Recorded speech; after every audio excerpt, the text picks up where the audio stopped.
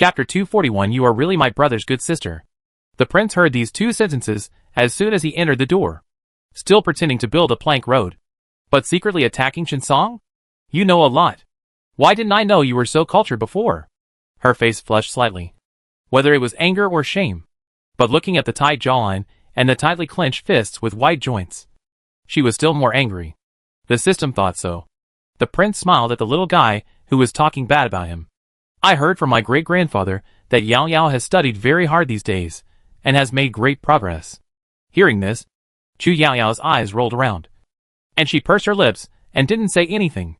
Looking guilty, the imperial concubine chuckled, then stroked the braid on Yao Yao's head and said with a smile, "Okay, go quickly, but come back early."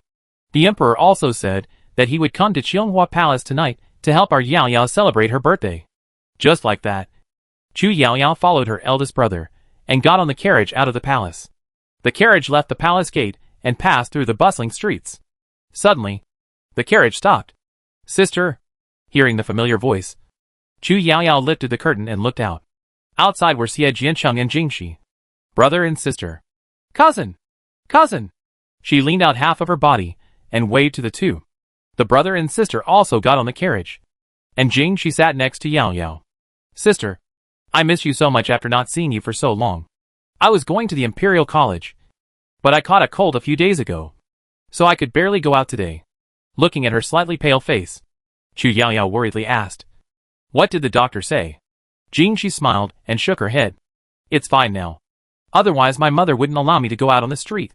After observing for a long time, Chu Yao Yao was relieved to see that she was pale and her temperature was normal. And there was nothing else wrong.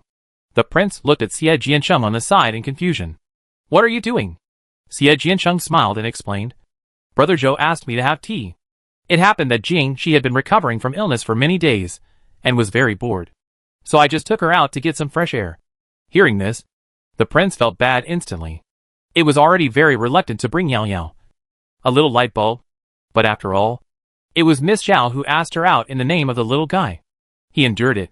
His eyes fell on Jingxi, who was affectionate, calling her sister, and smiling happily. Looking at this situation, Jingxi will definitely follow. Plus Xie Jiancheng and Zhou Huaichen? The prince suddenly shook his head. "No! It's so hard to get a chance to be alone. And we must not be disturbed by these people." In such a short while, they have arrived at the agreed tea house. Jumping off the carriage, Xie Jiancheng looked at the plaque in front of him and smiled at the prince beside him. What a coincidence. Brother Zhou is talking about this place. As soon as these words came out, a hearty voice suddenly came. "Brother Jiancheng." Several people looked over, and it was Zhou Huaichen who came. As Xie Jiancheng said, he was about to go in. "Since everyone is here, let's go in." That. Zhou Huaichen blushed slightly and lowered his head. "You go in first. I'll wait for others." After speaking, he glanced at Xie Jiancheng with a little apology.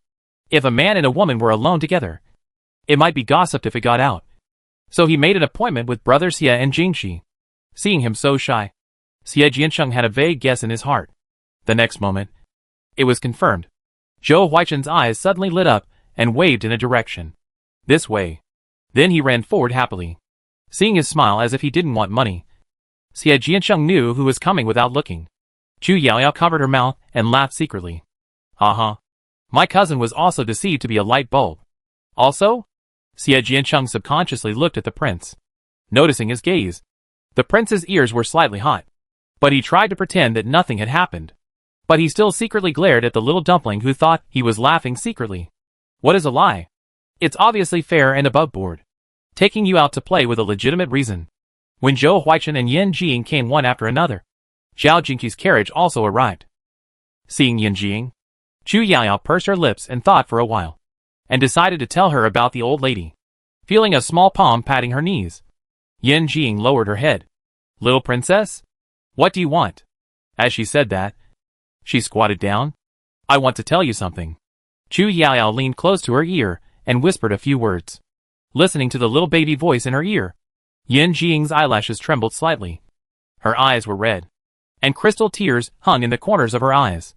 She knelt solemnly and bowed to Yao Yao. "Thank you, little princess, for telling me this. I will take my sister to Luozhou as soon as possible. Both couples arrived. Chu Yaoyao ate a lot of breakfast and couldn't eat dog food. So she simply took Jingxi shopping. And Xie Jiansheng glanced at Zhou Huaichen. And in the other's pleading eyes, he looked away. I won't go in. I'll go shopping with Jingxi and the others. Walking on the street, looking at the two little guys in front of him, who were eating candied haws and chattering. Xie Jiansheng gathered his cloak and followed behind to help carry things. Sister, I heard that Qiniao Pavilion in Luozhou has started selling cosmetics. When will the goods be available in Beijing? Hearing this, Xie Jiansheng remembered his mother's angry look yesterday. It seemed to be a letter from a friend in Luozhou. And the words mentioned several times how good the cosmetics in Qiniao Pavilion were. The mother read it and rubbed her handkerchief with gritted teeth. Chu Yaoyao bit off the last hawthorn and said vaguely, I don't know about this. After swallowing it, she said again, tomorrow, I will send someone to send a set to my aunt. Well, sister is so nice. Then Jingxi secretly glanced at her brother behind her, covered her mouth with one hand, and whispered in Yaoyao's ear. I know this thing is hard to come by, and I can't let my sister suffer a loss. I can let my brother pay for it, and think of it as his early New Year's gift to my mother. Chu Yaoyao covered her mouth and laughed secretly, and secretly gave her a thumbs up. Absolutely. Xie Jiansheng. Thank you. I can hear you. You are really my brother's good sister. Princess? Hearing this exclamation, Chu Yaoyao's delicate eyebrows wrinkled and looked at the man unhappily. After this sound, pedestrians and vendors on the street knelt on the ground, and Chu Yaoyao quickly asked people to get up. There was a small flame in her eyes, staring at the people running in the distance. The one in the front was a girl wearing a brocade and fur cape, who was about 11 or 12 years old. Behind her, Yu Qiudong was chasing after her in a panic, reaching out to pull her, as if to stop her from coming over here. However, the girl dodged her hand and bowed to the people with a smile. Yu Qiuyue, the granddaughter of Yu Shilang of the Ministry of Revenue, greets Her Royal Highness the Princess and Mr. Xie. The last sentence is the key point. Right? Chu Yaoyao glanced at Yu Qiudong with a smile, and then glanced at this person lightly. I don't remember that we have met. The smile on Yu Qiuyue's mouth froze for a few seconds. Your Royal Highness is a descendant of the Emperor, and your demeanor is completely different from that of ordinary people. I was attracted by the temperament of Her Royal Highness the Princess at first sight. Then she glanced at Yu Qiudong behind her. But I'm not sure. In the end, I listened to my sister and dared to come forward to pay my respects. Chu Yaoyao raised her eyes and glanced at her, then moved her eyes away. Pay your respects? She looked disgusted. This is the first time I've seen such a perfunctory greeting. Is this the rule of your Yu family? Chapter 242. Don't worry. Her good days are about to end. Chu Yaoyao was about to explode, looking at Yu Qiuyue, who looked embarrassed, and Yu Qiudong, who was a little at a loss behind her. She gritted her teeth. I wanted to go shopping properly, but your shout ruined it. Everyone is so trembling. How can I feel at ease and continue to stroll on this street? Yu Qiuyue's face turned pale, and she looked at Xie Jiansheng behind her pitifully. Mr. Xie. However, Xie Jiansheng's eyes were always elsewhere, as if he didn't hear her, and he didn't even look at her. It's obviously you who has no rules. What are you looking at my brother doing? Hearing this, Chu Yaoyao gave her cousin a thumbs up in her heart. This posture has that flavor. During this period, Jingxi was influenced by her grandmother and her mother, and she was no longer the poor little girl she used to be. Following her mother's example, she raised her chin slightly, although she was a head lower than the other person. Her eyes were slightly narrowed, but she looked down and looked down on him, as if the person in front of her was a piece of trash. She was very imposing. The people who were secretly observing in the corner also began to discuss in a low voice. Is there any need to say it? Mr. Xie is handsome and elegant. She must have taken a fancy to Mr. Xie. An old lady who was buying vegetables was dawdling at the stall, picking and choosing. She seemed to be buying vegetables, but she was actually listening carefully. Seeing this, she muttered secretly, how shameless. Hearing these words, especially being laughed at by these common people who she had always despised and looked down upon, Yu Qiuyue was even more furious. She was embarrassed and annoyed. Her face turned red and white. But fortunately, she was still rational. No. She must not kneel here. Otherwise, where would her face be? She glanced back and winked at her, signaling her to help plead for mercy. It was the first time that she saw her elder sister in such an embarrassing state. And Yu Qiudong felt very happy. And this feeling was different from the feeling when her elder sister and elder brother were forced to be polite to her these days. It made her feel more proud. She stepped forward a few steps and whispered, "Princess, calm down. I was just a little excited when I saw you for the first time, so I lost my sense of proportion." Chu Yaoyao raised her eyes and glanced at her, asking a question with an ambiguous meaning. "Your relationship with her is pretty good? Being able to come up and plead for mercy. It seems that they are not as incompatible as the rumors say." The smile on Yu Qiudong's mouth froze. After all, they are sisters.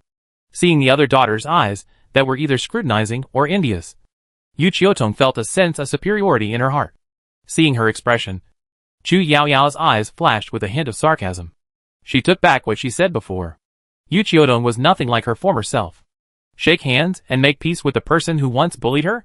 She was not so stupid before. She thought Yu Qiudong was a promising talent, so she didn't mind her using her power to seek benefits. But she didn't expect that this person would be so proud of himself that he forgot who he was after being praised by others. He even had the nerve to come and beg for mercy. Where does he get the nerve? Such a person will never achieve anything great in the future. Yu Qiudong raised her eyebrows slightly, glanced at her elder sister with pride, and then turned around and said with a smile, "How about this, Princess? Let's find a place. I'll host it, and I'll just apologize for my sister's mistake." Chu Yaoyao rolled her eyes directly, looking impatient. "You're so shameless. Why do you think I'll give you face? No need to eat. After all, we're not familiar with each other. As for apologizing, it's better to be practical and go home to learn the rules." After that, she took her cousin away. Yu Qiudong stayed where she was, looking at their backs, and her whole body was shrouded in great panic. It seemed that something was moving away from her, especially when she saw the suspicious and scrutinizing eyes of her elder sister. She panicked even more. "Didn't you say that you have a good relationship with the little princess?" "Yes." A girl who was about the same age as Yu Qiuyue and was wearing a white fox fur next to her covered her mouth and chuckled, and her suspicious eyes lightly swept over Yu Qiudong, who looked unnatural, and her eyes flashed. "Qiudong, you said those things before. You are not lying to us, right?" As soon as she said this, the eyes of the other girls began to become disgusted. Birthplace is one thing. Even if Yu Qiudong was born to a concubine, they still envy Yu Qiudong for being able to become the little princess's companion and receive the teachings of Zhou Lao Taifu. But lying is another matter. The disgusted eyes of the crowd were like knives, scraping Yu Qiudong's body and face one by one. She felt ashamed in an instant, and wished she could find a crack in the ground to crawl into. She even began to blame the little princess in her heart. Why she knew her situation, but refused to cooperate with her? Why did she help her, but didn't help her to the end? Yu Qiudong was very confused. It was obviously cold on the street in December, but her palms and forehead were sweating.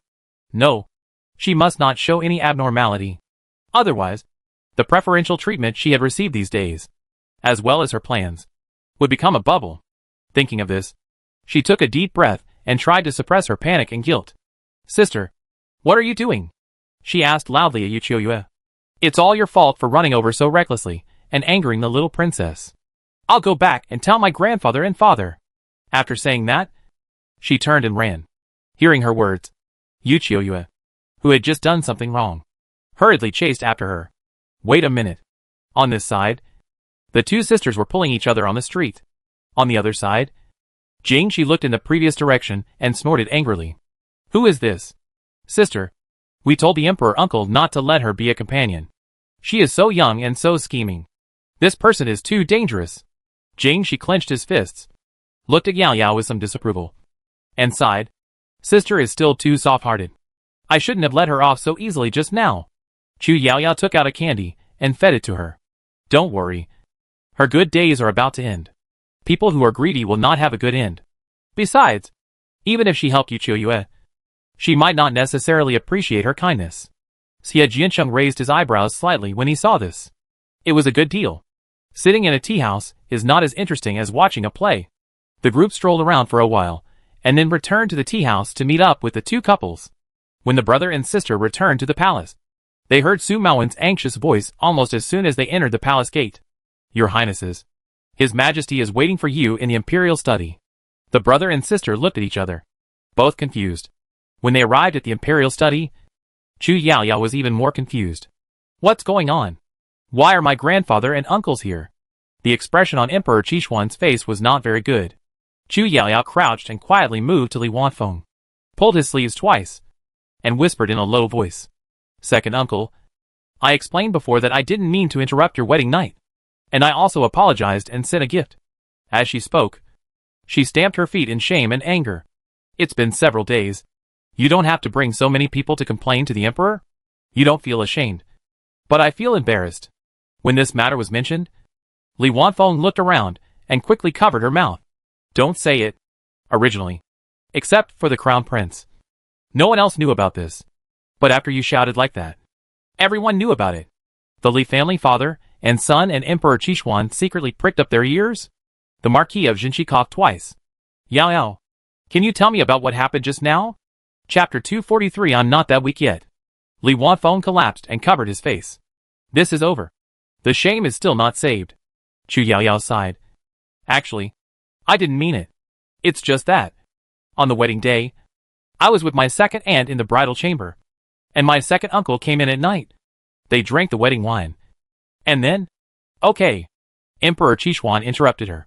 The father and son of the Li family and the prince turned their heads regretfully and looked at the people on the dragon throne. Li Wanfeng looked at Emperor Qishuan with emotion. His own father wanted to laugh at him. But he didn't expect that at the critical moment. The emperor was still reliable. When he met his eyes, Emperor Qishuan instantly got goosebumps. Since everyone is here, let's talk about the important things first. At this point, his face became serious. News came from Jinyu country that Xia was looking for trouble and sent troops to harass a place in Jinyu country on the pretext of looking for missing soldiers. Hearing this, Jinshi Ho frowned slightly. Jinyu country has always maintained neutrality in alliance with several small countries around it. Xia and Jinyu have always kept their distance from each other. Why did Xia suddenly attack? Emperor Qishuan's gaze first stayed on Yao Yao for a while. Chu Yaoyao met his gaze, and a trace of doubt flashed in her big eyes. Why are you looking at me? It can't be related to me, right? Emperor Qishuan retracted his gaze, but the eyes of the others did fall on Yao Yao. System, that's right. Host, do you know where Xia attacked? Chu Yaoyao's face was tense. Isn't it the piece of land I want? System, it's there. The hero has learned from the heroine that there is suspected oil there. So you know? I'm really going to be mad at love. Chu Yaoyao communicated with the system intracranially. And the faces of the others were also very serious. Your Majesty, since that piece of land already belongs to Daki, Xia's move is to ignore our Daki. Zhang Sihe was so angry that the veins on his forehead twitched. Princess Xia had just married the second son, and Xia was doing these little tricks in the blink of an eye. It seems that he was still not defeated. Li Wanfeng was angry, but more worried. The Lord of Xia could send troops at this time, obviously not taking Mingyu, his daughter, to heart. He didn't care at all that this move would put Mingyu in a situation where thousands of people would point fingers at her. Li Wanjing even pointed directly outside and shouted, Your Majesty, Father, I will lead the troops to fight back now. Okay. Emperor Qishuan shouted in a deep voice. Of course, this matter cannot be easily abandoned. But now it is winter. If we want to go to war, we need to prepare well. While several people were discussing, Chu Yaoyao spent points and got the information of the Lord of Xia from the system. The Lord of Xia actually. What? Hearing this voice, several people unconsciously closed their mouths and held their breath to listen carefully. I can't believe that the third son of the Xia king, who loves the most, knew that the elixir was problematic, but still watched his father eat it. Looking at the state of the Xia king, it is difficult for him to live until the new year. Right? She complained in her heart. The others looked at each other. And this news came at the right time. If this is true, then we must plan it carefully. And it would be best to take this opportunity to kill two birds with one stone and get rid of the male and female protagonists. Awesome. As expected of the villain who made it to the end. He actually got the formula for explosives and even prepared so much in secret. Seeing what Shang Wenjin had done during this period, Chu Yaoyao was shocked. That's it. Go and prepare first. 5 days later, Li Wanjing will lead his troops to the border to support Jinyu State. This time, bring explosives and flintlocks. Emperor Qishuan clenched his hands on the table, and a faint smile appeared at the corners of his lips. Looking confident. It's time to let the world see how powerful the current Daki Iron Cavalry is. Yes. Ever since the flintlock was made, Emperor Qixuan ordered a team to be secretly trained.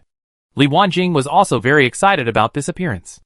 After reading the news, Chu Yaoyao heard this sentence.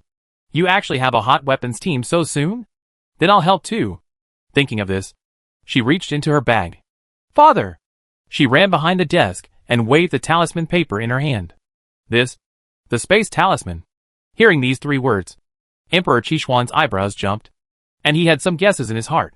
Could this be? Chu Yaoyao stood on tiptoe with great effort and slapped the talisman paper in his hand on the table. It is used to store supplies.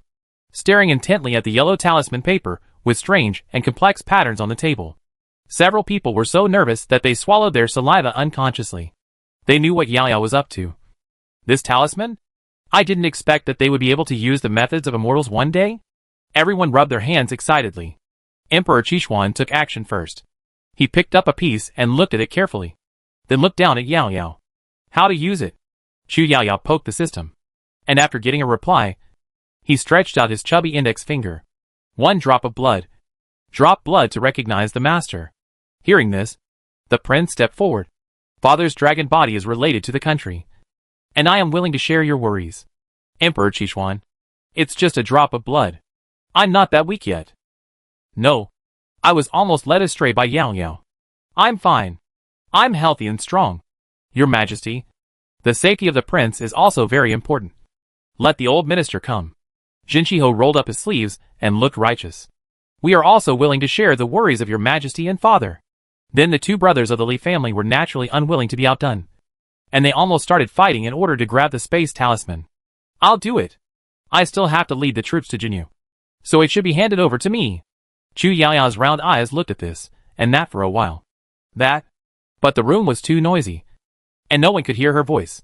Chu Yao puffed up her cheeks, climbed onto the chair, raised her little hand high, and shouted loudly. Stop arguing. Listen to me. Several people looked at her. I still have. As she said, she took out 2 more space talismans. Seeing this, everyone showed a little embarrassment on their faces. The Li brothers who were tearing each other apart also let go at the same time. Looking at the 3 pieces of talisman paper on the table, Emperor Qixuan thought for a moment, and then decided. This one. Li Wanjing. Take it. To store flintlock guns and gunpowder. Li Wanjing stepped forward and stretched out his hands respectfully. I obey your command. He picked up another piece and looked at Li Wanfeng. This one is for you. Take food and supplies and go ahead. Be sure to take more explosives, but also show some in plain sight to conceal it. Li Wanfeng tried to suppress his excitement and took it. I obey your order. There is only one left. Who should I give it to? Emperor Qixuan fumbled with the space symbol on the table and fell into deep thought. Just when Chu Yaoyao was thinking about taking out the remaining 2, he spoke. As for this last one, Emperor Qixuan looked at the prince. When the other party was eager to try, he looked away and looked at the Marquis of Jinqi behind him. This one will be kept by Li Wanning. Let him enter the palace tomorrow. I have a task for him. Prince? Okay. I waited in vain. I obey your order. Marquis of Jinqi took a few steps forward, bowed his head respectfully, and took it with both hands. After seeing his 2 sons dripping blood, he kept collecting and releasing the cups on the side. A trace of envy flashed across the eyes of the Marquis of Jinqi, but his heart was more filled with excitement and fear. There were only 3 pieces of talisman paper in total, and His Majesty gave them all to the Li family, which showed great trust in the Li family. Your Majesty. Suddenly, Su Maowen's voice came. Zhang Yuanshou is here, and he said he has something to report. Hearing this, Emperor Qixuan's eyes flickered slightly. Could it be? Chapter 244. Pay attention. This person in front of you. Emperor Qixuan was very excited, with a vague guess in his heart. There are quite a lot of surprises today. He ordered outside the door. Let him in. Seeing this, the father and son of the Li family bowed and retreated. Dr. Zhang hurried in, crying with excitement. Your Majesty, the old minister has fulfilled his mission and finally developed the medicine. Zhang Yuanshou cried for half an instant stick of time. Chu Yaoyao was getting a little anxious waiting. Pay attention. The man in front of you is a hunched old man with tears streaming down his face and white hair and beard. He is the legendary Dr. Zhang. What on earth made a white-haired old man cry so heartbreakingly? Is this a distortion of human nature or... Okay. Hearing that she was getting off track the more she thought, Emperor Qixuan spoke quickly. Didn't they say the medicine has been developed? Where is it?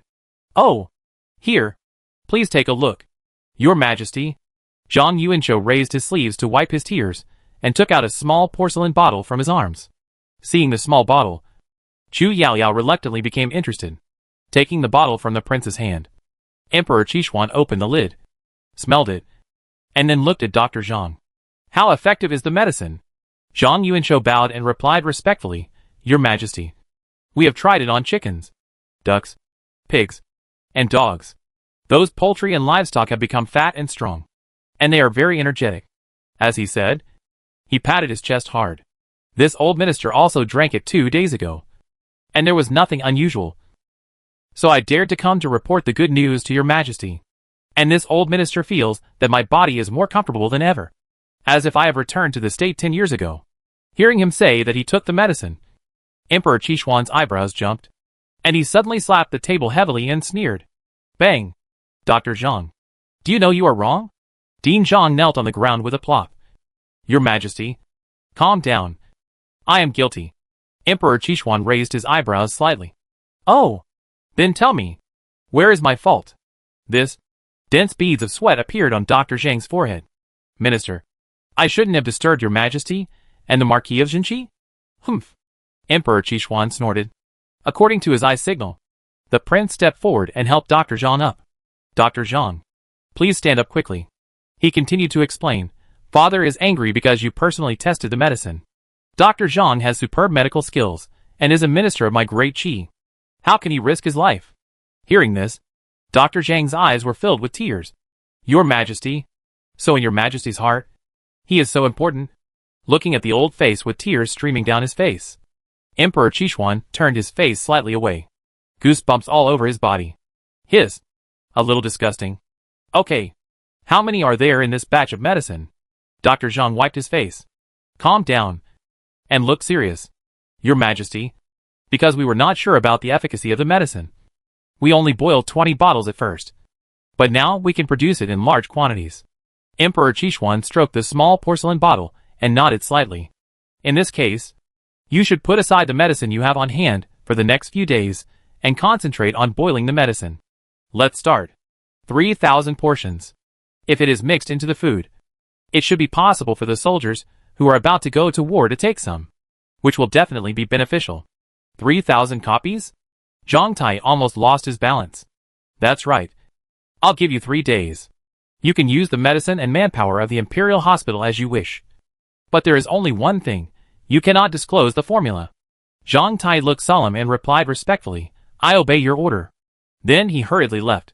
The legs were so shaky. Chu Yaoyao believed that he was in good condition now. Looking at Zhang Tai's slightly hunched back, the prince hesitated. Father, isn't this a bit too much? Emperor Qishuan sighed. I know that too. But time waits for no one. So I can only trouble Zhang Tai. Then he looked at the prince. These few days, you should also pay more attention to the Imperial Hospital. Finally, the dozen bottles of health-preserving medicine were secretly sent to various places in the front court and the harem. As the sun rose, the busy day was completely over. Early in the morning, just after dawn, at the residence of Minister Yu Qiutong was washing up with the help of her maid. She had faint dark circles under her eyes and bloodshot eyes. Miss, is it because you have too much homework and didn't rest well? I see you look much more haggard. Hearing this, Yu Qiutong paused to wipe her hands. She really didn't sleep much last night. Not because of homework, but because she was uneasy and couldn't sleep well. I don't know if the little princess is still angry. Thinking of this, she told the maid, go to my mother's room and ask her to make a cake and 4-color crispy candy. I will take it to the Imperial College and give it to the little princess. These 2 things.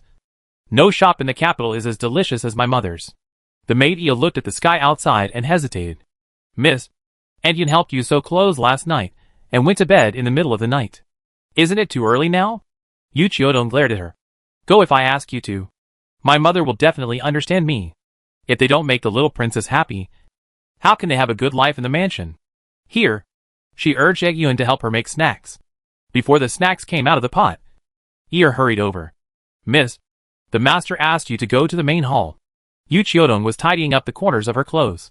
When she heard this, her hands trembled slightly, and her expression was a little flustered. Did Grandpa say what it was for? Eeyore shook her head. The housekeeper didn't say. But everyone from the eldest lady's side has arrived. Hearing this, Yuchiotong felt more and more uneasy. She walked to the main hall absent-mindedly and saw Sue, the chief steward, with a whisk on his arm. Especially when she saw the other party's disdainful eyes. Her fear and panic reached a peak. Could it be? Before she thought about it, Su Maoen shouted sharply. Since everyone is here, we will announce the decree. The Yu family members knelt on the ground. Su Maoen snorted coldly. The emperor has issued an oral decree. From now on, Yuchiotong, the concubine of the Yu family, is no longer allowed to study in the imperial college. This is the decree. What? Yuchiotong raised her head suddenly and looked at him in disbelief. This is impossible. I am the companion chosen by the little princess herself. Does the little princess know about this? Su Maoen glared at her fiercely. How dare you mention the little princess? What a self-righteous and confused person. You don't know how to cherish the opportunity that comes to your door. And you only know how to play tricks all day long. You dared to plot against the little princess. Who do you think you are? Su Maoen didn't bother to pay attention to her and turned away. Yu Shilang quickly got up and hurriedly caught up. General Manager Su. Please stay. Su Maoen rolled his eyes and turned to look at him impatiently. Yu Shilang took out a purse and handed it over. General Manager Su has come all the way here. A little gift. Please have a cup of hot tea. Su Maoen didn't even look at the purse. Took a step back and asked loudly, What is Lord Yu doing? I am loyal to His Majesty. And I won't say a word that I shouldn't say. Yu Shilang's hand just stayed where it was. And finally withdrew it very embarrassedly. Please tell me, General Manager Su, how did Chiotong make the princess unhappy? I will definitely discipline her. Su Maoen looked at him with a fake smile. Sir Yu, thunder and rain are all grace from the emperor. The master is willing to promote and give face. So we should not forget our duty. Right? Minister Yu nodded repeatedly, sweating all over. Yes. Yes. Yes. Su Maoen glanced at Yuchiotong, who was at a loss. As a human being, you must cherish your blessings. Okay. We still have to go to the princess's mansion to pick up the princess. After saying that, he waved his hand casually and left with the palace guards. Minister Yu stared at Yuchiotong with his eyes wide open. His eyes almost spitting fire. What good things have you done? You evil creature? Chapter 245 Crushing. Meeting those eyes full of anger, Yuchiotong seemed to have lost all her strength. Her body softened, and she collapsed on the ground. It was over. Half an hour later, Yuchiotong sat on the stone bench in the yard with half of her face swollen, watching the servants move the valuable ornaments in the room. The servants in the yard all went to the housekeeper to move to another yard. In the end, only one person, who had followed their wishes from the beginning, was left. Several servants moved the last golden lotus screen, and the noise was so loud that it startled the sparrows that landed on the tree. There was a chirping sound, and the little sparrow flapped its wings and flew away. Hearing this noise, Yuchiotong looked up at the sky. At this time, classes had already started in the Imperial College. Before yesterday, she was still the object of attention and envy of everyone in this mansion, and even the sons and daughters of other officials in the capital. Why did it become like this? No, I can't just give up. Yuchiotong stood up suddenly and ran to the room, ready to get the book bag. Noticing her movements, Yunyan quickly grabbed her. Chiotong, what are you going to do? Yuchiotong slapped her hands hard. Mother, let me go. Don't stop me. I want to go to the Imperial College. I want to beg the little princess. The little princess is so kind and simple. As long as she begs a few more times, she will definitely forgive her. When she returns to the Imperial College, she will still be in existence that no one in this mansion dares to despise. At that time, she must teach these servants who look down on others a lesson. Miss, don't do this. You can't make the master angry again. Eeyore held her tightly, kneeling on the ground and crying and begging. Get out of my way. Yuchiotong kicked her hard and kicked her away. Pa! Yunyan was so angry that her chest rose and fell rapidly. Her lips trembled, and her hands were still raised in the air. Wake up! Mother! Yuchiotong covered her face in disbelief, and was about to say something. But when she met the complex look of disappointment and heartache, her lips opened and closed, and she couldn't say anything. Yunyan took a few deep breaths, blinked, and dispersed the moisture from the corners of her eyes. If you can't go, then don't go. It's just going back to the hard days in the past. Didn't we live well before? Isn't it okay now? Yu Qiudong lowered her eyelids and muttered softly.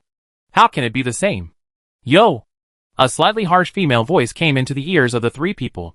Yu Qiuyue, who was wearing a plain brocade silver-edged cloak, a blue and white silk skirt with silver thread trimming the collar and cuffs, walked in with her maids and servants. Entering the yard, she looked around, then lowered her head in disdain and stamped her feet. Why don't you sweep the floor? My new shoes are wasted. She fanned her nose with a handkerchief, pretending to be questioning. Sister, look at your yard and room. How come there is nothing left? Don't be afraid. I'll help you. Someone come.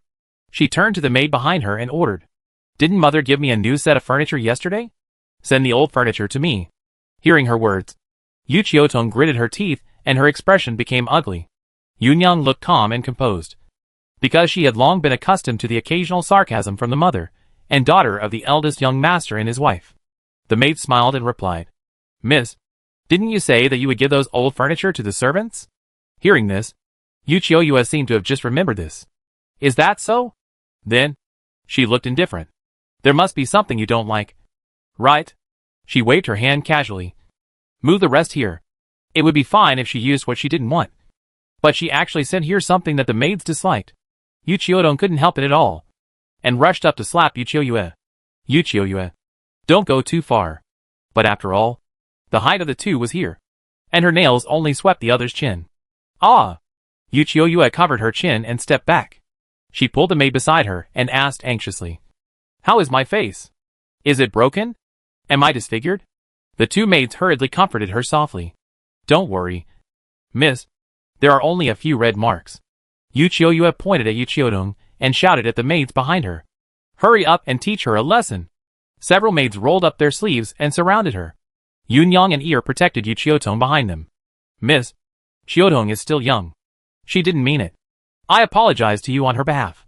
Yu Qiuyue raised her chin slightly, looking very proud. Auntie Yun, apology is not just a lip service. Yunyang glanced at her daughter behind her, gritted her teeth, and slowly bit her knees. Mom, don't kneel to her. Yu Qiudong rushed over and grabbed her elbow, then looked at Yu Qiuyue with gritted teeth. Sister, you may have forgotten who was the first to offend the little princess yesterday. Sure enough, hearing this, Yu Qiuyue's eyes subconsciously became erratic, and her expression was a little flustered. Shut up. Yu Qiudong stared at her closely. If I tell my grandfather and father about this, you dare. Yu Qiuyue pointed at her in anger. Yu Qiudong pointed at the gate and threatened loudly. Get out of here with your people now.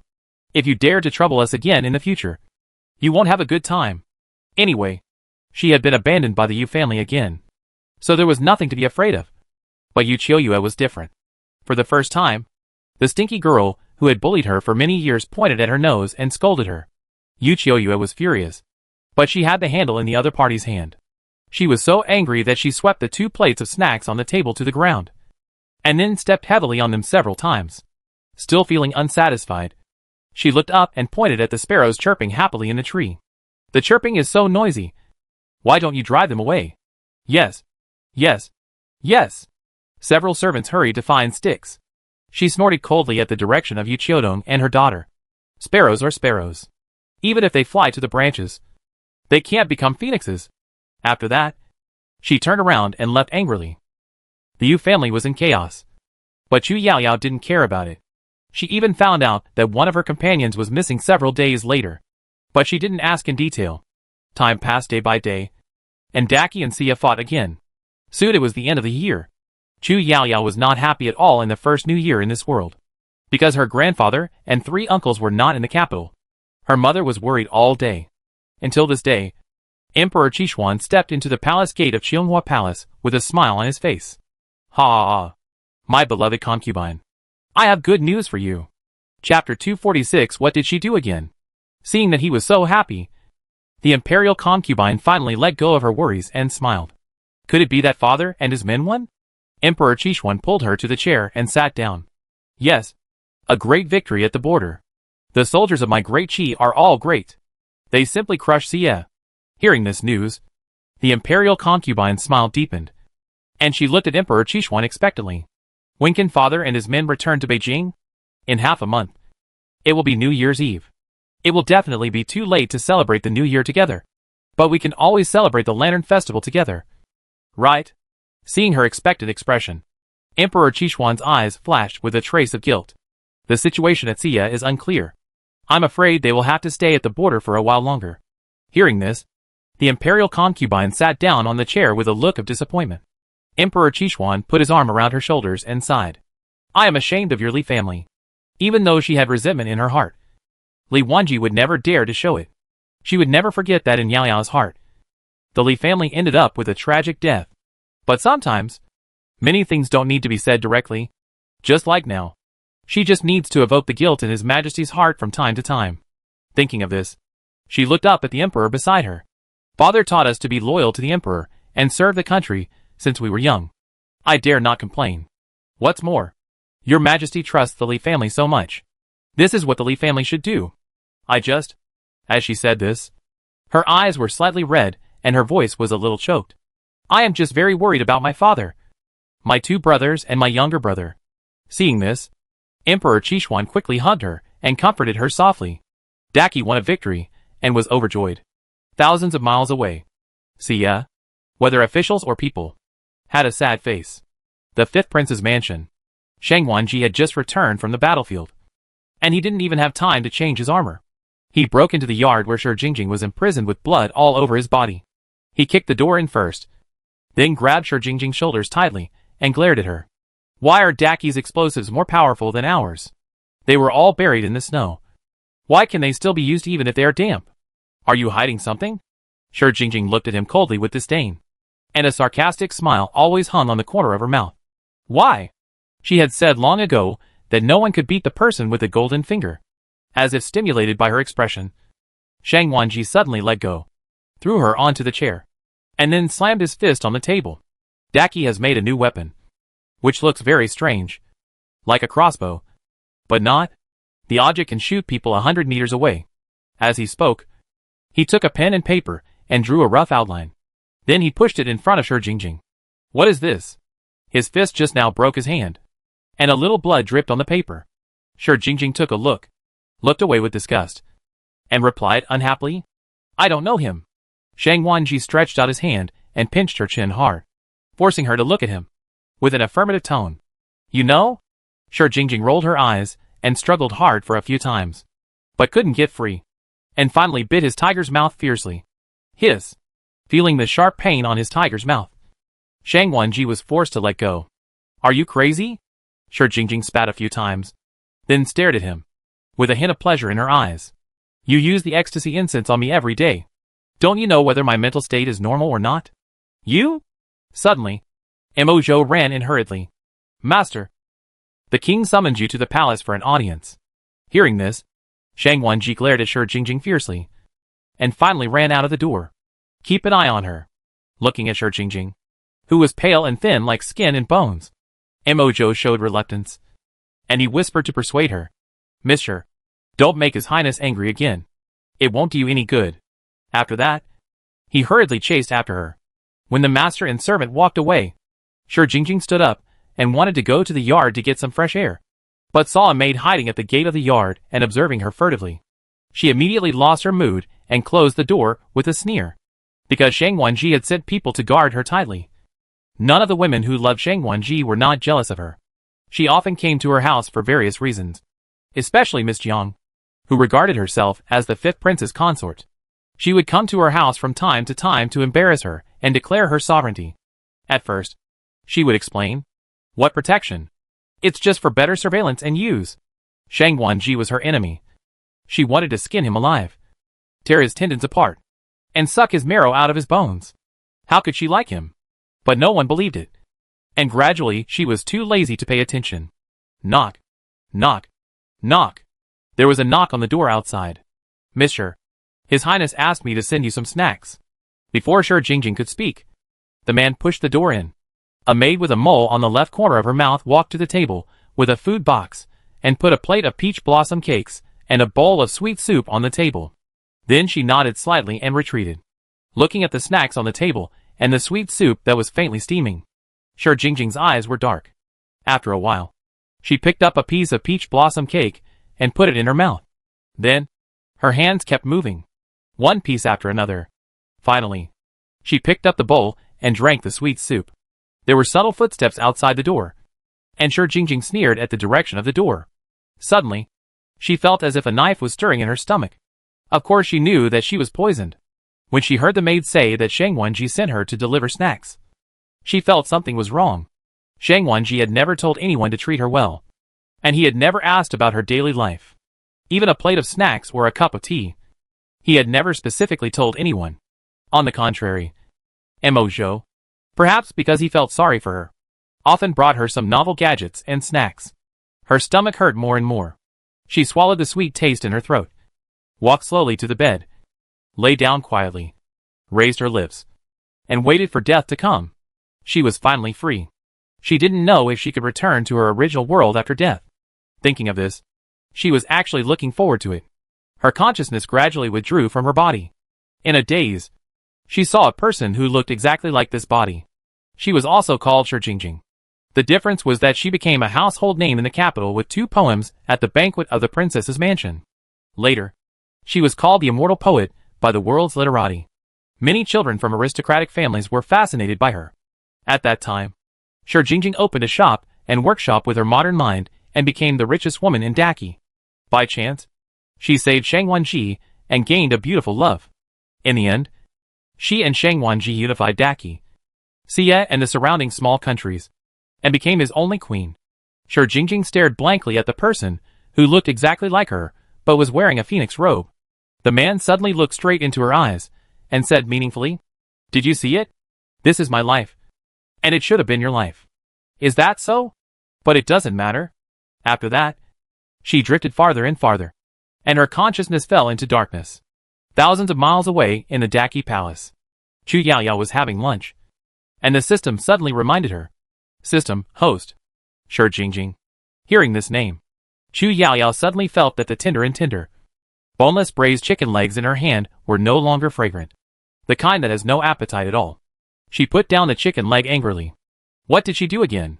Chapter 247. The heroine can be killed. What about the hero? System, she died. What?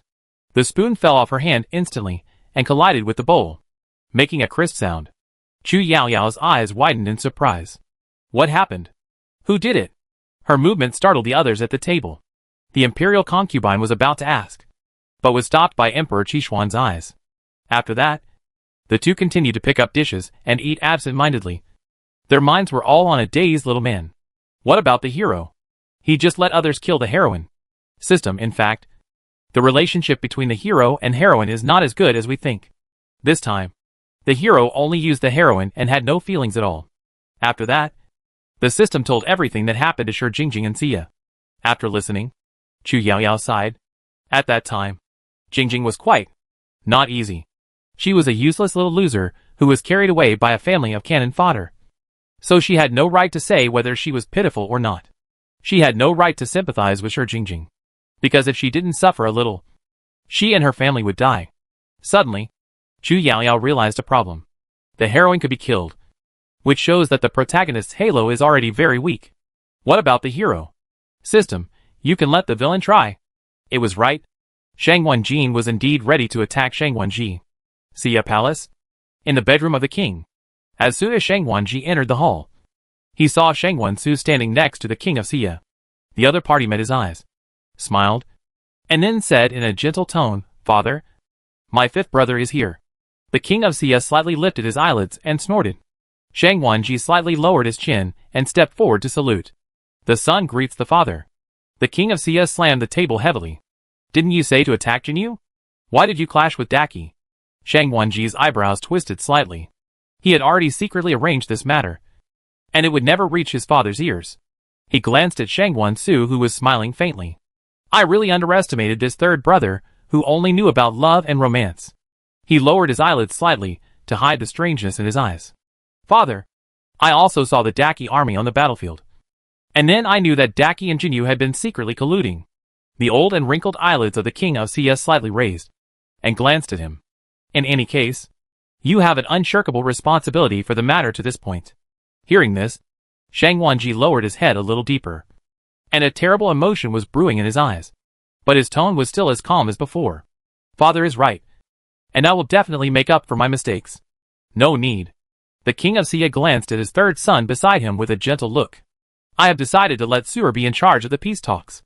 As he said this, Shang Wansu walked a few steps to the center, bowed slightly, and replied with a smile, Your son obeys your order. Shang Wanji raised his head suddenly. Peace talks? No. Father! Jinyu secretly surrendered to Daki. If other small countries around it also follow Jinyu's example, then won't my Xia be surrounded by enemies in the future? Then he bowed his hands, knelt on one knee. His tone was firm, and his eyes were firm. Your son. Please allow me to lead the troops to attack Jinyu again. With so much land. Why did Daki want that peace? It must be as Shi Jingjing said. There is something called oil in that place. That is a firearm that cannot be extinguished by rain. If we can get that piece of land, even if Daki's weapons are powerful, what is Xia afraid of? When Shang Wanji thought of this, his heart was burning. However, things did not develop as he thought. Bang! The king of Xia threw the teacup next to him. How dare you! He slammed the table heavily with his wrinkled and dry hands, his body trembling with anger. His breathing became louder and louder, and there was a faint gurgling sound in his throat. Don't you understand what I said?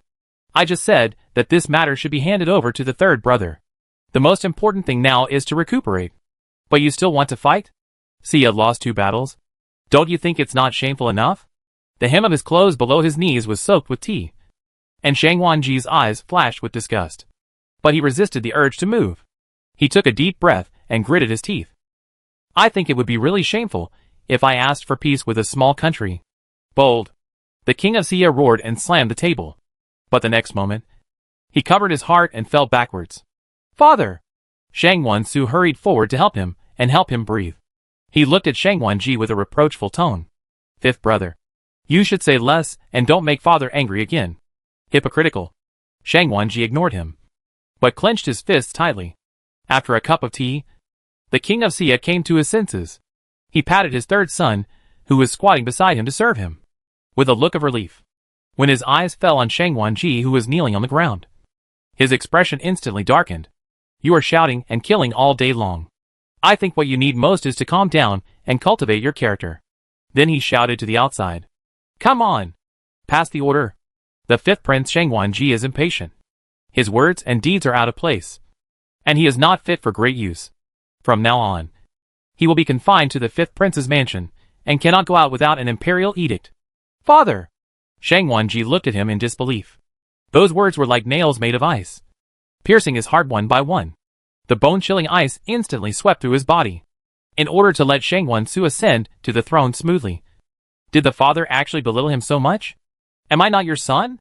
Shang Wanji shouted hysterically in his heart. He looked at the person on the dragon throne, clenched his teeth, and the nails of both hands almost sank into his palms. At this moment, the trace of guilt in his heart disappeared instantly. If the father is unkind, then why should the son be filial? At this time, the eunuch was reporting outside. My lord, the fourth prince is outside asking for an audience, saying that he has something important to report. Hearing this, the lord of Xia raised his hand slightly. Seeing this, the eunuch nodded respectfully and walked out quickly.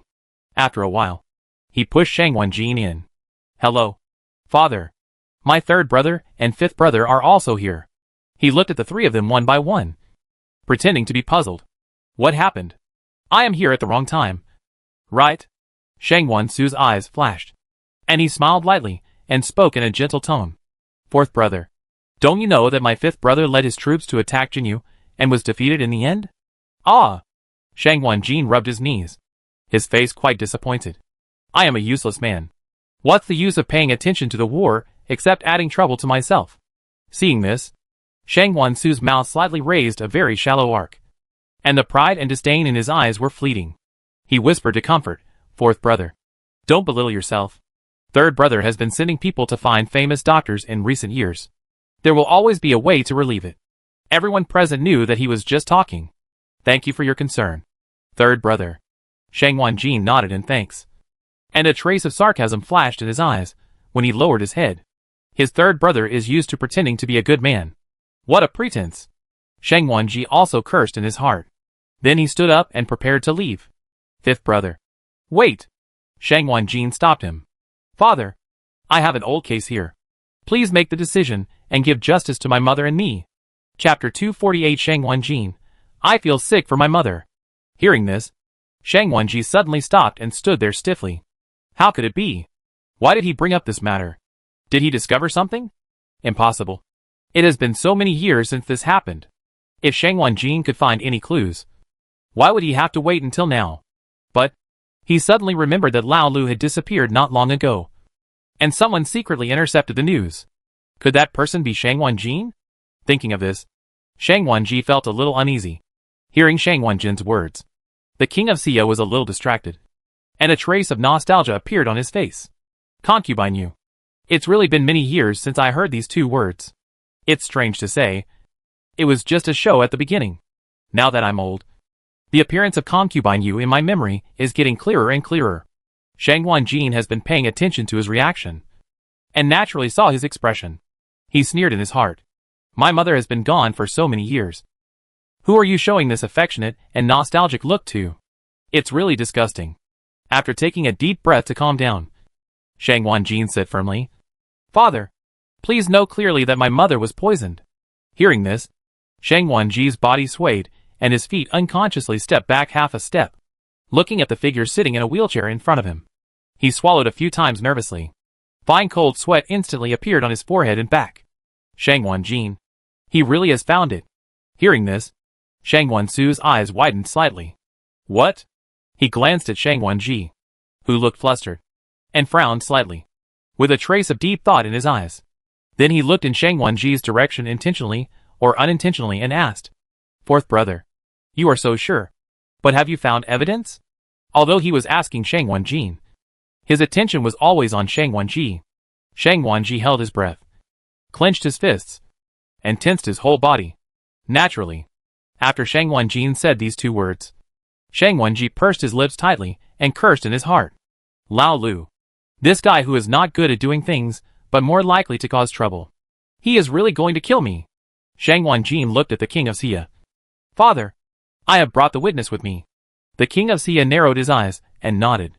Announce. The eunuch ran out quickly, and a few moments later, he led a woman in. Your Majesty, the witness is here. Wen Yang knelt on the ground and kowtowed deeply. I see you, my Majesty. Long live the king. The king of Xia barely sat up a little, and his old eyes were as wide as possible.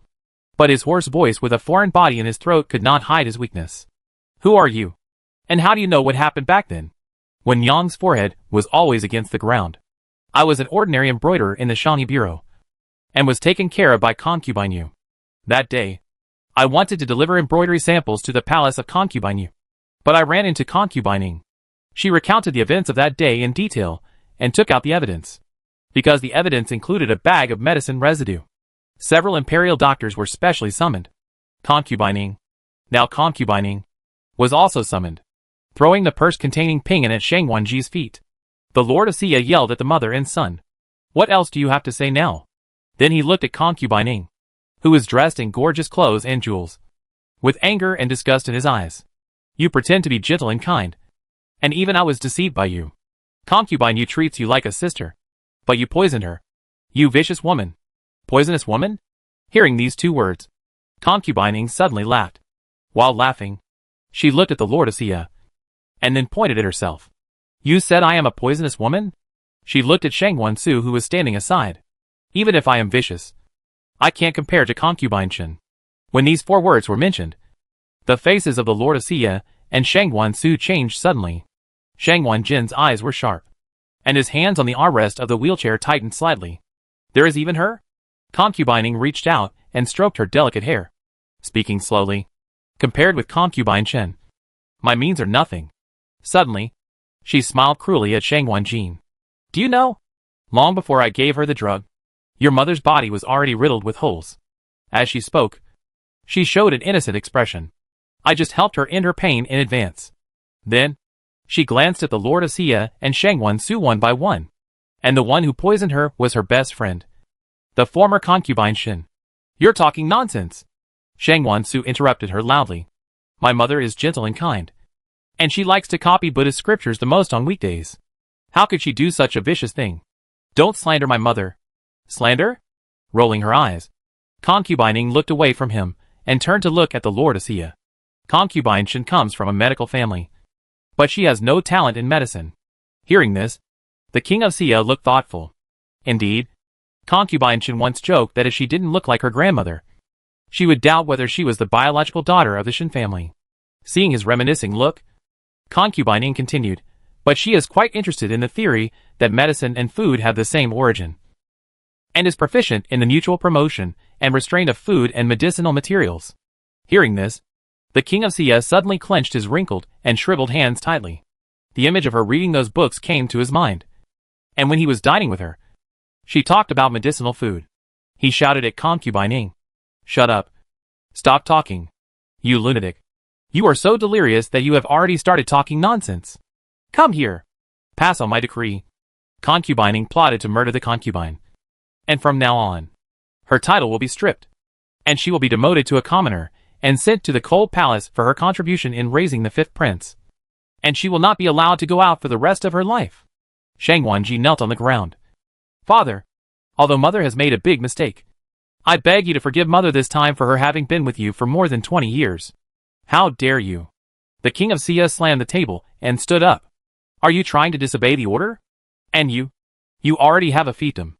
Go back to your fiefdom immediately, and you will not be allowed to return to the capital for the rest of your life without an imperial decree."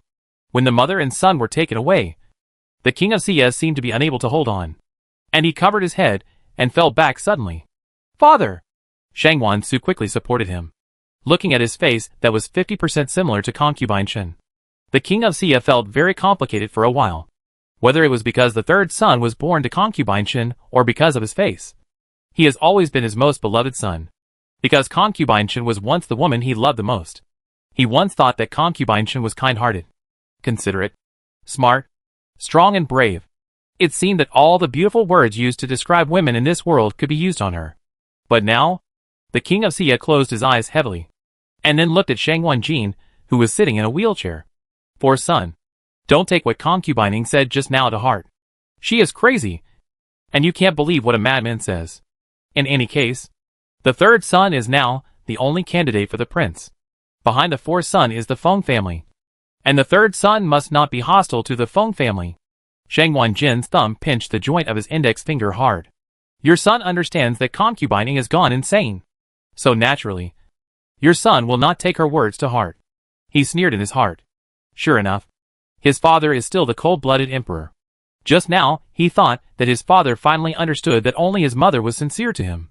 Now that he thinks about it, forget it. This kind of person, every time he thinks of his mother, he feels disgusted for her. Chapter 249. Hearing his words, the king of Sia nodded with satisfaction. He waved at Shang Wanjin. The eunuch understood and pushed Shang Wanjin's wheelchair closer to the king of Sia, then stepped aside and continued to be invisible. The king of Sia held Shang Wanjin with one hand and Shang Wansu with the other, overlapped their hands, patted them, and clenched them tightly. "I am old. In the future, you two brothers must work together to govern Sia well." Shang Wansu's excitement could no longer be suppressed, and a hint of excitement appeared on his face. But it soon dissipated. His other hand was placed on the back of the old hand of the king of Sia. "Father, what are you talking about? You will live 100 years. The king of Sia let go of his hand and waved to the two of them. "I am tired. You can leave." Shang Wanjin nodded, turned the wheelchair and walked out. Shang Wansu seemed to have something to say, and did not move. When the eunuch pushed Shang Wanjin out of the bedroom, Shang Wansu looked at the person who closed his eyes and rested, with a tangled face. "Father, mother." When he heard him mention Concubine Shen, the king of Sia could not help but recall the details he had ignored. His understanding of the true face of Concubine Shen became clearer and clearer. But he really didn't want to admit that the woman he had loved for more than 20 years would be so unbearable. He didn't even open his eyes, raised his hand and waved, with a tone that was hard to ignore the coldness and seriousness. "Okay. Leave. Now." He didn't know how to face the third brother, but Shang Wansu's thoughts were still immersed in what he had just said. Seeing that he was not unwilling to continue talking about this matter, he had to leave first. On the other side, Shang Wanji walked out of the palace with a gloomy face. Mojo followed behind. "Master, What should we do next? Shang Wanji stopped and turned to look at a certain place, which was the direction of the king's bedroom that he had just left. He gnashed his teeth and yelled in a low voice, "He is unkind. Don't blame me for being unjust. Since he doesn't care about the relationship between husband and wife and father and son, I don't have to be soft-hearted." Then he looked at Emojo and whispered, "Go find that person first and tell her that it's okay to start. In addition, go to Jinui again." Emojo left in a hurry, and Shang Wanji took a deep look at the location of the king's bedroom, then turned around with a cold face and rode towards the fifth prince's mansion. The third prince's mansion. Shang Wansu drank a cup of cold tea and put the cup down heavily. That bxxxh Fei. She wants to cheat my mother and me even when she is about to die. Although my father's attitude towards my mother is unclear, but from what my father said, this Sia will definitely be handed over to me in the future. It doesn't matter. You have to learn to grasp the big and let go of the small. The throne is about to be yours. Why are you still entangled in these small problems? Thinking of this, Shang Wansu was in a good mood. At this time, a blue-dressed woman dressed differently from the other palace maids came over with a tray in her hand. "Third prince, the soup is ready." As she said that, the woman put the soup bowl next to him. The woman was about to take her hand back, but was caught by Shang Wansu. "Thank you, Miss Qingxue. I think I have eaten all the delicacies in the world, but only the soup you cook makes me miss it all day long." As he spoke, he gently patted Qingxue's hand twice. "This, third prince, there are so many people here. Please don't do this." As she spoke, the woman lowered her head deeply, her face blushing. Her shy appearance extremely pleased Shang Wansu. He laughed and let go of Qingxue's hand. He picked up the spoon and scooped a spoonful, put it in his mouth, then closed his eyes with a look of enjoyment, tasted carefully, and savored it slowly. Naturally, he did not notice the sneer of the woman next to him, and the smug look after the conspiracy succeeded. "The snacks in the back kitchen should be out of the pot, and I will leave first." Shang Wansu nodded indifferently. Qingxue hurriedly left the room, but she did not go to the back kitchen. On this side, Shang Wansu had just finished drinking the soup, and the eunuch next to him saw this and stepped forward to clean up the bowls and spoons. Suddenly, Shang Wansu covered his heart tightly, and a large mouthful of black blood suddenly spurted out of his mouth. The black blood covered the face of the eunuch, who was cleaning the table. Ah! The young eunuch hadn't recovered from the shock yet, and he watched Shang Wansu fall backwards. "Your Highness! Someone! Go find the imperial physician." The young eunuch was so frightened that he didn't even bother to wipe the black blood off his face. He supported Shang Wansu and kept shouting. The third prince's mansion was in chaos, and the fifth prince's mansion was not much better. "What did you say? Shi Jingjing is dead?" Shang Wanji grabbed Emoju's collar and stared at him. Emoju swallowed nervously, sweat on his forehead, and continued to speak stumblingly. "I found a maid carrying a food box outside Mr.'s yard. She was a stranger. I thought it was strange, so I stopped her and asked her a few questions, but her answers were full of loopholes. I smelled a strange smell on the cakes in the food box. I had a feeling it was wrong. When I rushed to the room, Monsieur." Emoju's voice became smaller and smaller. "She's dead?" Shang Wanji loosened his collar, pushed him away, and cursed. "Waste." Then he walked quickly to the yard where Shi Jingjing lived, and asked as he walked, "Have you found out anything?" Emoju looked at him cautiously, hesitant. "Speak quickly." Emoju lowered his head and spoke quickly. The maid confessed. Concubining asked her to do it. Hearing this, Shang Wanji's footsteps suddenly stopped. "Mother? Why did mother target Shi Jingjing?" Suddenly, he realized something and clenched his fists. It must be because of the Jiang family. Before he could reach Shi Jingjing's yard, a servant came to report that someone from the palace had come to deliver an imperial decree. "Master." Emojo looked at him worriedly. Shang Guji was very calm. "Let's go and see what bad words my good father can say. It's nothing more than belittling me with words, and then asking me to get out of the capital. But whether to leave or stay is not up to him." It was getting dark. In the soul-demanding pavilion, Luo Yuanqing walked out of the master's wife's room with brisk steps, humming a little tune, and walked slowly to his room. Because of the medicine that Shang Gujin took out, the master's wife now eats everything with relish and is in great health. In the past few days, he has handed over some affairs to the elders and guardians. In a few days, he will take the master's wife out to travel. This is for the master's wife. I think those old guys in the pavilion dare not say anything even if they have complaints in their hearts. Passing the corner of the corridor, he suddenly narrowed his eyes slightly. His eyes were stern, and he quickly dodged sideways. At the same time, a dart was inserted into the pillar he just passed. He looked around vigilantly and asked loudly, "Who?" Chapter 250. Liu Yuanqing held his breath and tried to identify the location of the man in the dark. But the next moment, a knife wind suddenly attacked from the left. He quickly dodged and pulled out the dagger in his sleeve to block. The man was wearing a black cloak, and the wide hat almost covered his entire head. He couldn't see his face at all. He reached forward and tried to pull off the hat, but the other party moved quickly. He didn't even touch the other party's cloak before being forced back several steps by the dagger. Liu Yuanqing wiped his slightly painful cheek. Sure enough, it was broken. Such a high level of martial arts? The only one who could make him so embarrassed, except for his original master, was. Thinking of this, Liu Yuanqing stopped. Is it interesting? Wuming. Hearing his words, the cloaked man also put down the dagger in his hand and took off his hat, revealing the mask with the pattern of the red spider lily. Liu Yuanqing rolled his eyes and said sarcastically, "You want to fight and kill as soon as we meet. Your way of greeting is as unique and novel as ever." The half of Li Wuming's face that was not covered by the mask raised his eyebrows slightly. "Do you think I want to pay attention to you? It's because you always break the rules." Ahem. Hearing this, Liu Yuanqing lowered his head slightly and coughed twice to hide his embarrassment. "Before, I just sent someone to inquire about the news of the Prince of Jinyu Kingdom. I didn't expect that it would involve the Jinshi Marquis Mansion. But I just inquired about the news and did nothing." Li Wuming put the index finger and middle finger of his left hand together and touched the blade. "Of course I know. Otherwise it wouldn't be this level of tickling." "What did you say?" Liu Yuanqing pointed to the wound on his face that was still bleeding. "You call this tickling? Do you want me to help you too?" Li Wuming put away the short knife and looked at him with a serious look. "Help me do something." Hearing his matter-of-fact tone, Liu Yuanqing felt aggrieved and replied unhappily, "No time. I'm busy too." Li Wuming sneered. "Why? You used our yao." Noticing Liu Yuanqing's suspicious gaze, he quickly changed his words. "You used our medicine. And you deny it so quickly? I asked you to do something. But you're still making excuses." "Your medicine?" Liu Yuanqing muttered softly and repeated his words. I was immediately shocked. "What? You mean the miracle doctor is from your Li family?"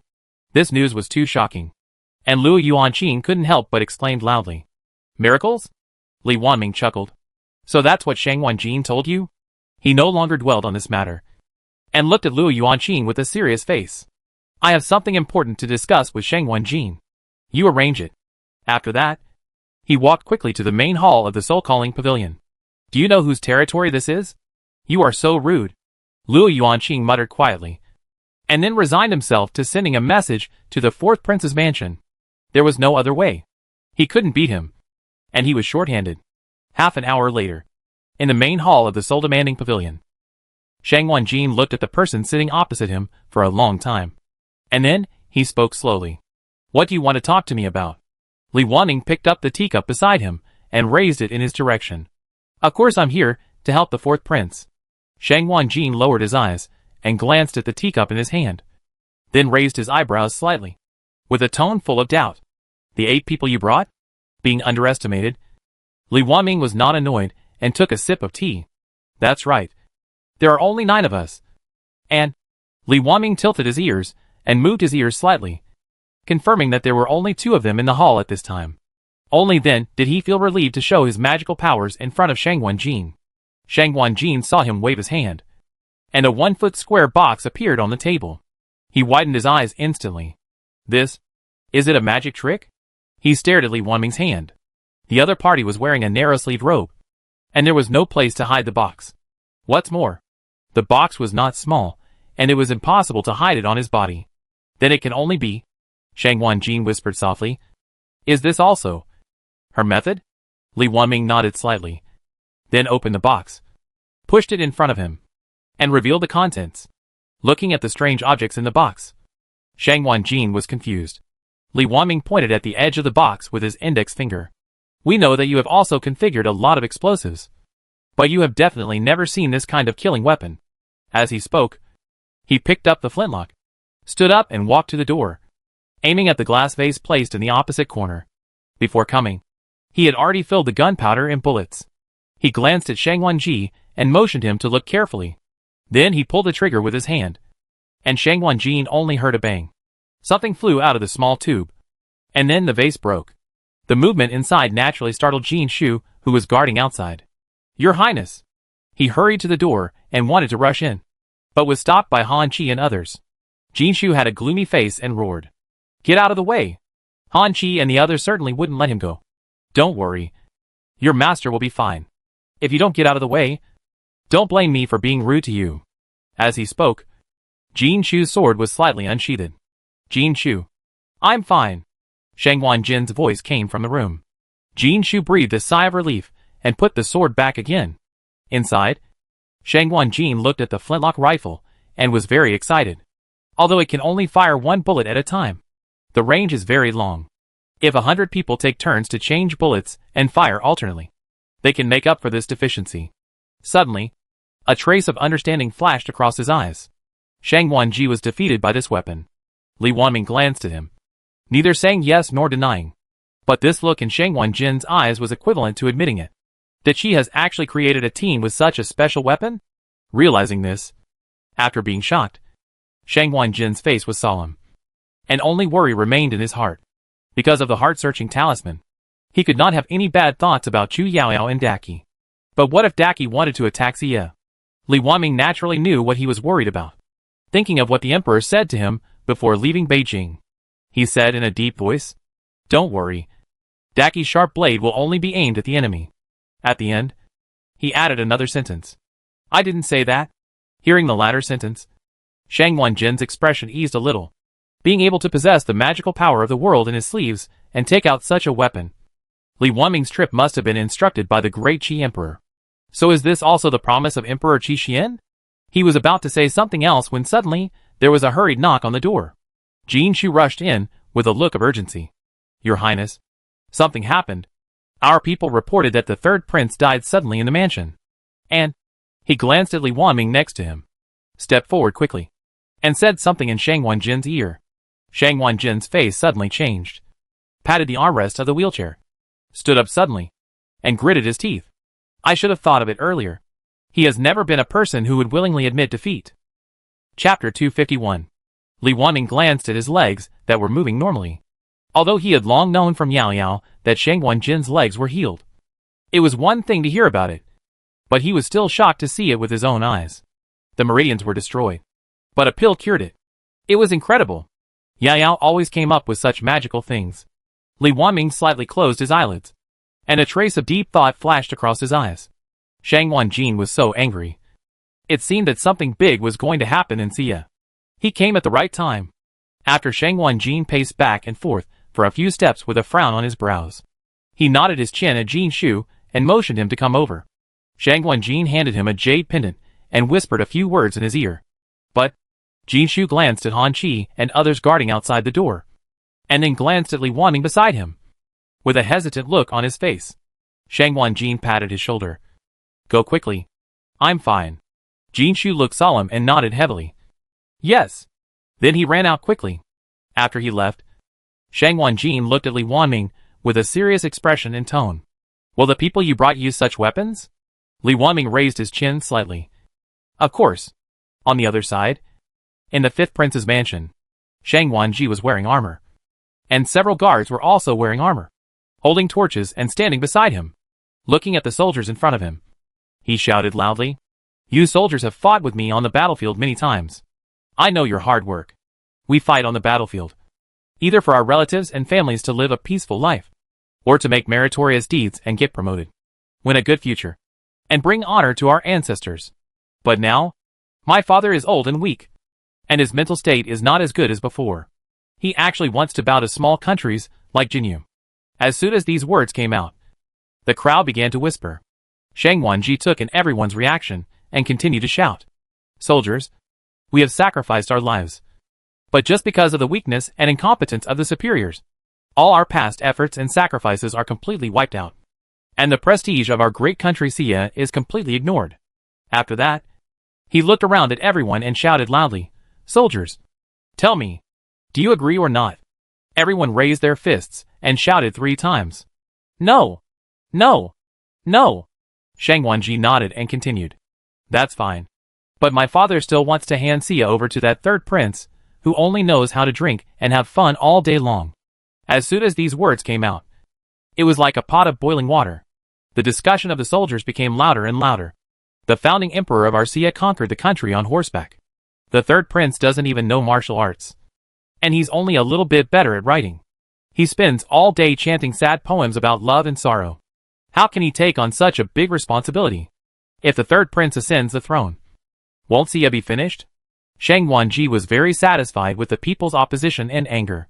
He shouted loudly, Everyone, be quiet, for the future of Xia, and for the sacrifice of the brothers who stayed on the battlefield and didn't go home. I hereby declare that I, Shang Wanji, will. As he spoke, he drew his sword and raised it high. Rebellion?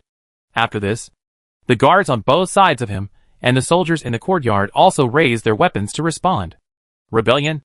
I know that this is a great treason and a serious crime that will cost you your life. So if anyone is afraid, just leave on your own. I will never stop you. Someone in the crowd hesitated and stood up. Fifth prince? Sixth prince? I'm sorry. I have an 80-year-old grandmother and a newborn son at home.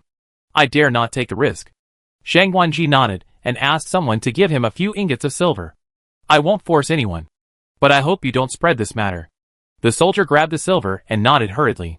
Yes, yes, yes. I will never reveal a word. A hint of ambiguous meaning flashed across Shang Wanji's eyes. Of course I believe you. After the soldier left, he glanced at the guards beside him. After that, several people wanted to leave, and Shang Wanji gave them a few ingots of silver each and let them leave. But no one noticed that one of the guards around Shang Wanji was missing. After a while, no one mentioned leaving. Shang Wanji looked at everyone and said loudly, Tonight, if the great event is accomplished, you will all be meritorious officials. We will share the glory and wealth with you. Gold, silver, jewelry, silk and satin, promotion and advancement. As soon as these words came out, everyone cheered. Amid the excited cheers of the crowd, Shang Wanji pointed his long sword in a direction. Enter the palace. A large group of people rushed towards the palace. He led his troops to break into the palace gate, while Shang Wanjin was also making intensive arrangements. In the palace, in the bedroom of the king, in the bedroom at night, the lights were as bright as day. The palace people came in and out, looking panicked.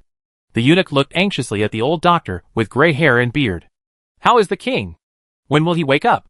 As he spoke, he looked anxiously at the unconscious king of Xia on the bed.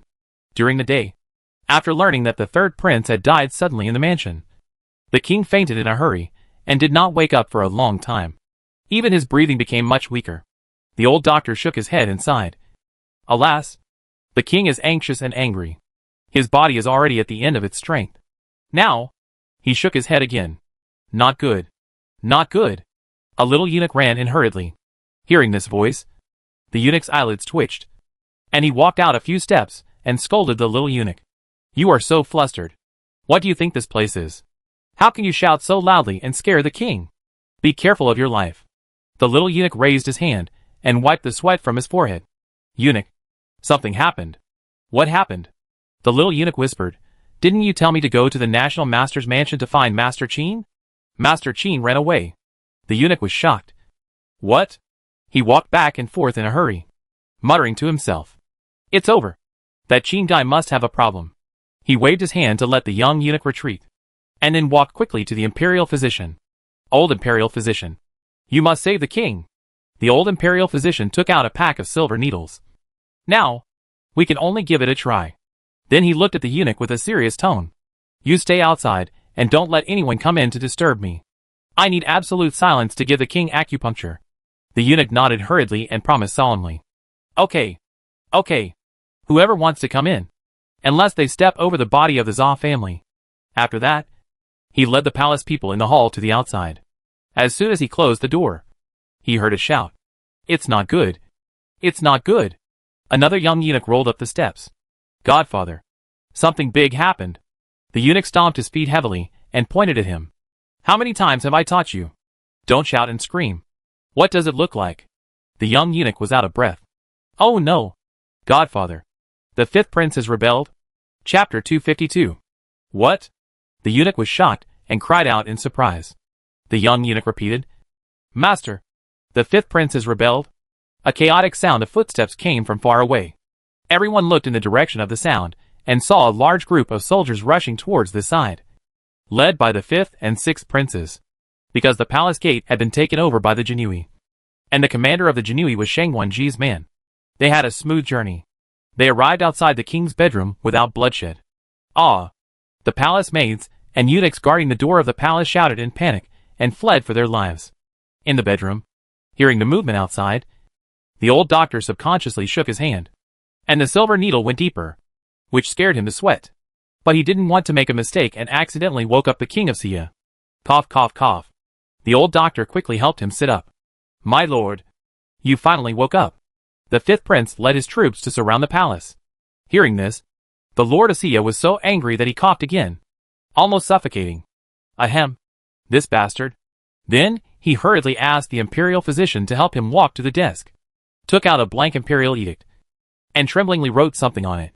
The old imperial physician helped to grind the ink, and inadvertently glanced at the content on it. He was surprised at first, and then puzzled. Outside the palace, watching the large number of soldiers stepping onto the steps, the eunuch felt his calves trembling, but he pretended to be calm. He had to delay some time for the old imperial physician. Thinking of this, he shouted at the two brothers Shang Wenji. What are you two princes going to do? Shang Wenji put the index finger and middle finger of his left hand together and drew them on the sword. What are you going to do? Can't the eunuch see it? The eunuch pulled up the corners of his mouth and pulled out a smile that was uglier than crying. Fifth prince? You may not know that the third prince died suddenly in his mansion after leaving the palace. And the fourth prince is disabled. And the sixth prince is your best friend. So the throne is definitely yours. Why do you have to do this? If there is a scandal of patricide, you will not be able to sit on the throne. The sixth prince took a step forward with a sword. Fifth brother. Don't waste time talking to him. I'll kill him now. Sixth brother. Wait a minute. Shang Wenji stopped him, and then looked at the eunuch with a meaningful smile. What he said just now makes sense. Hearing this, the eunuch's eyes showed a glimmer of hope. Is the fifth prince going to give up? But the next moment, he was as hopeless as death. This movement tonight will definitely not be hidden from the world, and it will spread all over the world before tomorrow. But if the eunuch who is closest to and most trusted by my father comes forward and proves in public that my father has indeed passed the throne to me, then others will no longer doubt anything. Okay, fifth brother. I understand. Shang Wanchong nodded and immediately waved behind him. Come on. Arrest him. Being tightly held by two soldiers, the eunuch shouted at Shang Wenji. Fifth prince? You killed your father to seize the throne. If what happened today gets out, you will be fixed on the pillar of shame by the world and be infamous for thousands of years. Although I am a eunuch, I am also a man of integrity. I will never associate with traitors like you. You will definitely be. Before he finished speaking, his mouth was blocked with a rag. Shang Wenji didn't care and continued to walk in. When he was about to reach the door, he suddenly stopped and turned to look at the eunuch, who was struggling frantically with his mouth blocked. There is one more thing I want to correct you. You said that the throne will definitely be handed over to me by my father? He snorted coldly. Don't the eunuch, who is the most capable person around my father, know about that? It seems that the so-called confidant is just like this. In the bedroom, the king of Sia handed the written imperial edict to the old doctor and quickly ordered, take this and leave quickly through the secret passage, and then go outside the capital. Before he finished speaking, there was a bang, and the door of the palace was kicked open. I'm afraid it's too late. Father! Shang Wenji shouted and walked in first. Bold! You evil debt! The king of Sia glared at him. With so many people, do you want to kill the king? Chapter 253. Shang Wenji ignored his words, but looked at the imperial edict in the old doctor's arms with a smile. He stretched out his index finger and tapped his forehead, pretending to be distressed. Father has been awake for a while. Right? I think the name on the imperial edict must not be either me or my sixth brother. Hearing this, the hand of the king of Sia trembled slightly. Shang Wenji curled his lips and sneered. He raised his hand and waved, turned his head, and ordered behind him, bring the people up. Emojo and Emoju pressed a boy about 10 years old into the hall. Daddy! When the boy saw the king of Sia, he cried and shouted. Daddy? Save me! The king of Xia could no longer sit still. Nianchen! He threw the cup on the ground and stared at Shang Wanji with his old eyes. What do you want to do? Let him go. Then he looked at the boy soothingly. Don't be afraid, Nianchen. Your father will definitely save you. As he spoke, his hands behind his back trembled more and more. Why hasn't he appeared yet? Looking at the broken porcelain pieces at his feet, Shang Wanji chuckled. Is your father giving a signal to the hidden dragon guard? He shook his head. Don't waste your energy. If they are still there, they would have come out long ago. Hearing this, the king of Xia could no longer hold on and fell heavily on the dragon chair. It's over. It's all over. And Shang Wanji still felt it was not enough. He patted the boy on the shoulder. Nianchen. Right? Nianchen. Do you miss Concubine Chen? Your father really loves Concubine Chen so much. As he spoke, he sneered and stabbed the long sword in his hand heavily into the boy's chest. There was only a puff. The boy fell to the ground before he even had time to cry out in pain. You? The king of Xia pointed at him with a trembling hand, then covered his heart and spit out a mouthful of blood, and fell straight back. His old eyes stared blankly at the direction where the boy lay. King! The old doctor hurried forward to check. He stretched out his index finger, tremblingly put it to his nostrils, paused for a while, then knelt on the ground and cowed out heavily, crying, King! He passed away.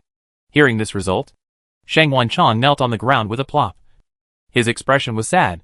His eyes were slightly red, and 2 lines of tears flowed from the corners of his eyes. As soon as Shang Wanjin came in, he saw the scene, and he pointed at Shang Wanji, who was holding a bloody long sword, and cursed. Shang Wanji, you killed your father and brother. You are a traitor. You really deserve to die. Hearing his voice, Shang Wanji turned around and looked at his legs. First surprised, then sneered. Your legs are healed? If I had known this would happen, I should have let those people cut off your legs. He raised his sword, pointed the tip at Shang Wanjin, and approached step by step. It's just right that you're here, so I don't have to go out of my way to find you. Suddenly, there were a few bangs bangs bang sounds from somewhere. Shang Wanji's body trembled. He stared blankly at the 2 small holes in his chest that kept bleeding, and the sword in his hand fell to the ground. He then looked at Shang Wanjin with an expression of sudden enlightenment. You actually colluded with Daki. Before he finished speaking, he fell straight down with a look of unwillingness. Seeing this scene, Shang Wanchan shouted, Fifth brother. The sword beside him was about to stand up. But the next moment, Jinshu held the sword at his neck. Lock him up first. Shang Wanjin roared, then ran to the side of the Xia king. He half knelt down, stretched out his hand, and wiped the Xia king's eyes, closing his eyes, then clenched his fists tightly and closed his eyes heavily. At this moment, small snowflakes were floating outside the palace, and Li Wanming put away the flintlock rifle. Han Chi stretched out his hand, and the moment the tiny snowflakes fell into his palm, they instantly turned into drops of water. Master, it's snowing. Next, shall we go back? Li Wanming looked at the sky. If it's snowing in the capital, it must be a different scene. After that, he walked out. The things here have been resolved. Let's go back. Li Wanming was right. It was indeed snowing in the capital, and Chu Yaoyao was playing snowballs with her third brother. Yes, before the new year, Chu Yao returned to the palace. System, it is detected that the male and female protagonists of the current plane have died, and the world consciousness automatically replaces the new protagonist. System, ding. It is detected that the host has successfully changed the fate of cannon fodder and successfully counterattacked to become the heroine of this world. The current task progress is 96. Chu Yaoyao, who was making snowballs, was stunned by the 2 prompt sounds. The male protagonist is also dead? The villain. No. Shang Wanjin ascended the throne? System, that's right. Our task will be completed soon. Chu Yaoyao smiled happily with her millet teeth bared, and she also reached out and touched the top of her head. System, do you think I have the protagonist halo on my head now? System, don't you think this action is strange? And that is an abstract thing. How can it really be a ring on the head? It's not an angel. Suddenly, Chu Yaoyao felt a pain on her forehead, and the snowball that hit her head scattered and covered her face. Ugh!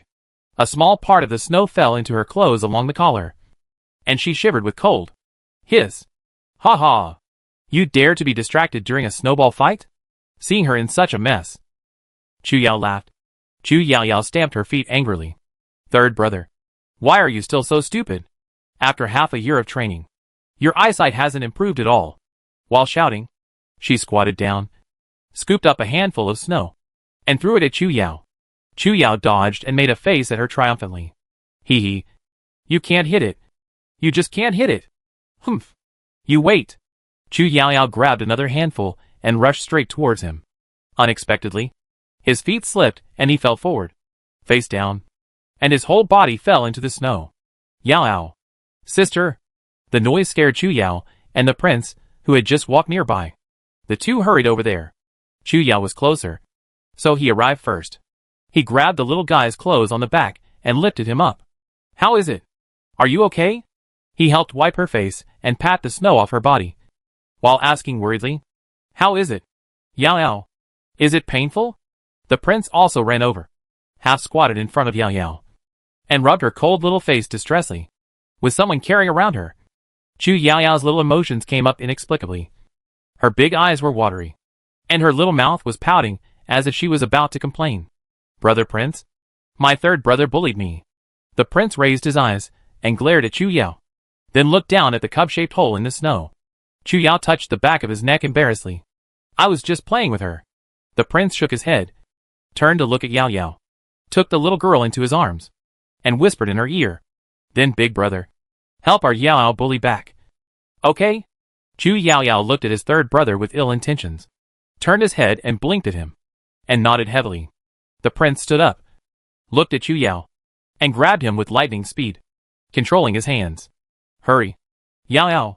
The opportunity for revenge is here. Chapter 254. It doesn't matter what she does, but I care about my third brother.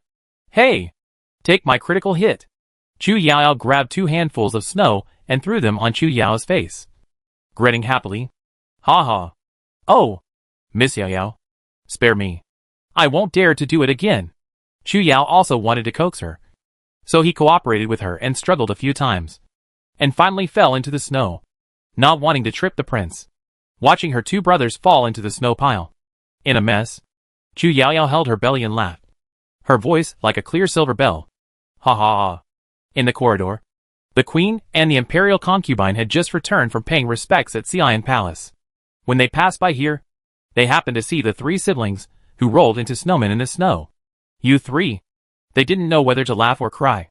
It was freezing cold, and they couldn't let them go crazy like this. Finally, the 3 brothers and sisters came to Fengyi Palace, and each of them happily received a big bowl of steaming ginger soup. After taking a hot shower and changing into clean and warm clothes, a group of people gathered together to eat hot pot. Chu Yao was sweating and her mouth was full of oil.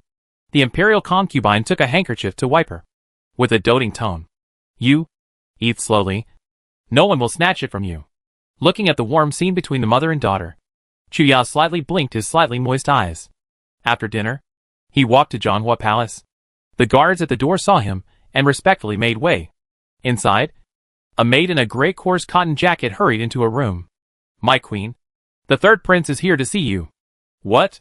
Xiaoru covered her mouth and coughed a few times, then quickly got up from the bed, ran to the dressing table, and carefully checked in the mirror. The bun is okay. Not messy, but the head is too plain.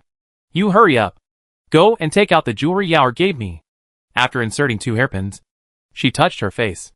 No, it's too pale. Hurry up and give me some rouge.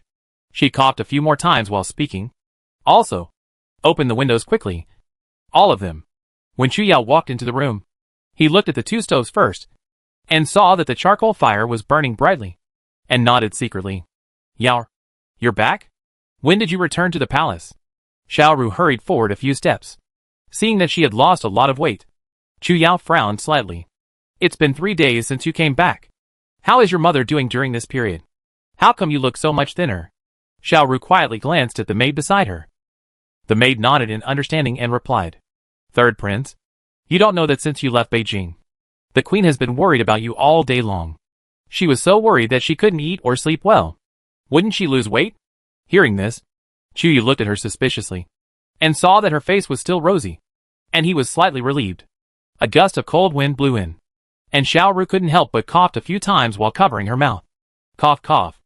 Chu Yu frowned and looked at the window, his face unhappy, and asked the maid in a harsh voice, "What's going on? It's so cold. Why do you still open the window?" The maid knelt down hurriedly to apologize. "Third prince, calm down. I know I was wrong." Xiao Ru persuaded softly. "Okay. Don't blame her. I think this room is too stuffy. I want to open the window to get some fresh air." The smell of medicine in the room was almost gone, so Xiao Ru simply asked the maid to close the window. The mother and son chatted for a few words, and after a cup of tea, Chu Yao got up and left. Looking at his back, the maid sighed faintly. "My queen, why didn't you tell the third prince that you were sick? Princess Chiyuan can take out so many magical things. If your highness goes to plead, maybe she can cure your illness." In response to her, there was another heart-wrenching cough. Xiao Ru slowed down, looked up outside, and looked at the direction where Chu Yao's back disappeared. "I will go to boil the medicine now." Xiao Ru raised her hand to stop her. "I know my body well. If it can't be cured, there is no need to get medicine in the future." She had been taking medicine all the time in order to see Yao again. Now that she can see Yao again, she has no regrets. What's more, for Yao, she, as a mother, will always be a staying criticized by others. Late at night, Chu Yao, who was sleeping soundly, suddenly woke up. "Third brother, princess." Ashur in the outer room heard her movement and rushed in, opened the curtain, and the candle in his hand emitted an orange-yellow light. "Princess, what's wrong with you?" Chu Yao let out a long breath and shook her head slowly. "I'm fine. I just had a nightmare." Ashur helped her lie down and cover the quilt. "It's okay. Don't be afraid. Dreams are fake." Chu Yao closed her eyes again. "System, what disease did Xiao Ru have?" "System, it looks like tuberculosis." Hearing these three words, Chu Yao's eyelashes trembled. In fact, her feelings toward Xiao Ru are very complicated. The Xiao family once harmed her grandfather's family, and she doesn't like the Xiao family. But she cares about the third brother very much. In the dream just now, after Xiao Ru died, the third brother would become negative and gloomy, drinking all day, and turn back to the third prince, who did nothing and accomplished nothing. Let the father feel cold, be abandoned by the father, and be alienated from his brothers. She doesn't want the third brother to become like that. Moreover, the sins committed by the Xiao family must be paid for by someone. It would be too easy for Xiao Ru to die so easily. Thinking of this, she used her mind to open the chat box with Wan Nuo. Half an hour later, Chu Yao quietly opened her eyes a crack and quietly lifted the curtain. Not seeing Ashur's figure, she carefully jumped out of bed with a pile of medicine boxes and tiptoed to put on her clothes. "Princess, where are you going in the middle of the night?" Ashur covered his mouth and yawned. Hearing this voice, Chu Yao shivered subconsciously, and the pile of medicine in her arms fell to the ground. Ashur looked at the boxes and jars in confusion. "What is this?" Chu Yao had to tell the truth. After all, with her short legs, it would be dawn when she walked to Zhonghua Palace. "I heard that the Xiao Shuren in Zhonghua Palace was sick and wanted to send some medicine." Ashur hesitated, with a tone of disapproval. "But the Xiao family committed the serious crime of treason, and they have tried to kill the Li family many times. The Xiao family is guilty of serious crimes, and death is not a pity." Chu Yao sighed. "I know." She lowered her head, with a little helplessness and sadness in her tone. "But I don't want my third brother to be sad. Since I have seen the future scene, and know that my third brother is about to face pain, how can I remain indifferent?" Except for Xiao Ru, all the Xiao family members received the punishment they deserved. It didn't matter to her what happened to Xiao Ru, but she cared about her third brother. Since Xiao Ru was very important to her third brother, let her live. Seeing her like this, Ashur shook his head helplessly. The little princess was still too soft-hearted and too kind.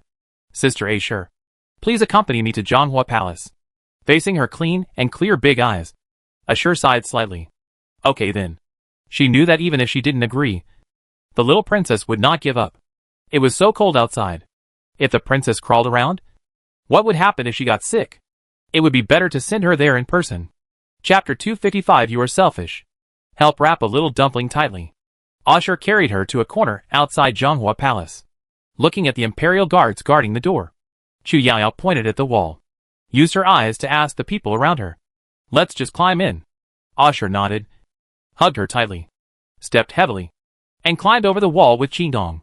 Entering the yard, I saw a palace made in a black and gray coarse cotton jacket hurriedly walking into a room with a medicine bowl. The two looked at each other and followed. As soon as they approached the room, they heard a cough from inside. A crying voice advised, "Empress, drink the medicine quickly."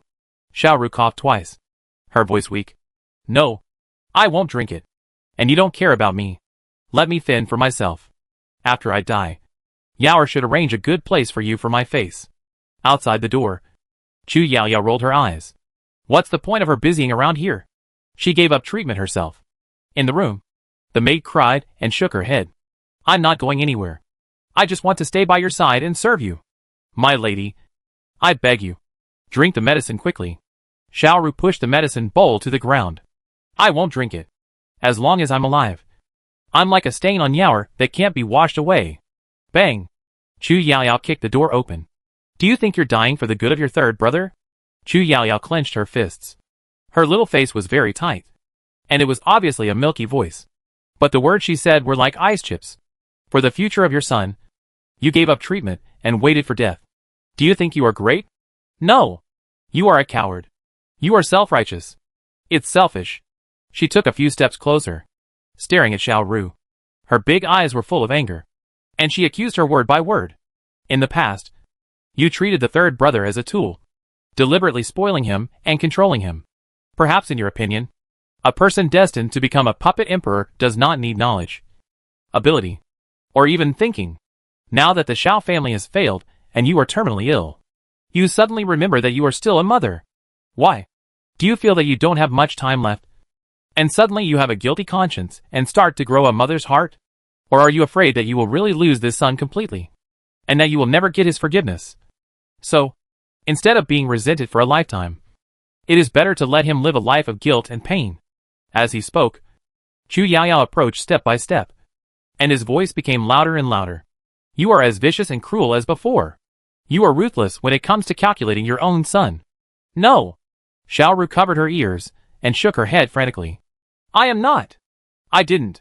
Chu Yaoyao was too lazy to continue wasting time with her, and she threw the small bag of medicine directly onto Xiaoru's bed. "Don't think about tying up the third brother with guilt and regret. Your self-righteous motherly kindness only moved yourself." After saying that, she turned and left. After leaving the room, Chu Yaoyao let out a long sigh. For some reason, she felt a little relieved. Meet the third prince. Ashur suddenly knelt down to salute a certain place. Chu Yaoyao looked over and saw Chu Yao, who was wearing a black and gray cloak, standing in the corner. "Third brother?" Chu Yao walked quickly to her and picked Yao Yao up. "Thank you, Yao Yao." After returning home today, he always felt that something was wrong. So he came to investigate in the middle of the night. But he happened to hear the conversation between his mother and Yao Yao. Yao's words really touched his heart. Feeling that he was in a bad mood, Chu Yao Yao reached out and patted his arm. "Don't be afraid, third brother. Yao Yao will accompany you." Chu Yao Yao sniffed and nodded heavily. "Okay." Chu Yao Yao didn't know what happened later, including whether Xiaoru took the medicine. Anyway, she did everything she could do and said everything she could say, and she had a clear conscience. In the next few days, Chu Yu finally sorted out the accounts of the shop and had a few days of leisure time. Chu Yao Yao had a lot of fun with her three brothers. Of course, these days, she has fully experienced the magic of the protagonist's halo. Then she never cheated when drawing the lottery. She also used the black technology she drew to get a large number of supplies and points from Wan Nuo. One day, she was sitting on the blanket, playing landlord with her second and third brothers, and suddenly heard her father's hearty laughter. "Uh-huh. Great." Emperor Qishuan and the prince strode into the hall. "Are you three here?" Hearing this, the two brothers Chu Yu quickly put the cards on the blanket and stood up to salute. "Your sons and ministers pay their respects to your father." Emperor Qishuan waved to the two of them, and then looked at Yao Yao. "Yao Yao, I have good news for you." Hearing this, Chu Yao Yao quickly gathered the cards, turning her head and staring at him with big eyes. She looked at him in surprise. "Has the start of school been postponed?" Emperor Qishuan. "Three brothers. Okay. For a primary school student who doesn't like to go to school, this is indeed the only good news." Emperor Qishuan pulled the corner of his mouth. "Not really." "Oh." Chu Yao Yao lowered her head in disappointment. "What else can be considered good news for me?" Emperor Qishuan covered his chest and shook his head. How dare you mention it? Whose child is like you? It's okay to have a whole winter and summer vacation.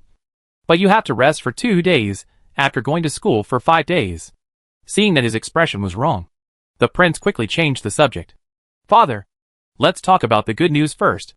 Emperor Qishuan took a long breath. Yes, good news. Sweet potatoes and potatoes have been shipped to various places one after another. Hearing this, Chu Yaoyao quickly spoke. The people must be allowed to plant. Especially in the southern region. They must be planted. It was rare to see her so serious. And the four fathers and sons looked at each other. Does Yaoyao know something? Chu Yaoyao nervously clicked her fingernails. It is written in the novel that unlike last year when the weather was good, this year is a year of disasters. Hearing this, the faces of the four fathers and sons suddenly became extremely solemn. They all looked at Yaoyao anxiously, holding their breath and listening carefully, afraid of missing a word. After a spring rain, there was not a drop of rain in the whole of Daki until June. And in mid to late June, there was a locust plague in the south. When Emperor Qixuan heard this, he almost lost his balance and took a step back. Father! The brothers quickly supported him. Chu Yaoyao looked at him in confusion. What happened to father? She shook her head, walked forward, took Emperor Qixuan's hand and patted it. Father, please take care of your health. Looking at those round eyes that revealed worry, Emperor Qixuan felt relieved. There are still many government affairs to worry about. How can you bear it with such a weak body? Look at this weak look. You must have run to the harem a lot during the days when you stopped writing? By the way, I won't have a brother or sister. Right? Hearing this, Emperor Qixuan pulled his hand back. The warm heart instantly cooled down. The three brothers were also shocked. You are a baby. What kind of lewd words do you think about all day? Chapter 256. There is a way. Father, you must let the people in the south grow potatoes and sweet potatoes. Chu Yaoyao said seriously with a stern face. These natural disasters in the novel are all for the heroine to stand out and accumulate reputation for her. I remember that the heroine found an underground water source in the most severe drought area and dug a well, and was instantly praised by the whole world.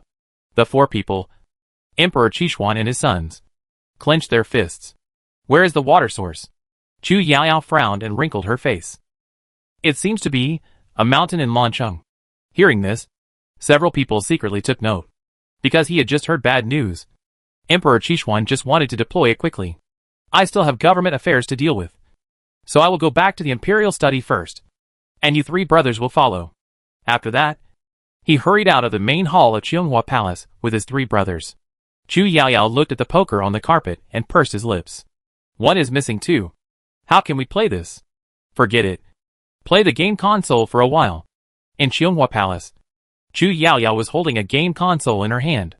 The small table in front of her was filled with melon seeds, meat jerky, and sparkling water.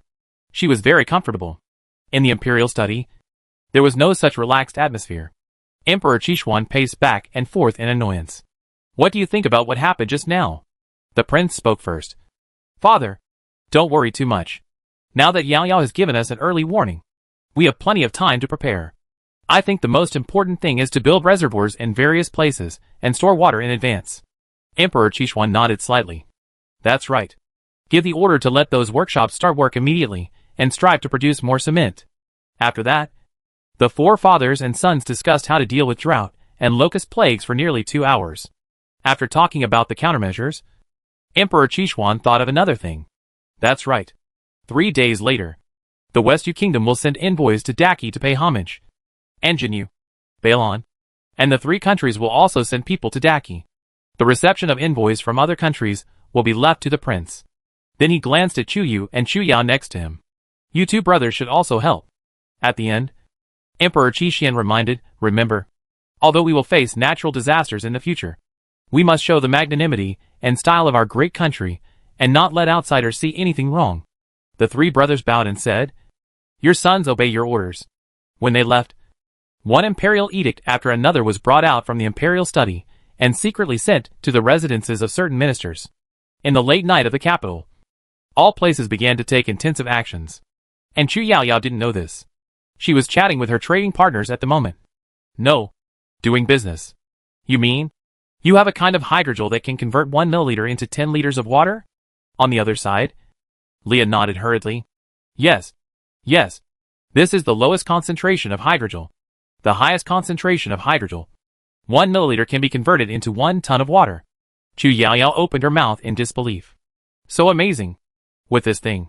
What's there to worry about drought? Can you sell me some? Leah nodded.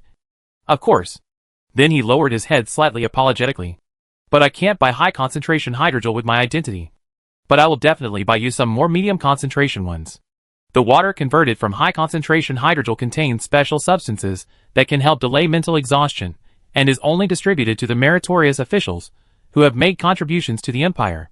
It's okay. This is already very good. I'll come. I can buy it. A white-haired but energetic old man rushed in. Chu Yaoyao looked at it and thought that the physical fitness of this grandfather was probably better than that of the emperor's father. He came to the panel. Hello. Cub. I am Leah's grandfather. Linori. Chu Yaoyao nodded blankly. Hello. Grandpa. Hey!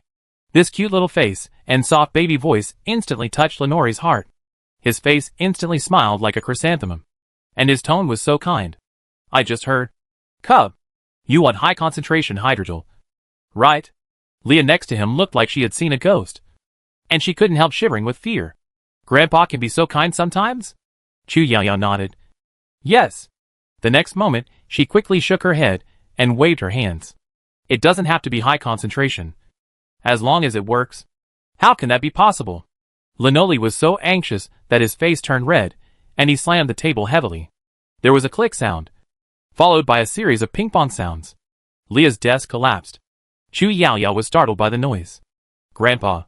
Please be careful. Leah wanted to cry, but had no tears. The strawberries he hid in the drawer were all squashed. Seeing the cub trembling with fear, Linoli hurriedly comforted him softly. What I mean is, how can ordinary hydrogel be worthy of the cub? It must be high concentration. Buy it in my name. He just turned on the light brain. His hand stopped. And he had a negotiating tone. Is 10 milliliters enough? There is only a quota of 20 milliliters per year. And he has used half of it. Linoli regretted it in his heart. If he had known this would happen, he should have gone to Old Man Lon Lin to get some water. Chu Yaoyao also learned from the system how precious high concentration hydrogel was, and hurriedly shook his head to refuse. No. I just need water. Not so precious water. Just bring more low concentration water. Linoli waved his hand. Not caring. It doesn't matter. The effect of this water is not as good as the strawberry you brought. Upon hearing this, Chu Yaoyao put out a few kinds of fruits and sold them to Leah at a price of 10 points. These are the gifts for you. Linoli's old but bright eyes stared at Leah. From the time he placed the order to the time he took it out, he counted it several times to make sure that it was not embezzled. And then he smiled and put it into his space button.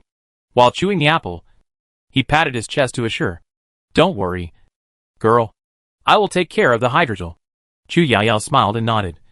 Thank you, Grandpa Linoli. Okay.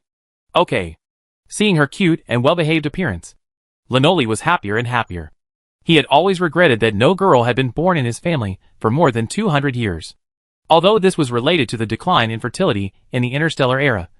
But Old Man Lon Lin's family had a girl born in the past 2 years. Why didn't his family have one? Grandpa Linori? Chu Yaoyao stretched out her little hand and waved. What happened? Grandpa. The cub is talking to you. Leah leaned in and reminded quietly. Ah? Linoli came back to his senses. What happened? Chu Yaoyao whispered. I just want to ask. Do you have insecticide? Hearing this, Leah scratched his head. Insecticide? Do you have Zerg there? As he said that, he clicked on the Zerg picture on the light brain, looking at the monster on it that was taller than a human, with a huge mouth and claws. Chu Yaoyao quickly shook her head. Not this kind. It's very small. She stretched out her finger and made a rough gesture. Leah nodded. We have developed a medicine that can drive away low-level Zerg. You can try it. Great. Chu Yaoyao was very excited. Solving 2 big problems at once. Happy. Chapter 257. The couple I support cannot break up. Having solved her biggest worry, Chu Yaoyao fell asleep happily. A good night's dream. The next morning, she carried her small school bag with a heart full of resentment and embarked on the road of no return to study again. The sun is shining in the sky. The flowers smile, say, early in the morning. Why are you carrying a pack of explosives? I'm going to blow up the Imperial College. I want to blow it up every day. I'll run as soon as the string is pulled. And I won't have to go to school from now on. The more Asher listened behind him, the more black lines on his face. He frowned. It's been almost half a year. Why hasn't the little princess gotten used to going to school yet? System. You don't understand this. There are some things that you will never get used to in your lifetime. Chu Yaoyao dragged her listless little body and finished half an hour of class. During the break, Jingxi came to her side. Sister, I heard that Princess Bailon will also come with a delegation this time. Chu Yaoyao leaned her elbows on the small table, her soft little paws dragging her chubby double chin, staring at her blankly. What Princess Bailon? Jingxi dragged his small stool over and sat next to her. Every year in the first month of the year, those small countries will come to pay homage and pay tribute. Chu Yaoyao nodded. Is that so? I really don't know this. In the novel, because of the heavy losses in the battle with Xia, my father was poisoned and his health was getting worse. Those small countries that took advantage of the situation turned to Xia. And some even helped Xia to trample on Daki. Especially the Donchi country. A typical country that will serve whoever is stronger. And will be the younger brother of whoever gives you milk. Hearing this, Jingxi clenched her fists in anger. Suddenly, she remembered another thing. My mother said that Princess Bailon came to Daki. Maybe for marriage. Chu Yaoyao didn't doze off now.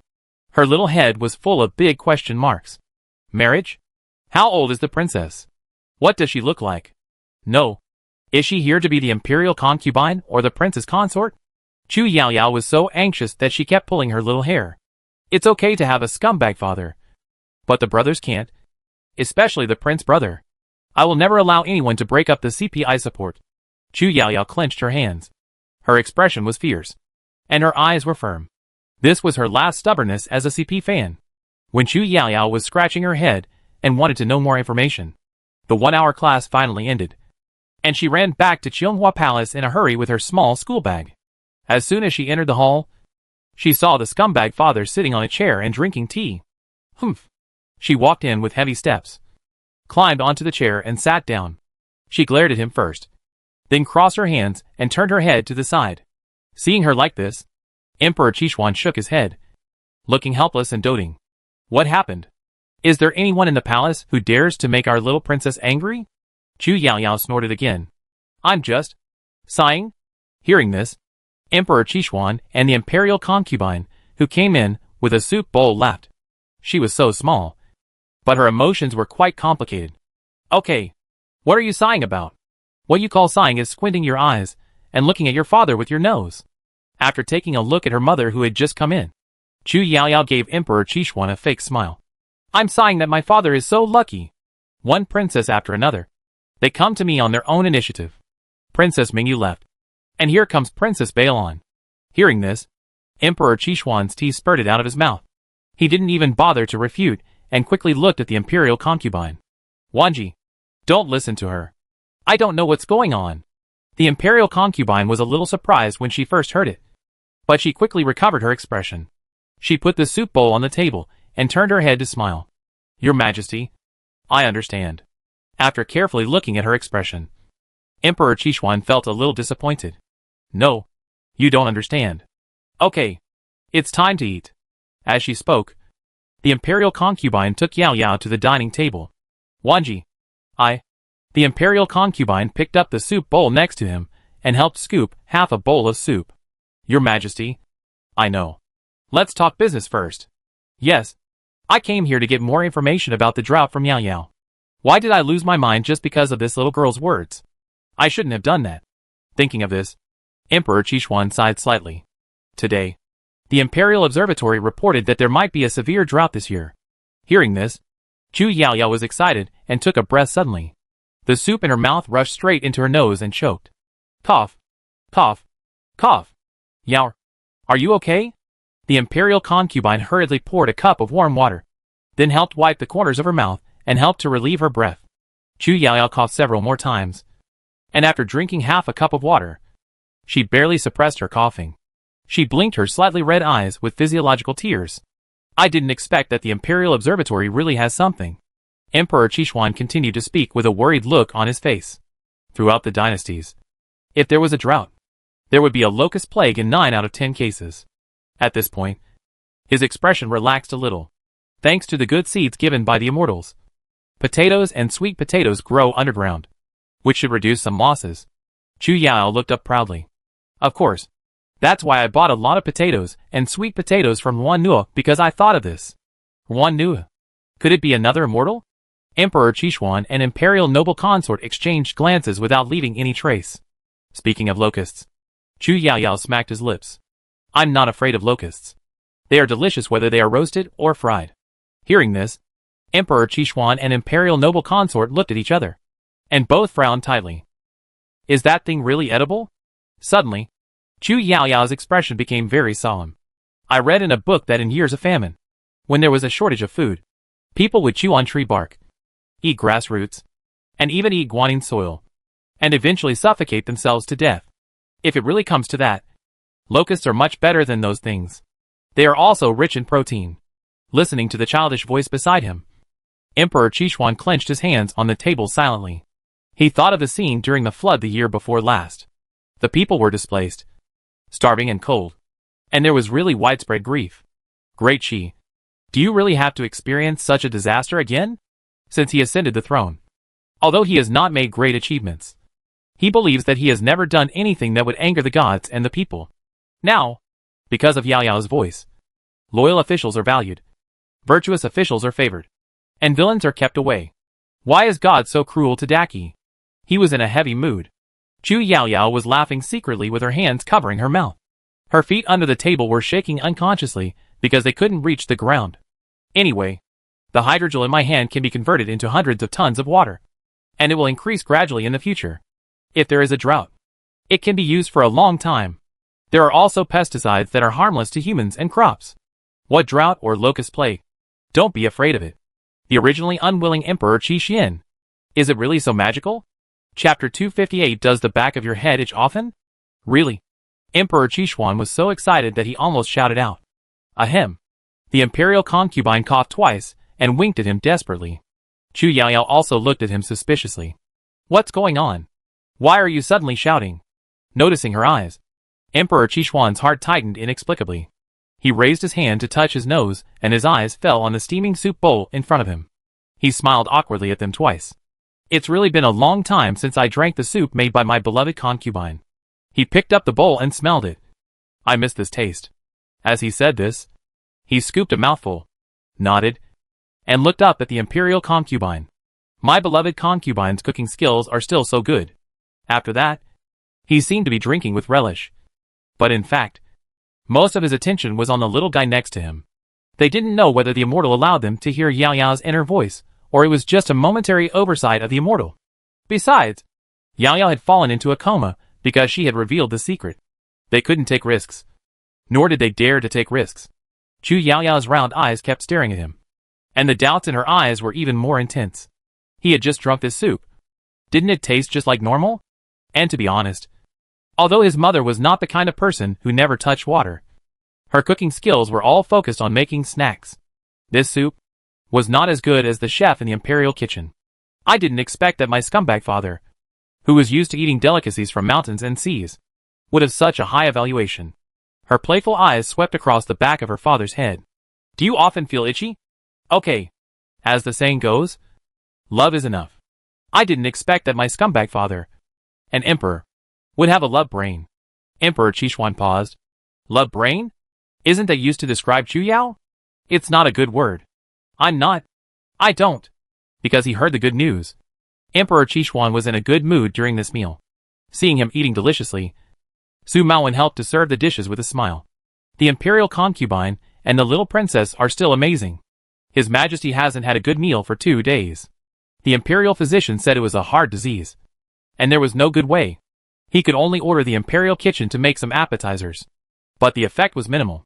I didn't expect that he would be cured as soon as he came to the Qionghua Palace.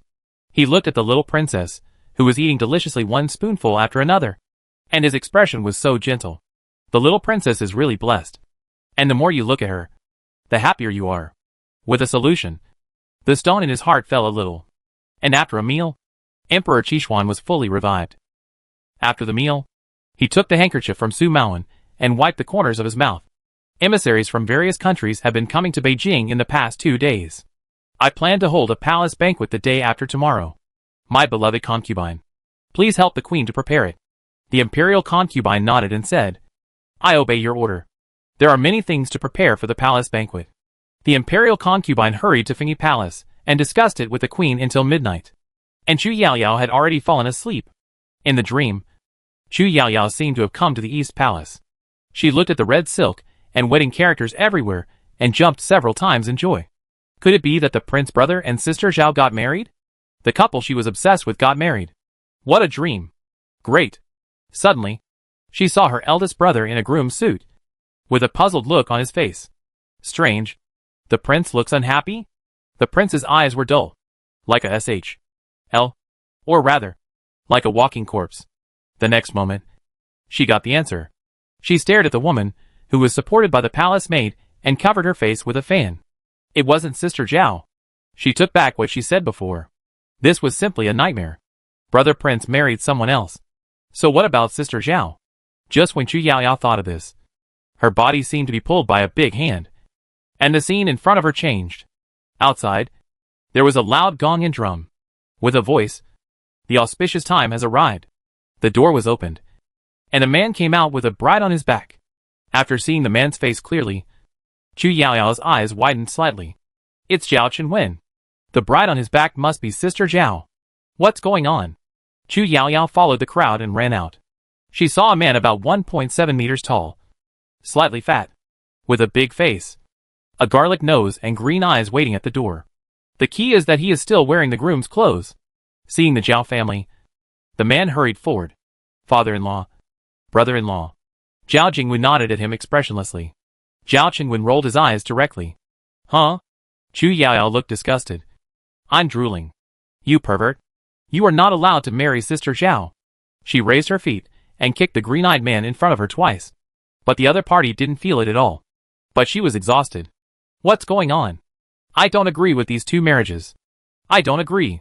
Princess? Little princess. Chu Yaoyao opened her eyes suddenly when she heard Asher's voice faintly in her ears. Sister Ashi? Ashi helped her sit up and wiped the sweat off her forehead with a handkerchief, with a worried look on his face. What's wrong with you? You keep saying I don't agree. But are you having a nightmare again? This reminded Chu Yaoyao of what she had just seen, and she shuddered subconsciously. Isn't it a nightmare? She quickly grabbed Ashi's hand. Sister Ashi, are there any rumors about the crown prince in the palace recently? For example, a marriage. Ashi thought about it carefully, then nodded. I heard that the emperor really wants to arrange a marriage for the crown prince and the daughter of Minister Zhao. The daughter of Minister Zhao? Is it Zhao Jingwu's daughter? Ashi put the handkerchief into the basin and replied. Yes. Chu Yaoyao frowned tightly. Since the marriage is going to be arranged, why would Sister Zhao marry someone else? What happened in the meantime? While she was thinking about it, Ashi had already helped her get dressed. Princess, it's time for breakfast. Today we have your favorite chicken soup wontons. Chu Yao hurried out. Let's not eat yet. Let's go to the East Palace. Wait a minute. Ashersen caught up with her in 2 steps. Princess, the envoys are coming to Beijing today. And the prince is going to the Sifang Pavilion. The envoys are coming to Beijing? Asher nodded and carried her to the main hall. Yes, there will be a palace banquet tomorrow. The emperor has specially ordered that you take a day off. Oh! Chu Yaoyao responded absent-mindedly. Asher felt a little strange and looked at her carefully. On weekdays, if the little princess could skip half a class, she would be happy for a long time. What happened today? She didn't react at all. Sitting at the table, Chu Yaoyao stuffed the rice into her mouth without tasting it. With a sudden thought, she turned on the live broadcast of Sifang Pavilion. As soon as she turned it on, she saw her eldest brother, the prince, talking to a woman. The woman smiled shyly. After seeing her face clearly, Chu Yaoyao's eyes widened instantly, and the spoon in her hand hit the edge of the bowl with a snap. It turned out to be her? Chapter 259. I'll protect the couple I support. Who is that woman? Just when Chu Yaoyao was confused, a familiar face appeared on the screen. It's him. The one with the green bean eyes who covets Sister Zhao. The one who is a nuisance to the city. Looking at the strange couple on the screen, Chu Yaoyao was so angry that she gnashed her teeth. I'm so angry. Because she was so angry, she didn't even eat a few bites of her favorite wontons and roasted sweet potatoes. During class, She was distracted all the time, and her attention was all on the live broadcast screen. Look at that woman's disgusting shy look. She must have fallen in love with the prince brother. And that green bean eyes. Did she meet Sister Zhao at this time? After an hour of class, she didn't even bother to take her school bag, and got up and ran out. She helped her pack her school bag, then hugged her in his arms and chased after her. Sister, where are you going? Run slower. Where is Chu Yaoyao going? Of course, she went to Sifang Pavilion. She wanted to find out every corner of Sifang Pavilion and expose the conspiracy of the couple. Thinking of this, she looked forward with a firm look in her eyes, took small steps, and ran towards the palace gate with a heroic spirit. She wanted to protect the prince brother and Sister Zhao. I will protect the CP I support myself. However, a certain baby who wanted to break into Sifang Pavilion was forced to stop before she even started her road to killing people. She failed at the first step. At the gate of the palace. Little princess, without the emperor's oral order, we dare not let you out of the palace. The imperial guards guarding the palace gate looked embarrassed. Chu Yaoyao puffed up her cheeks and raised her head. I'll go out first. The oral order will arrive soon. The imperial guards guarding the palace gate shook their heads.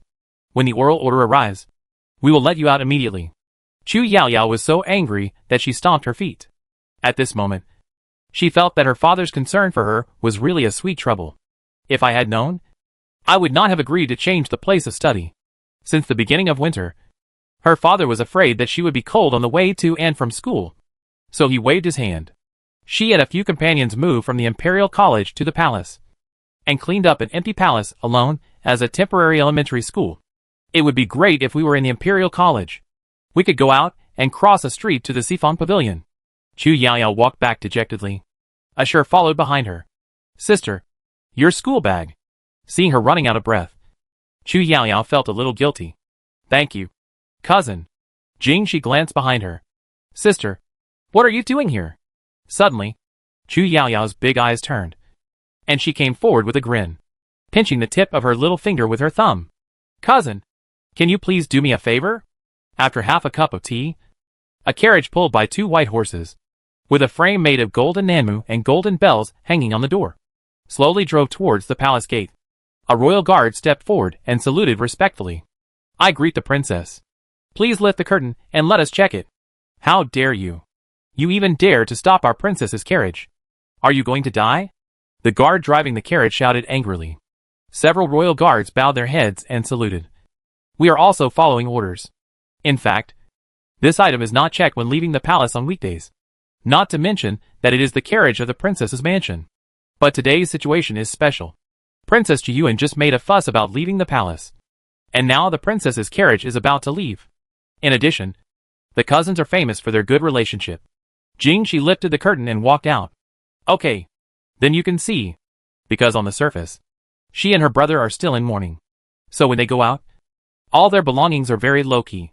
Just talking about this carriage. The size of her carriage as a princess is the same as that of ordinary officials. Of course, the material is different. The carriage is not big, and there are not many furnishings inside, which are clear at a glance. Except for her, no one else was seen, and the imperial guards let it go. Back in the carriage, she let out a long breath, and loosened her tightly clenched hands. In the winter, her palms were full of sweat. When the carriage was far away from the palace gate, she quickly lifted the blanket on the small wooden box that was used as a stool, opened the box, and whispered, Sister, come out quickly. Are you not suffocated? With her help, Chu Yaoyao got out of the box, wiped the non-existent sweat on her forehead, and let out a long breath. I'm fine. It's just too dark inside. After covering the box again and putting a blanket on it, she pulled her to sit down. Sister, where are you going? When Chu Yaoyao mentioned this, a fierce expression appeared on her chubby face. To settle accounts with someone. Hearing this, she gritted her teeth and began to roll up her sleeves, with a murderous look on her face. Did someone bully you? Tell me. I'll help you scratch him. While the 2 sisters were talking, the carriage had already walked out of a street. At the corner of the street, the guard pulled the reins to stop the horse. Ashur then flipped down from the bottom of the carriage and jumped on it. And then the group continued to walk towards Sifang Pavilion. Sifang Pavilion. As soon as Chu Yaoyao arrived at the door, she was stopped by the guards outside. Stop! This is a place to entertain envoys from other countries. No outsiders are allowed to approach. Jingxi frowned and took a few steps forward. How dare you? What's going on? A woman dressed in foreign clothes and covered in jewels came out. The guard who had just shown a fierce look on his face bowed respectfully to the person who came. Greetings to Princess Lu Yao. Princess Lu Yao glanced at Chu Yao Yao and the others casually, then turned her head and ordered sternly. Today, Your Royal Highness the Crown Prince is here. Don't let anyone disturb our peace. She thought for a while and added, Children are ignorant. This princess and the Crown Prince are both kind people. Just drive them away. Don't make it too difficult for them. Yes. Yes. Yes. The two guards at the door nodded in response. Seeing them nodding respectfully, Chu Yaoyao curled her lips. If I hadn't seen you wearing Daki's clothes, I would have thought you were the guard of the foreign delegation. Chu Yaoyao gritted her teeth and looked at Princess Lu Yao. From what you said, you and His Royal Highness the Crown Prince have a good relationship? Lu Yao snorted, smoothed her hair on her shoulders with her hands, raised her chin proudly, and looked arrogant. It doesn't matter if I tell you. This princess is your future crown princess. TSK, you said. You are the crown princess? Chu Yaoyao laughed loudly, put her hands on her hips, and stared back with difficulty. How could I not know? Princess Lu Yao was ridiculed and questioned by a baby in public, and she was angry and raised her hand high. How dare you? You damn girl. What happened? Hearing the familiar voice, Chu Yaoyao jumped and waved. Crown Prince. The Crown Prince was startled at first, and ran over faster.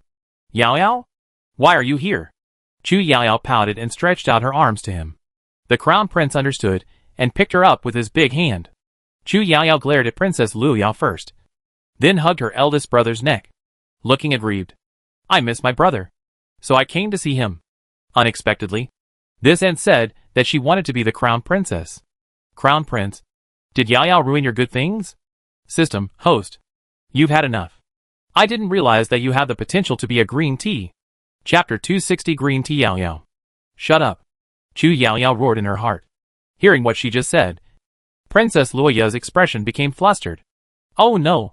She just treated Princess Chiyuan like that. This little girl will definitely complain to the Emperor of Daki and His Royal Highness the Crown Prince. At a young age, she has enjoyed a real title. I heard that the royal family of Daki loves this little princess very much. If Princess Chiyuan shows a little disgust towards her, I'm afraid she will be rejected by the whole Daki. Then the good impression she just built in front of His Royal Highness the Crown Prince will be ruined? When she thought that all her previous efforts were in vain, Lu Yao was angry and afraid. Looking at the little figure in the Crown Prince's arms, her eyes began to become unfriendly, and there was a hint of resentment in her heart. It's all the fault of this damn girl. Can't she reveal her identity at the beginning? If she knew that this girl was Princess Chiyuan, how could she have that attitude just now? After hearing what Yaoyao said, the prince looked at Princess Bailon with a cold look, and his tone turned cold. I already have a lover, and we will get married soon. Princess Bailon, please be careful with your words, and don't ruin my reputation. Puff. Chu Yaoyao couldn't help but burst out laughing. But she realized something was wrong and quickly covered her mouth. She was so tired that her stomach hurt. Princess Lu Yao looked pale. Her eyes were red, and tears were faintly flashing. She looked at the prince pitifully. Who is it? He actually has a lover? Why didn't the intelligence her father gave her mention it? Thinking of the person in his heart, the prince's expression eased, with warmth on his face. And when his eyes fell on Lu Yao, he became cold again. It has nothing to do with you. Such obvious differential treatment made Lu Yao clench her hands tightly under her sleeves. And she was jealous and crazy. Although she was ordered by her father to seduce Prince Daki, she fell in love with him at first sight. Now, he said that he has someone in his heart. Who is it? Who is it? If I knew who that woman was, I would definitely make her look bad. Her heart was filled with anger and murderous intent. The two guards who had just stopped Chu Yaoyao also knelt on the ground with pale faces. It was freezing cold, and cold sweat could not stop flowing down. It's over. They have offended the most favored little princess. Chu Yaoyao opened and closed her mouth, still talking about this experience, telling the truth without exaggeration.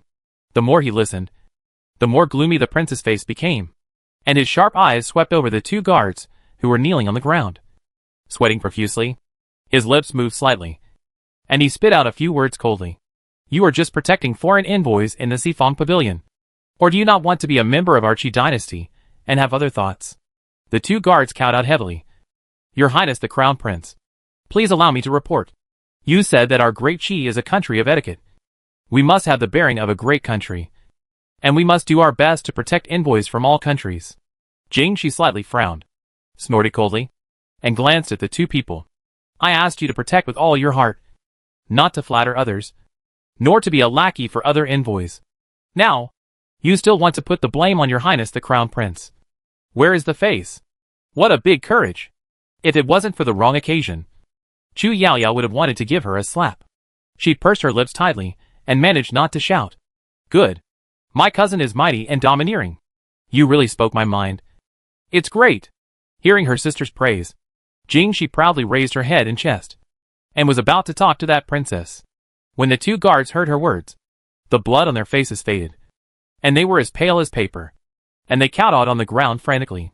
Your Highness, please forgive me. Little princess, please forgive me. We know we are wrong. We really know we are wrong. You are no longer suitable to continue to be guards in Sifong Pavilion. Come here. The prince gave the guards behind him a look, and the two guards were pulled away. Your Highness, please spare my life. The two guards begged for mercy loudly, and were finally blocked by the guards. Luo Yao glanced at them, met the two pairs of eyes full of resentment, and quickly turned her eyes away. Guilty? She wouldn't. How can you have the nerve to resent her, when you don't even know your own princess? She deserves to die. Chu Yaoyao curled her lips, and sighed in her heart. Why spare my life? Your behavior at the gate of Sifong Pavilion really affects the image of Daki. I just said that you can't continue to be guards here. But I didn't say what to do to you. The prince patted her little head, and pretended to be serious. Did you sneak out? Speaking of this, Chu Yaoyao's tiger body trembled, and the plump soft flesh on her cheeks trembled. Oops. I've been discovered. The prince stretched out his hand, and pinched her cheek. Let's go. Let's go back to the palace first. As he said, he carried her to his carriage. Wait a minute. Your Highness. Hearing this pretended tender voice, Chu Yaoyao felt a chill, couldn't help shuddering, and rolled her eyes. That's enough. When you talked to me just now, your voice was not like this. The look in the eyes of this Princess Bailon was strange, with calculation and determination, as if he was her prey. The prince was impatient to deal with her, not to mention that he had just heard Yaoyao's words, and his impression of her became worse. If it were not for the diplomatic relations between the two countries, he would have left long ago. Princess Luo Yao. What else is important? Luo Yao slightly retracted her chin. Looking shy, Luo Yao was attracted by this prosperous capital when she first came to Daki. I wonder if His Royal Highness the Crown Prince can accompany me for a walk. Humph! Chu Yaoyao folded her hands, rolled her eyes, and snorted at her. Oh! By the way, if Princess Chiyuan is interested, then let's go together. Seeing her unhappy look, Luo Yao quickly spoke to make amends. No matter what her identity is, isn't she a 3-year-old baby? When we go to the street later, just buy some small toys and snacks, and she will definitely be coaxed. Maybe I can even get from her which BXXXH seduced the prince. Chu Yaoyao curled her lips, turned around, and hugged her eldest brother's neck. Prince Brother has been busy these days to make the delegation go to the capital, and he is very tired. As she said that, she glanced at Princess Bailon and continued. Princess Luo Yao only cares about whether she is having fun or not. Unlike me, who only feels sorry for my brother, and just wants him to go back and rest early. The prince was shocked by this statement, and froze in his place. Ugh! So disgusting. Chu Yaoyao covered her mouth tightly. Not to mention others. Even she herself was disgusted by herself. System, you still know how to be disgusting? That's enough. You keep talking about tea. Right? Oh! Shut up. Don't interrupt my acting skills. Princess Bailon was stunned. Father is right. Daki is really scary. I didn't expect that a 3-year-old child would have such a high level of palace fighting. Hey! Why are you all at the door? Looking in the direction of the voice, Chu Yaoyao tightened her hands instantly, and looked at the person, who came with gritted teeth. It turned out to be this dead-faced guy. Chapter 261. The prince's fist hardened. Hearing this voice, the prince looked over suspiciously. The second prince of Danqi Kingdom? Did he offend Yaoyao in some way? The little guy had never felt such a strong disgust for a stranger for no reason. Why did Prince Qian go out alone? No guards around him. Thinking of what happened just now, Chiang moved the milk tea from his mouth. I brought it. I'll ask the guards to do something. As he said, he ran over quickly. Your Highness, Prince Chichao, your country is really good, with good food and drink, and even the women are very beautiful. Speaking of this, he showed a lustful and fanciful expression, but it made Chu Yaoyao sick. The prince was also disgusted when he saw him like this. I don't know whose girl was so unlucky to be met by him. Prince Chiang, as a member of the royal family, representing the face of a country, we should be cautious in what we say and do. Don't you think? Chu Yaoyao sighed in her heart. When you know who he likes, I wonder if you can still reason with him so calmly. The prince looked at her strangely. Who is it? When Prince Chiang heard this, he lowered his eyes and thought about something, then raised his head and smiled twice.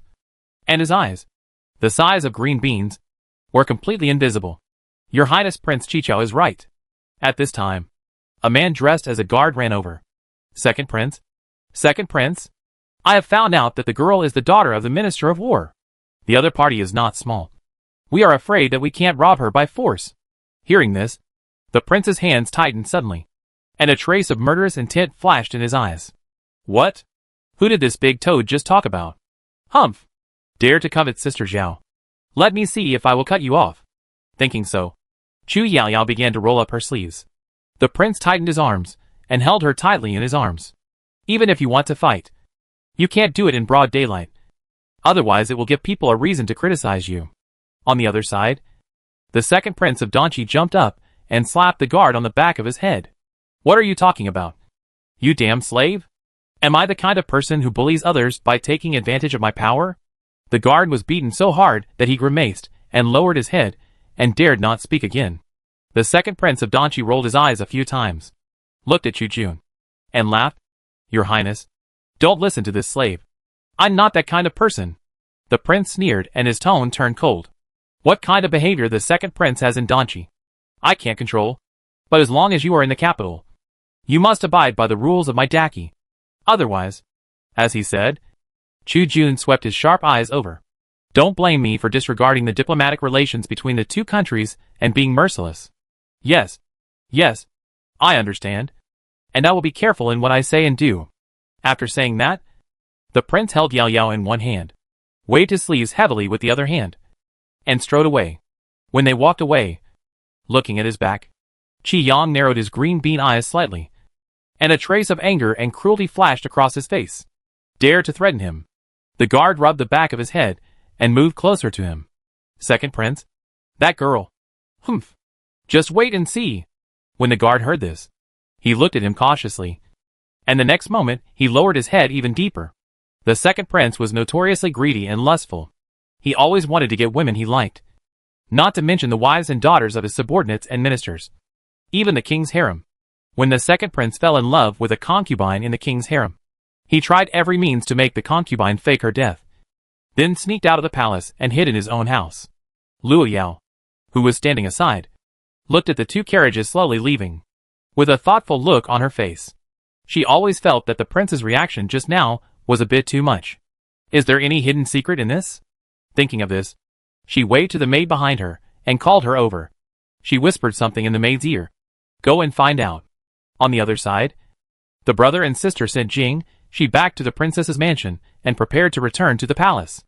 In the carriage, when the prince thought of what happened just now, his hands on his knees tightly grasped the hem of his clothes. Suddenly, he lifted the curtain and gave an order to the outside. Go to the residence of Minister Zhao. I still have to tell Miss Zhao about this, so that she can be more cautious when she goes out on weekdays. Chu Yaoyao covered her mouth and laughed. Ha. The prince brother is anxious. Hearing this, the prince glared at her helplessly. Are you making fun of me? Just now I forgot to ask. Why did you go to Sifong Pavilion? Chu Yaoyao shook her little feet and lowered her head without looking at him. Didn't I say before that I missed you? Why else? Of course, I went to find out the enemy's situation. At present, it has not reached the point where the prince brother must marry Princess Bailon, and Sister Zhao is forced to marry with a green bean eye. Something must have happened in the middle, which forced the prince brother and Sister Zhao to separate. What happened? The prince just picked up the teacup and heard these words. The teacup, which was not yet warm, fell directly to the ground and broke into pieces. What? I will marry Princess Balan? Miss Xiao will marry that big toad. No. He would never allow such a thing to happen. Now that Daki and the other two big countries are living in peace, there is no need to care about small countries like Balan and Donchi. Yao is right. There must have been some accident, which forced the emperor to issue an order to grant the marriage. But what happened? The brother and sister pondered each other. For a while, there was no movement in the carriage except for the sound of breathing. It was very quiet. Suddenly, the carriage stopped and the guards reported outside. Your Highnesses, we have arrived at the Zhao mansion. The prince was afraid that Zhao Jingqi would be gossiped about, so he had to stay in the carriage. Chu Yaoyao didn't have so many concerns. He jumped off the carriage directly and pulled Ah Shi to knock on the door. After a while, Zhao Jingqi came out. When she saw Yao Yao, she was immediately delighted and ran forward quickly. Little princess? Why are you here? Chu Yaoyao took her hand and dragged her towards the carriage on the corner of the street. It's not just me. Several guards went to the side to watch, and the prince got off the carriage. Seeing him, Zhao Jingqi was even more surprised. Are you going to receive the delegation? How come you have time to come to me?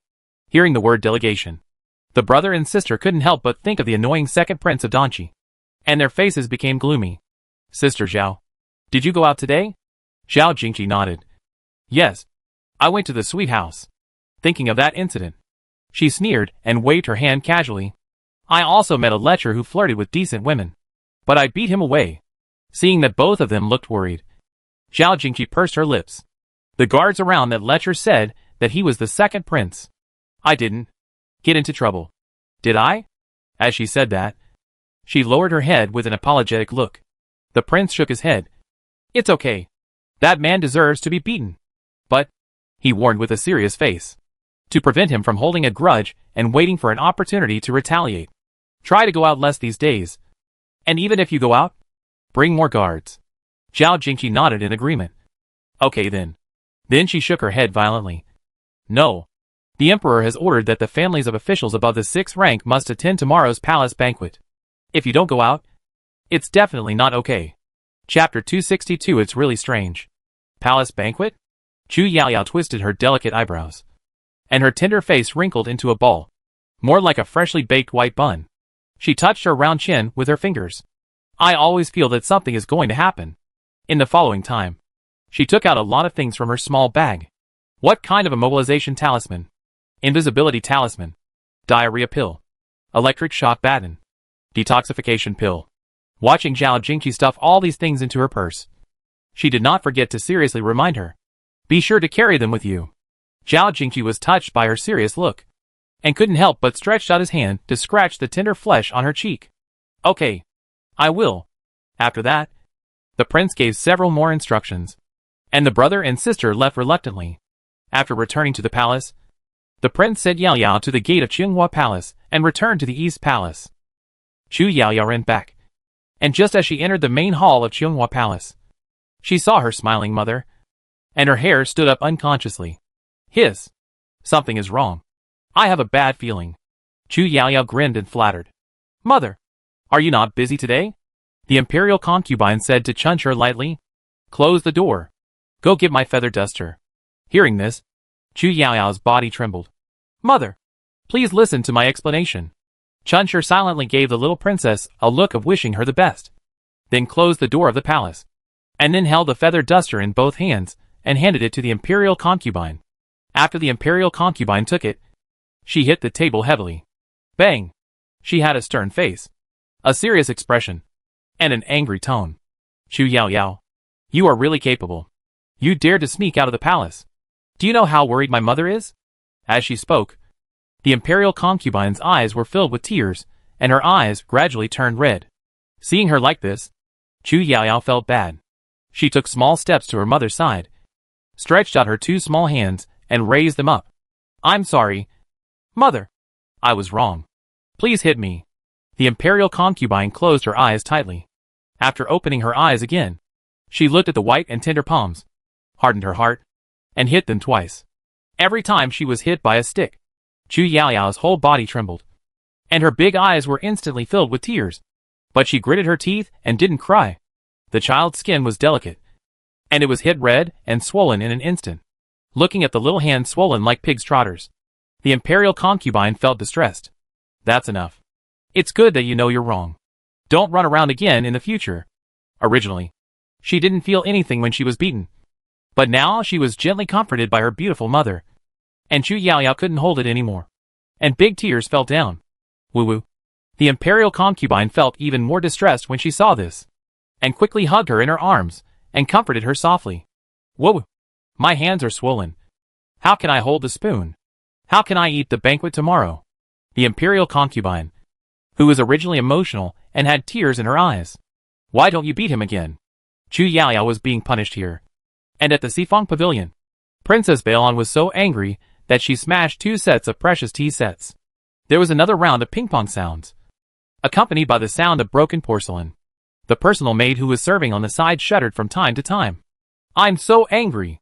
Luo Yao wanted to sit down, but she kicked the chair down. She glanced at the maid beside her. The maid hurried forward to pick up a chair, wiped it over and over again with a handkerchief 3 times, and then smiled at her flatteringly. Princess, please sit down and rest for a while. Luo Yao pushed her away and sat on the chair. You said that the prince was very close to a woman named Zhao Jingqi? The maid nodded. Yes. I just saw that the prince went to Zhao's house after leaving Sifang Pavilion. Bang! Luo Yao slammed the table heavily. That BXXXH. In broad daylight, she blatantly seduced the prince. The maid moved her lips, but didn't say anything. It was obviously the prince who took the initiative to go. But the princess was angry, so she didn't dare to say these things. Luo Yao suddenly pulled out a whip from her waist and threw it heavily on the ground. Seeing the familiar red and black braids, the maid was so scared that she trembled all over, shook her head, and took a few steps back. It started again. Every time the princess was unhappy, she would beat the palace maids like them. The maid suddenly remembered what she heard when she bought milk tea for Princess Luo Yao before, and hurriedly spoke. Princess, I heard another thing on the street.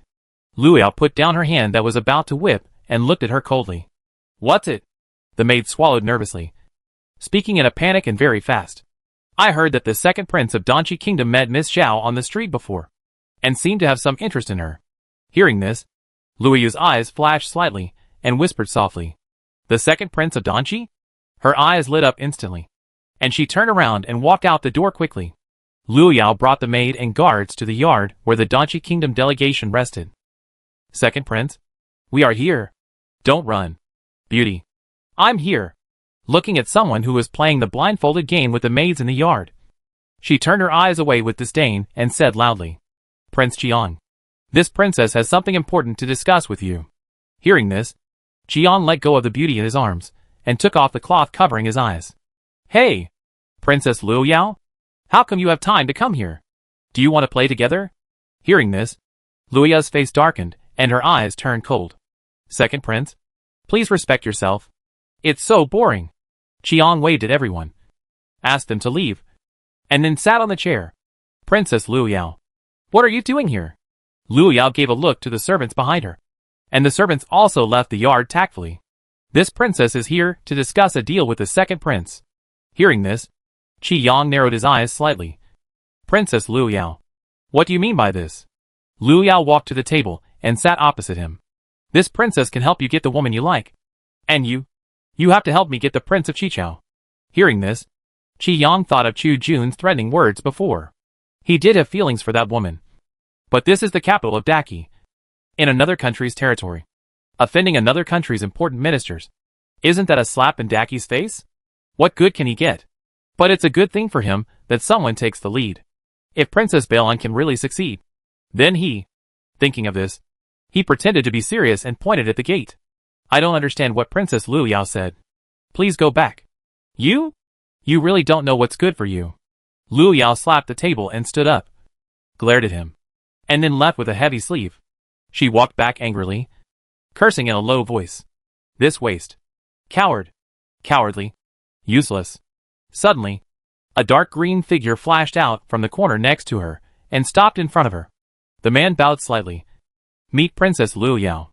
Luo Yao frowned and looked at the man in front of her. Her eyes stayed on his clothes for a while, and then looked at him vigilantly. You are from Xia. What do you want to do with this princess?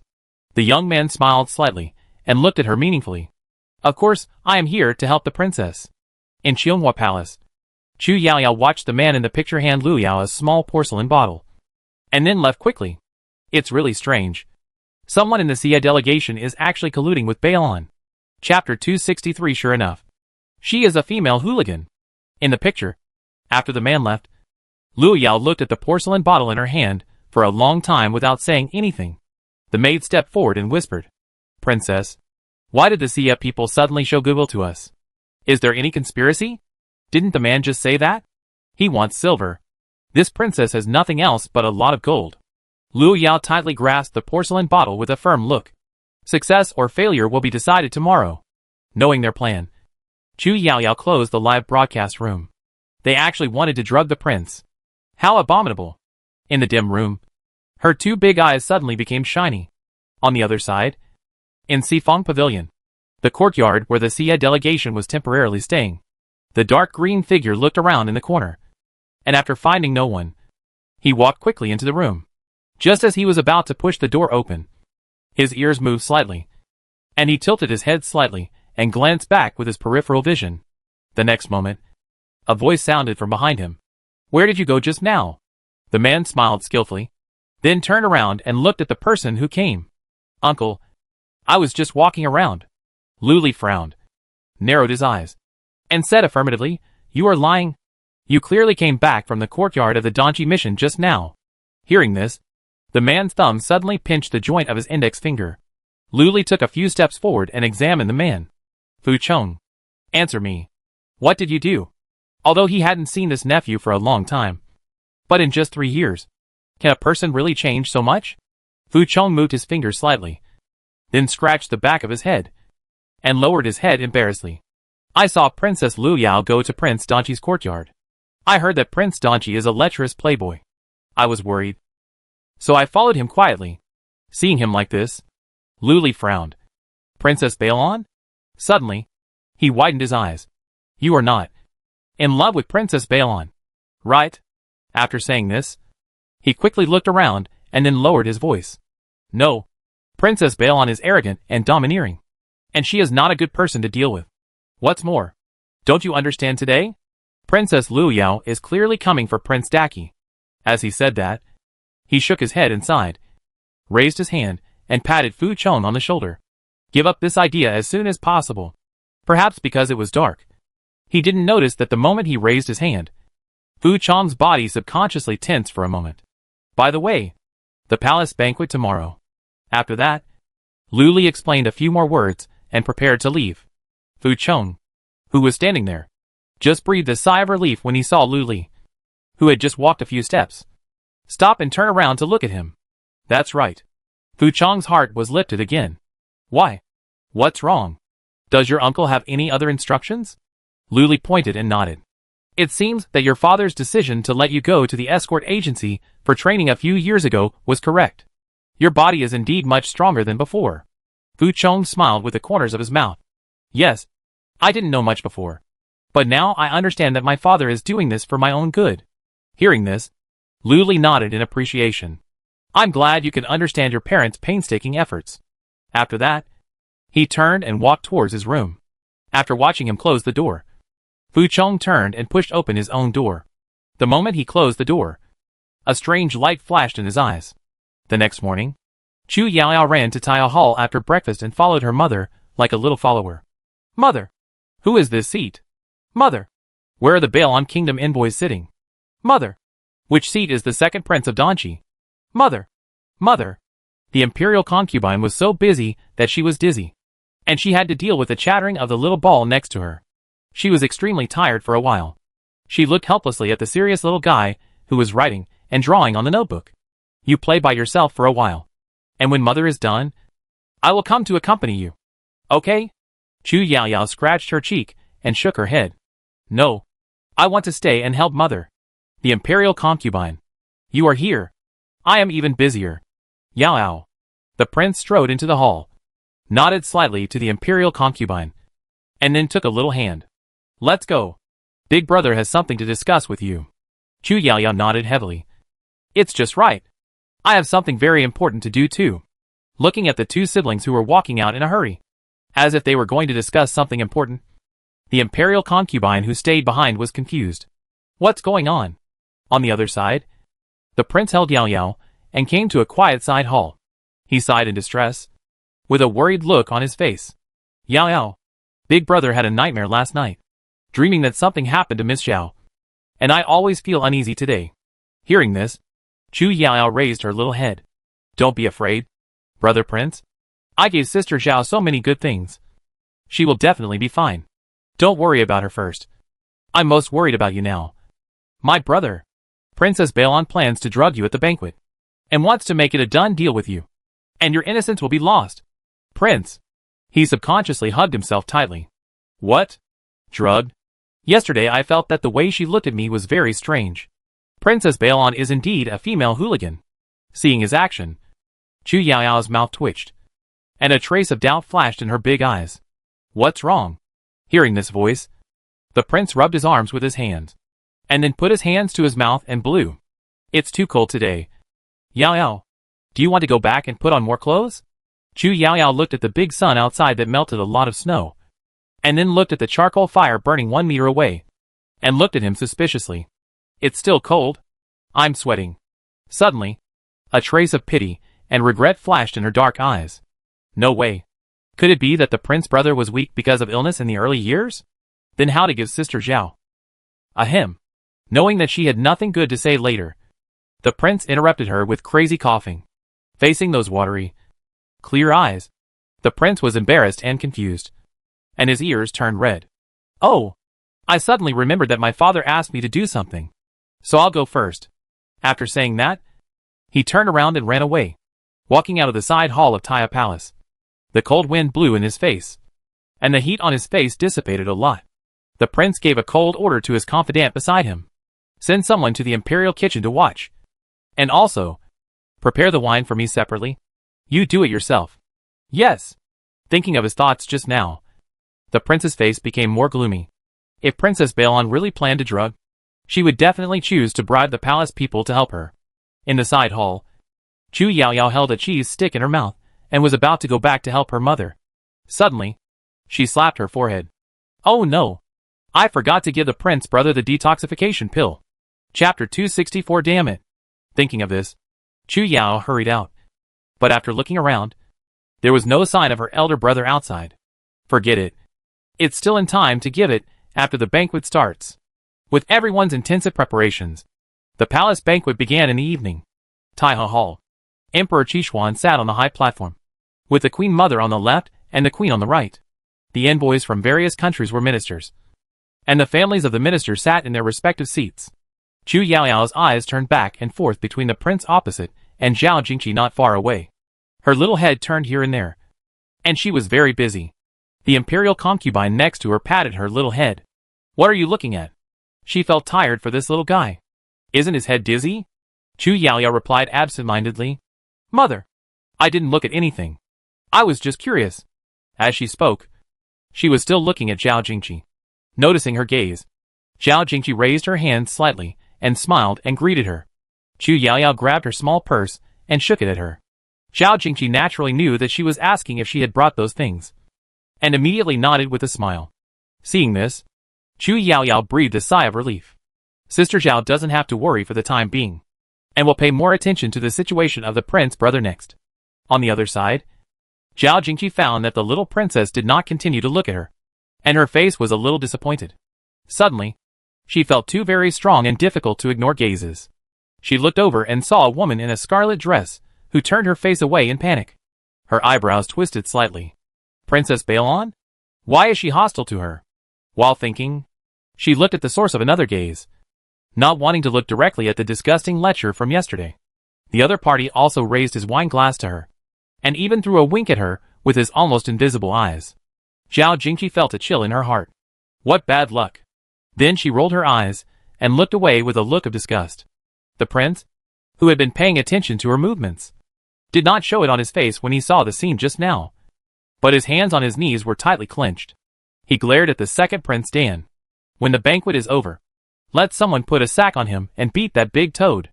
As usual, Emperor Qixuan, who was sitting on the high platform, said a few words first, and then the envoys from various countries began to speak.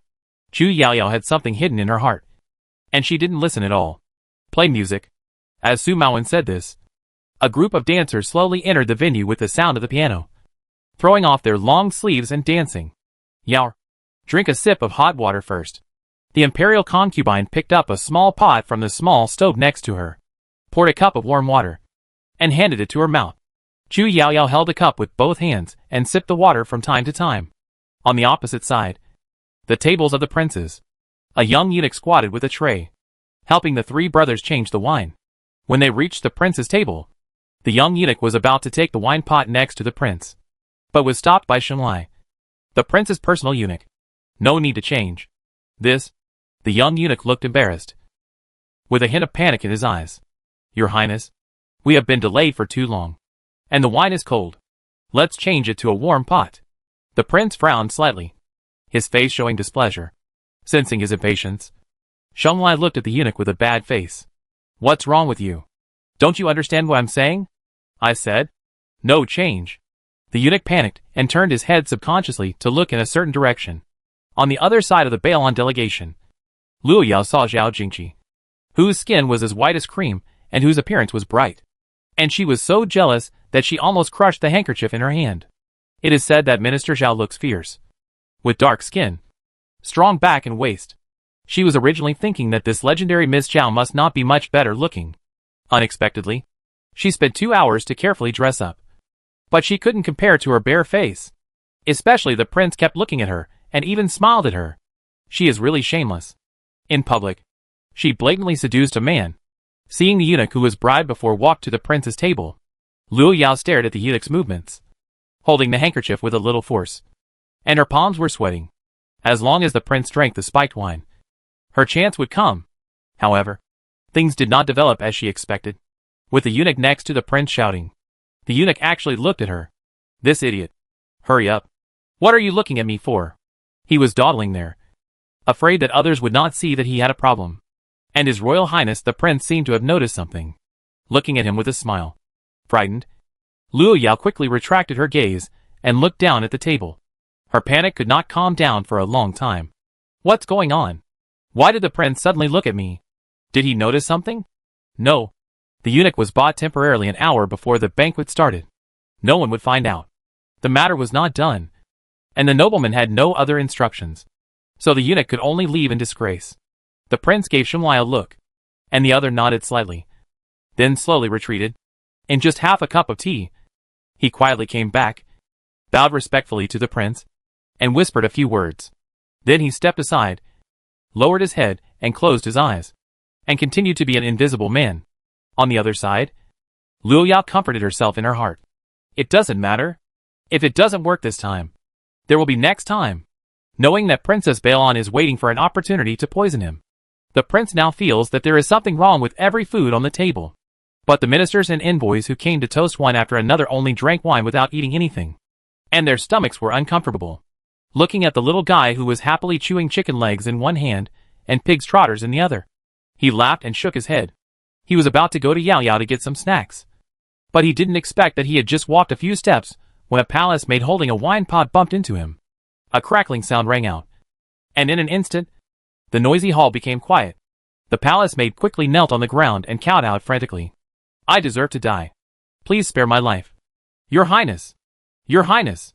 Shenlai hurried over to help clean the wine stains on her clothes, but the whole pot spilled all over her body, and her clothes were already wet. While helping to wipe, Shenlai glared at the maid fiercely. How do you walk with such clumsy hands and feet? The queen on the high platform watched this scene with concern. It's freezing cold. Junior, go to the side hall to change your clothes first. The prince bowed and said, Yes. Then he glanced at the palace maid who was kneeling on the ground and begging for mercy. That's enough. You go down first. Then he walked out quickly, and Shenlai hurriedly followed with his cloak. This accident did not affect the interest of the people in the palace. And soon, it became lively again. The dishes were cold, and the taste was a little bit worse. Chu Yaoyao put down the chicken legs and pig's feet without interest, took a piece of sweet cake from her mother's hand, and chewed it slowly. After taking a few bites, she looked in the direction of the Bailon delegation as she did before. This look scared her directly. The snack in her mouth fell on the table with a snap. She jumped up suddenly and looked around. Where is Princess Bailon? Chapter 265 Spoiling the Mood. She hurriedly ran towards Zhao Jingqi. But after a few steps, she found that she was gone too. What happened? Chu Yaoyao's forehead was covered with cold sweat. And she suddenly turned her head to look at the location of the Donji Kingdom delegation. She dared to swear that there had never been a moment when she was so looking forward to seeing that annoying green bean eyes. Seeing that familiar and annoying figure, she breathed a sigh of relief. Then she turned around and asked the girl next to Zhao Jingqi. Ladies, where is Sister Zhao? The two girls quickly stood up and knelt down to salute. And then a girl in a light blue skirt spoke first. Miss Zhao must have drunk too much and was unwell. She was helped down by a palace maid to sober up. After she said this, the girl next to her, who was wearing a fur collar cloak and a light pink long skirt inside, looked puzzled and shook her head slowly, seeming to disagree. Jingqi has a good alcohol tolerance. How could she get drunk after just a few drinks? Hearing this, the girl in the light blue skirt also looked thoughtful. Your words reminded me that Miss Zhao's complexion and state were indeed a little wrong. Hearing this, Chu Yaoyao's heart skipped a beat. She quickly asked the system to help find the location of the prince and Zhao Jingqi. And her eyes subconsciously looked at the Donji delegation again. The green-eyed man also stood up and prepared to go out. Just at this time, the system gave the location of the prince and Zhao Jingqi. One was in the westernmost side hall of Tile Hall, and the other was in the easternmost side hall. Chu Yaoyao was so anxious that she turned around. What should I do now? Yaoyao, why are you here? The two girls and Ashur saluted. Meet the second prince. Meet the third prince. Seeing the two, Chu Yaoyao's big eyes lit up and waved to Chu Yao. Savior, second brother and third brother, come quickly. I have something to say. The two brothers didn't understand, but they still squatted down, listening to the baby voice in their ears. The expressions of the two became more serious, and finally their faces were gloomy, darker than the night outside. What do you want to do? Chu Yaoyao leaned close to their ears again and whispered. We are like this. What else can we do? Of course, we should treat them in their own way. Okay. Chu Yao nodded heavily, then stood up and called Qi Yang, who had already reached the door. Prince Qi Yang, please stay. He walked forward with a wine glass and talked to Qi Yang about all sorts of things to delay time. Chu Yao, holding the little guy with a smirk on his face, turned his head and looked at He Shi. Go and report to the imperial concubine, and say that the palace is too stuffy, and this prince will take Yao Yao out to get some fresh air. After that, he took 13, and Yao Yao took Ashur and walked out of the hall quickly. The brother and sister went to the east and west side halls separately.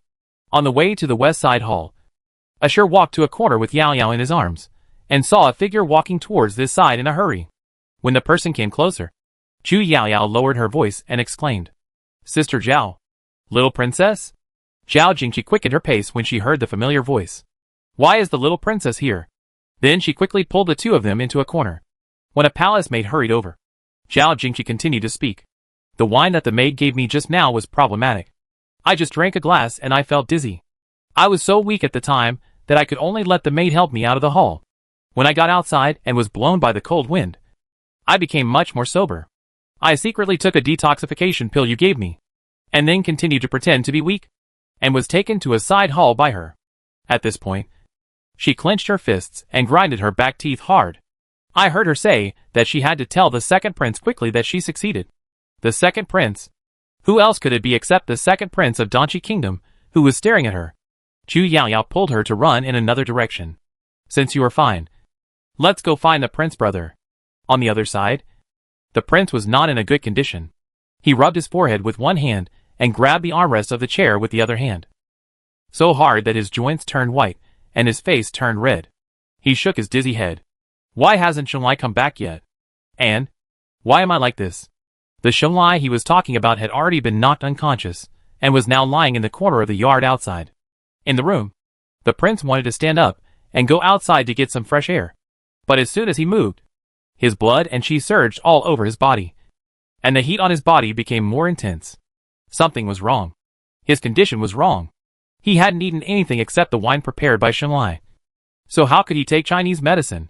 He looked around and his eyes fell on an incense burner. This side hall is rarely inhabited. Why do you need to burn incense? Suddenly, the door creaked open and a gentle voice came. Of course, it's prepared for us. Luo Yao smiled tenderly and walked in front of him. Brother Chu Jun, do you still like it? As she said that, she raised her hand and wanted to touch Chu Jun's face. Chu Jun turned his head to avoid her hand and gritted his teeth. How despicable. As a princess of a country, you actually belittle yourself and use such a vulgar and shameless means. Hearing this, Luo Yao's raised mouth froze for a moment. Then she smiled indifferently and walked a few steps forward to his side. I fell in love with you when I first saw you yesterday. As she said this, she put her hand on the prince's shoulder. As long as you and I get married, the diplomatic relations between Daki and Baelon will be more stable. Right? My mother's family controls the 2 gold mines in Baelon. As long as you marry me, these are all your help. Chu Jun held his breath and bit the tip of his tongue hard. The pain made him sober up a lot. And he pushed Luo Yao away. Don't dream. Don't overestimate you Baelon. Nowadays, there are many small countries that want to be allies of Daki and want to be blessed by Daki. And you Baelon is not the only one. My Daki's industry will soon spread all over the world. What are a few gold mines? This anger made the blood in his body surge more and more violently. He bit his tongue hard again and barely maintained his mind. Luo Yao covered her lips and smiled softly. Brother Chu Jun, don't waste your energy and don't struggle anymore. The palace guards who were originally guarding here have been sent away by me. There are only you and me here. You can't escape. She stretched out her hand to take off her cloak and walked forward slowly. Suddenly, the door was opened. As soon as she turned around, she was knocked unconscious by the hand knife of the person who came. Brother Crown Prince, are you okay? The Crown Prince hurriedly shouted outside the door. Yao Yao, don't come in. Hearing this, Chu Yao had to stop at the door and gave Ashur a look, asking her to carry Princess Baelon to the West Side Hall. Your Highness. When Zhao Jingqi entered the room, he heard a familiar voice and a familiar fragrance in his nose. The Crown Prince fell on her, as if he was exhausted. He leaned his head on the crook of Zhao Jingqi's neck, rubbing it back and forth. Muffled. It's so uncomfortable. Oh, can a little kid like me see this? But I paid for it, and worked hard. And I paid for it. Come on. Crown Prince. Seize the opportunity. Chu Yao quickly reached out to cover her eyes. Her big eyes staring through her fingers at the actions of the 2 people. Seeing her like this, Chu Yu's eyes twitched. What can you cover like this? Why bother? Your Highness. Are you okay? Don't be afraid. I have a magic medicine given by the little princess. Zhao Jingqi quickly took out a detoxification pill from the purse she carried with her and stuffed it into the prince's mouth. The pill melted in his mouth, and the prince's complexion gradually returned to normal. How is it now?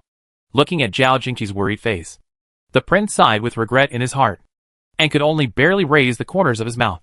I'm fine. Puff. Chu Yao covered her mouth tightly, and her little body trembled with laughter.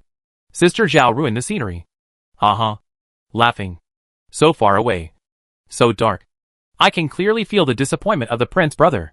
Chapter 266, does it mean that the drinking capacity is improved?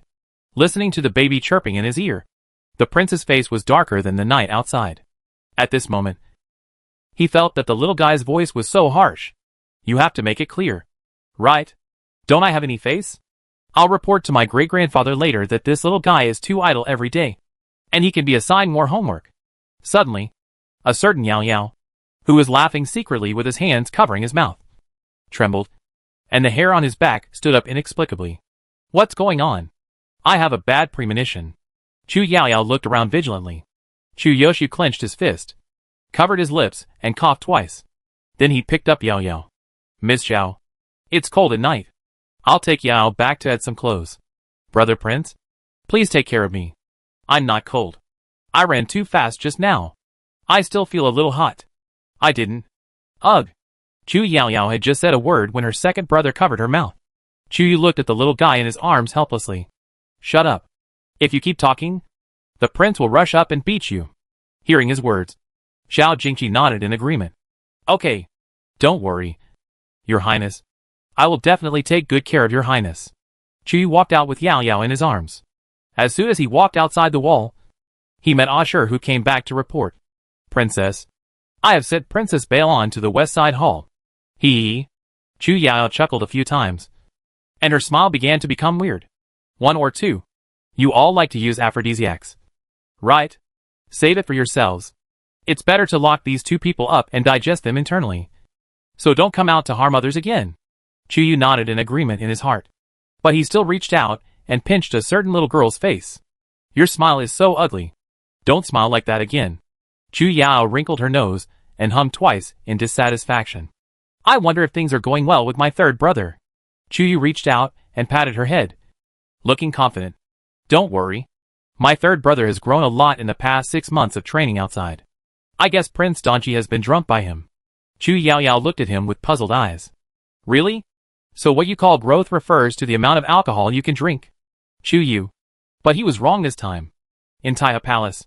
Chu Yao inadvertently glanced at the palace maids, who were anxiously walking around beside the pillars outside the palace. His eyes flickered slightly. He picked up the wine glass and said to the person next to him, Prince Qiyang, what you said just now makes sense. I will toast you another glass. Qi Yang's attention was on his guards and the palace maid. When he heard Chu Yao's words, he smiled absent-mindedly and nodded. When his upper and lower lips touched, the familiar polite words came out without thinking. No. I am just a few years older than the third prince. And I have suffered a few more years. Then he picked up the wine glass and drank it all. As soon as he put down the glass, his guard ran over and whispered something in Qi Yang's ear. Qi Yang's originally confused green bean eyes suddenly became a little hot. And a trace of impatience was also on his face. He looked at Chu Yao, who was helping to pour the wine. His eyes rolled around. And suddenly, he covered his stomach and made a painful expression. Hey, third prince. I drank too much. I want to go to the bathroom. After saying that, he got up and ran, holding his stomach. Chu Yao quickly got up and waved his hand. Hey! He just chased out of the hall. But the other party had already run away.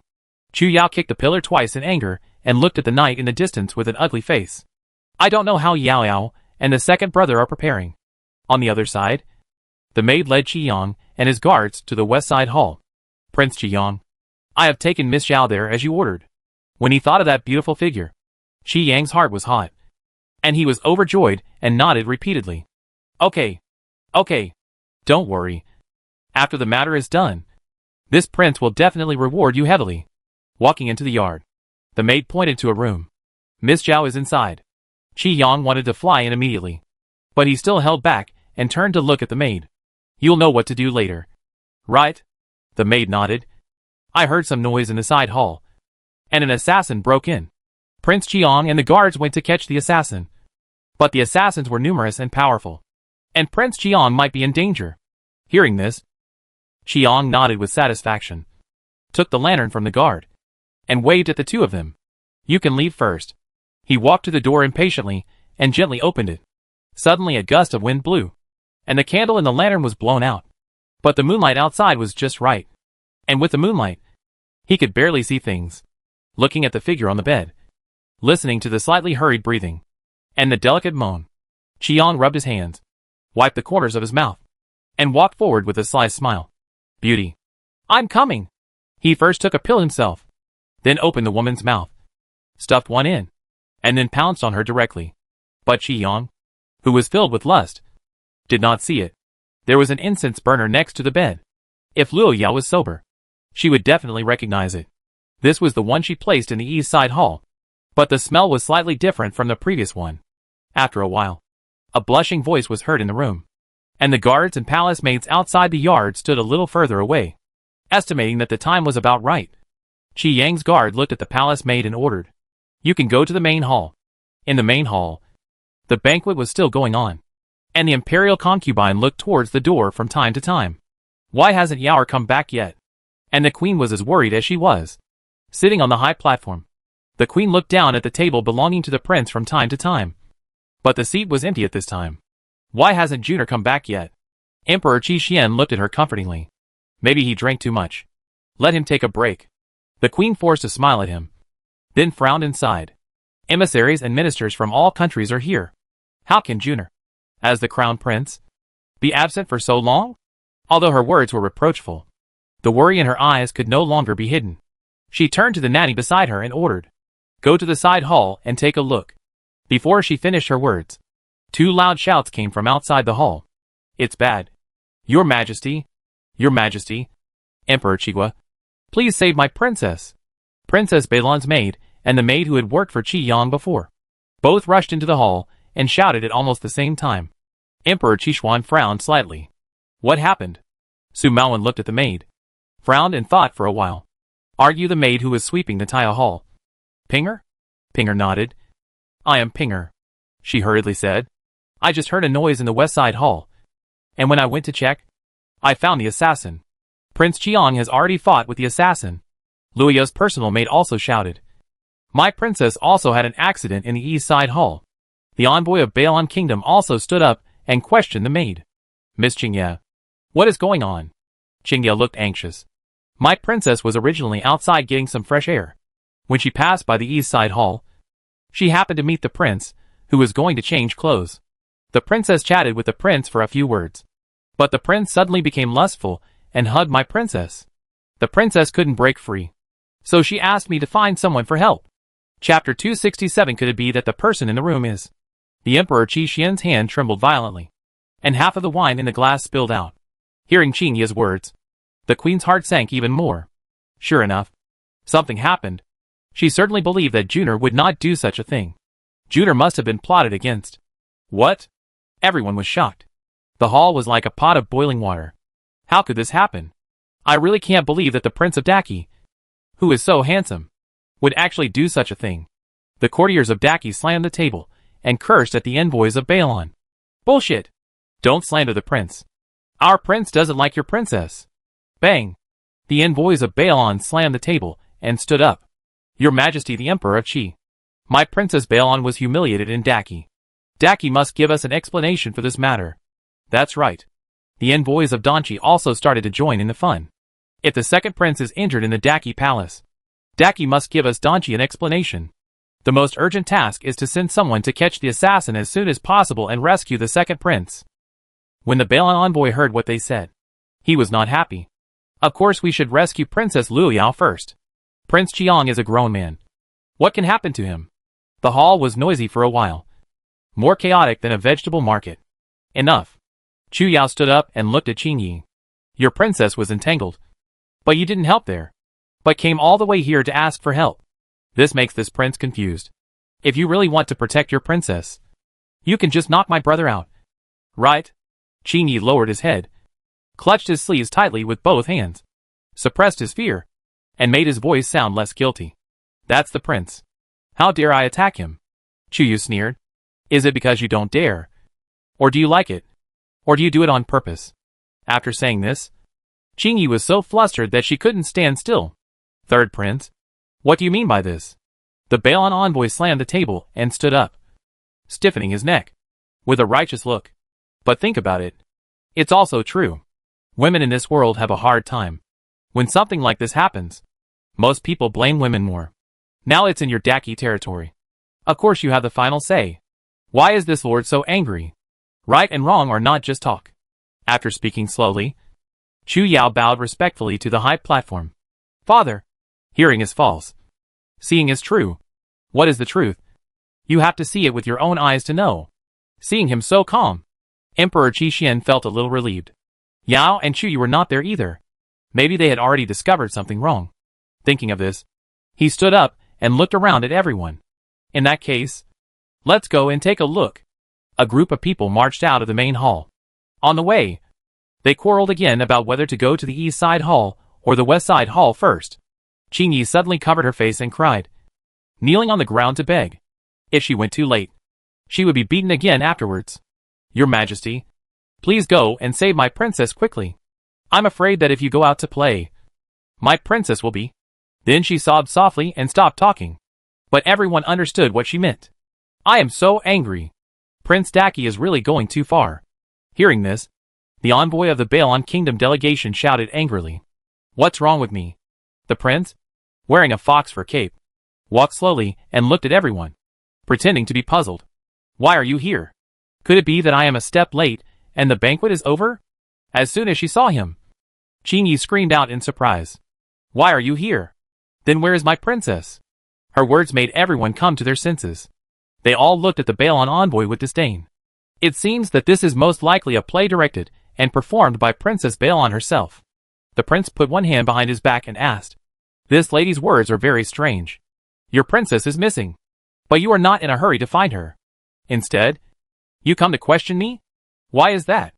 Qingyi lowered her head in panic. "Your servant," the Balan envoy beside him asked, "May I ask your highness?" "Prince Qichao, what did you do in the side hall just now?" The prince and Chuyu beside him looked at each other.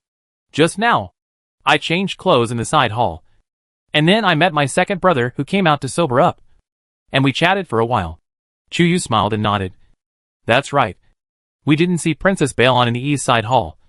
But, as he said," he touched his chin and pretended to be thinking, "when I was on the road, I seemed to see Princess Balan and Prince Danchi going west together." Qingye subconsciously retorted, "You are talking nonsense.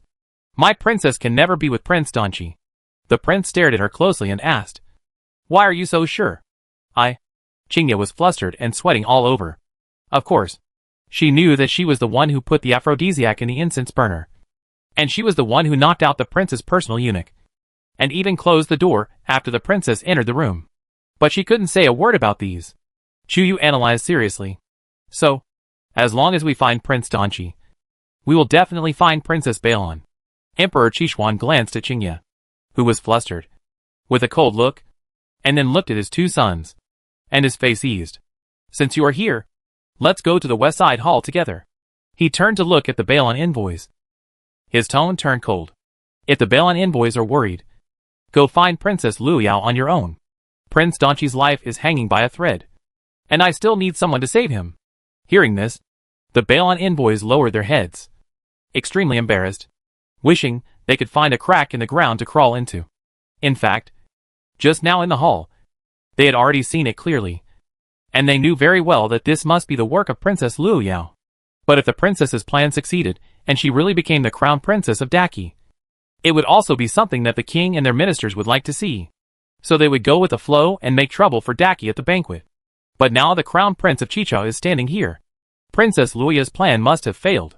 The group walked towards the west side hall in a mighty manner. And on the way, they heard a burst of children's laughter like silver bells.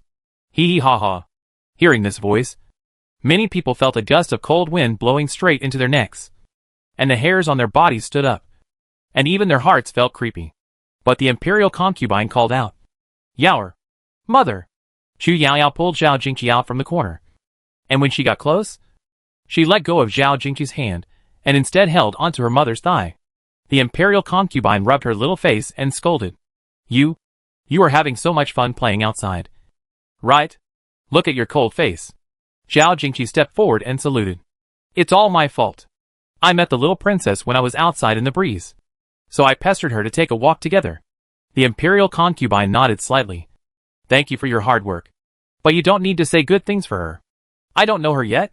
When the palace maid named Pinger saw Zhao Jingqi on the side, the blood on her face faded instantly, and she whispered in disbelief, How could it be? Why is she here?" But there was clearly that kind of sound in the room. So who is the person who is making love with Prince Danchi in the room at this moment? Could it be?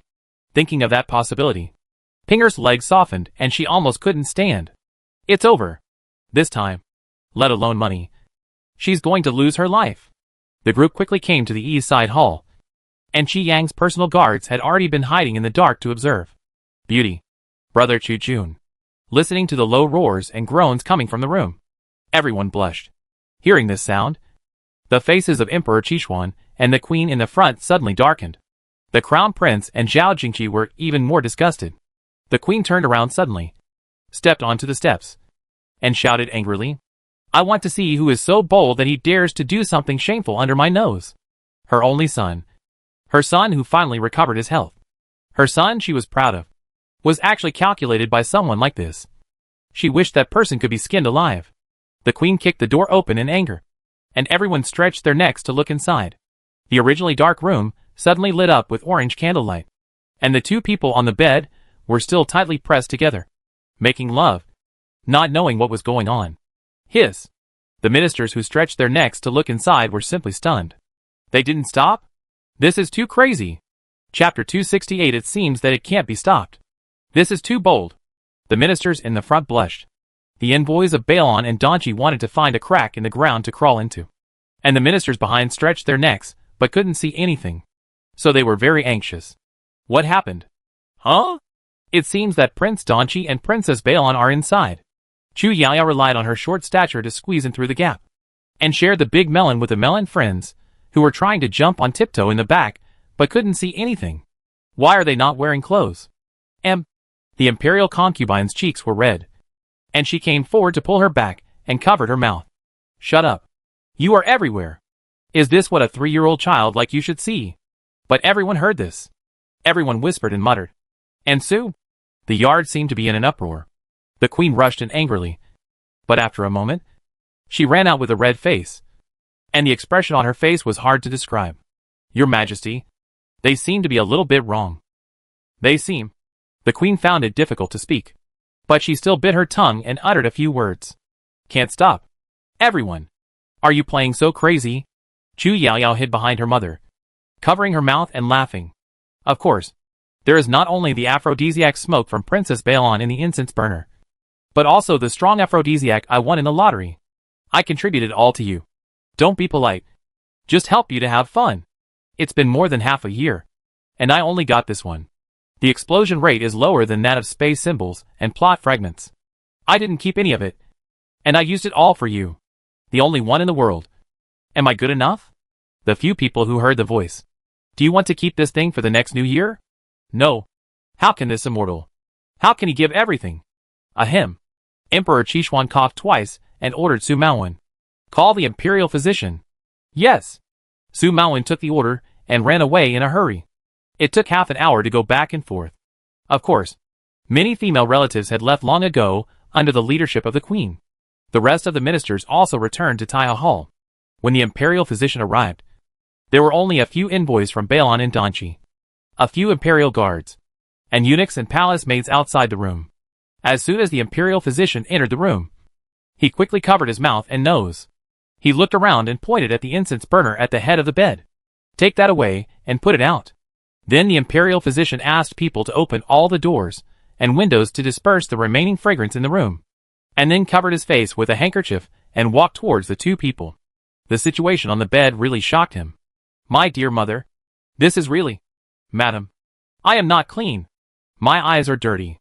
Seeing the two people who were obviously not conscious, the doctor took out the silver needles and gave each of them one needle. After a while, the two people who were originally dazed and pressed together gradually became clear-headed and looked around in confusion. Ah! Why is it you? Luo Yao shouted, then quickly grabbed the quilt to cover herself. And then she groaned. Although Qi Yan lowered his voice, the pain was still hard to hide in his voice. Stop moving! Luo Yao panicked and slapped him, scratched his face, and pushed him hard. Get out! Get down quickly! Get out of this princess way! Qi Yang roared at the people at the door. Get out! Everyone! No one is allowed to come in! Then the two of them pulled down the curtains, and there was a rustling sound of fabrics rubbing against each other. They were in a mess, and almost got into a fight. In the Taiha Hall, the envoys of Balan and Danchi looked pale, and kept their heads down, ashamed to see people. Finally, Hong Yin, the chief envoy of the Balan kingdom, walked up to Emperor Xian of Qi with a pleading look on his face. Your Majesty, since the banquet is over today, why don't we disperse? Yes, Your Majesty. Emperor Qichao, the envoy of Danchi, also stepped forward to echo. It's late at night. Everyone is tired after a day's work. Let's let your ministers, Xia envoys, and Jinyu envoys go back and rest early. The officials of Daki and the two countries' envoys shook their heads. No. No. No. We are not tired. Just kidding. How could they miss such a rare and interesting event in decades? Don't. Jean Fanrin stood up, looking like he was watching the fun. The matter has not been investigated yet. The appearance of Prince Qiang and Princess Luoyao just now showed that they were controlled by drugs. If we don't investigate it clearly, we will feel uneasy. Chu Yaoyao gave Jean Fanrin an appreciative look. Not bad. This person is capable. He dares to say anything. That's right. We can't just let it go. A cold voice came. Everyone looked over and saw that it was Zhao Jingqi who spoke. Hong Yan snorted coldly and glanced at her. I wonder if this young lady is the family member of that minister. Emperor Qi and Empress Qi haven't spoken yet. But you spoke first. You are so powerful. Zhao Jingwu glanced at him and snorted coldly. My daughter is right. Just now, several adults were righteously asking Daki to give an explanation. Now that the matter has not been investigated. Why do you want to leave? My good daughter just told him that Prince Danchi, that toad, actually designed to drug Shuchi. He is simply courting death. I'm afraid he has forgotten that he led an army of 100,000 and beat Danchi so hard that he cried for his parents and sent a letter of surrender. You forgot the pain after the wound healed. Right? Then beat him again. And there is also Princess Baelon, who covets her son-in-law. By the way, Baelon has several gold mines. Maybe it's time to add a large amount of income to the national treasury. We just spoke without thinking because we were in a hurry. We spoke without thinking? The envoys of the two countries were so angry that they almost jumped up and down, looking at Zhao Jingqi, who was not afraid of the stage in front of so many foreign ministers. The queen's face softened and the smile in her eyes could hardly be hidden. Jingqi, please continue. Zhao Jingqi bowed slightly. Your Majesty, this matter is full of doubts. When Princess Luoyao's maid came in, she pointed the finger at the prince. In her words, she was sure that the prince was entangled with Princess Luoyao. Therefore, I think this person is very suspicious. This is related to the reputation of His Royal Highness the Crown Prince and the reputation of my great Qi. I think that we can't just make a big deal out of a small matter. Hearing this, the queen nodded in satisfaction. This daughter-in-law is good at her temper. Most importantly, she will protect Juner. She really likes her more and more. In the center of the hall, Zhao Jingqi looked at the Baelon envoy with a cold tone. I have one more thing to ask this lord. If it is true as the maid said, the person in the room is the crown prince. Can your country keep things quiet so easily? Before the Baelon envoy could speak, Jean Fanrin waved his hand with a look of disgust. That must not happen. They will definitely make it known to the world. How could he not know what these people were thinking? Their heads were full of conspiracies and tricks. And their hearts were black and colorful. Chapter 269. The green bean eyes are really cruel. As soon as these words came out, the Baelon envoys were speechless and glared at Jean Fanrin secretly. Why is he everywhere? If it is really the Prince of Daki in there, they would be more than happy. They will definitely make a big fuss and force Daki to let Princess Luoyao become the crown princess. Then let Princess Luoyao find a way to get the blueprints of the two peerless magic weapons. If Princess Luoyao's belly is more competitive, she will give birth to a boy in the future. Even if she can't give birth, it doesn't matter.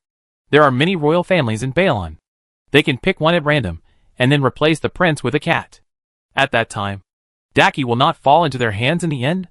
But now, Princess Luoyao, who is more likely to cause trouble than to do good things, has made all these assumptions come to nothing. Seeing that they didn't say anything, Zhao Jingqi smiled with a hint of sarcasm. It's really ironic. In fact, in the eyes of these envoys, even the princess is just a chess piece. Right? Perhaps it's not just them. The Emperor of Baelon Kingdom also thinks so.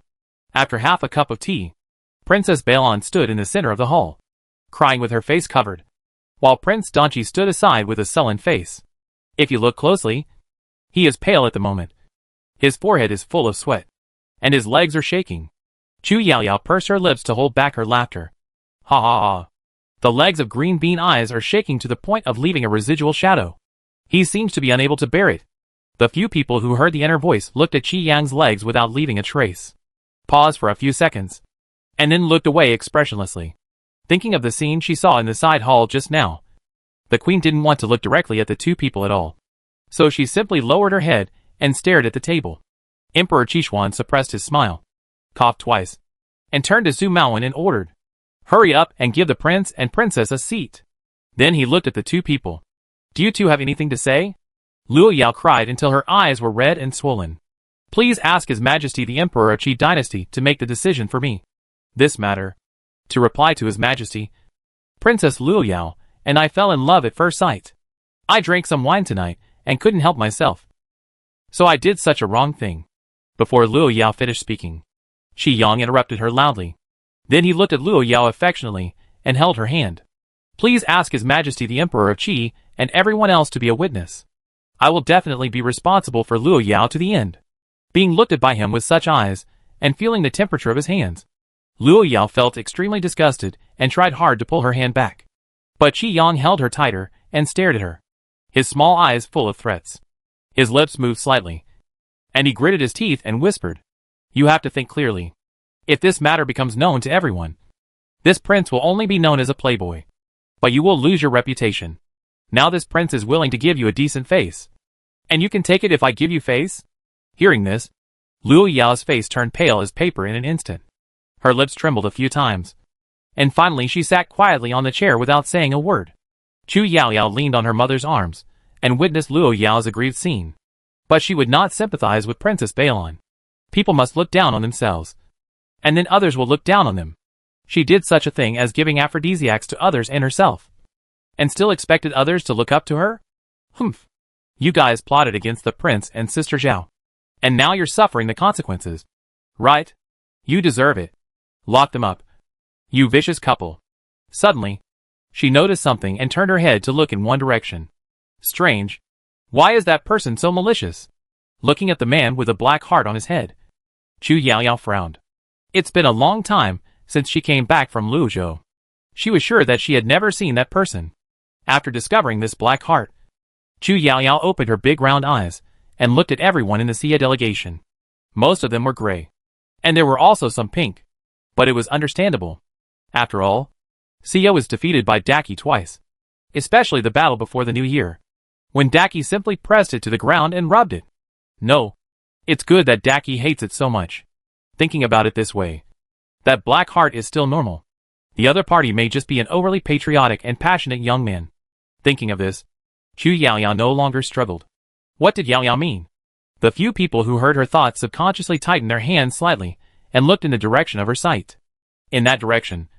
Is it the Xia envoys? On the high platform, Emperor Qishuan only glanced at it lightly, and then retracted his gaze. He thought for a while, and decided to deal with the matter at hand first. Now that the misunderstanding has been resolved. When you two get married in the future, don't forget to send a wedding invitation. I will definitely send a generous gift at that time. Qi Yang forced a smile. Of course. Thank you, Emperor Xian. At this time, Su Maoan ran in hurriedly, holding a handkerchief with a blood letter in his hand. Oh no! Your Majesty. Ping Er hanged herself.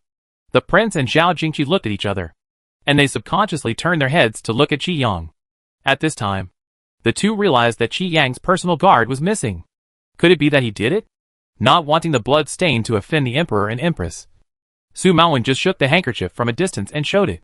Ping Er said that because Princess Lu Yao punished her before the palace banquet, she held a grudge and took the opportunity to drug Princess Lu Yao and sent her to the West Side Hall, and later led Prince Qiang there. Afterwards, she knew that she had made a big mistake and could only die to apologize. After hearing this, Qiang tightened his hands holding the armrest of the chair slightly. His arms tensed, and a barely perceptible sneer appeared at the corner of his mouth. Seeing this, Lu Yao examined him for a while, and then snorted coldly. Emperor Qishuan turned the ring on his thumb irritably. Where is Princess Lu Yao's personal maid? Why hasn't she brought her here yet? Su Maoan lowered his head a lot deeper and took out a letter from his arms. Miss Jingya. She committed suicide by jumping into the well. What? Lu Yao stood up suddenly, walked quickly to Su Maoan's side, and grabbed the envelope. After opening the envelope, she looked at the words on it, and her heart was instantly shrouded in coldness. This is not. She suddenly raised her head and looked at Qi Yang, who was sitting on a chair with his lips curled, and sneered. How dare he?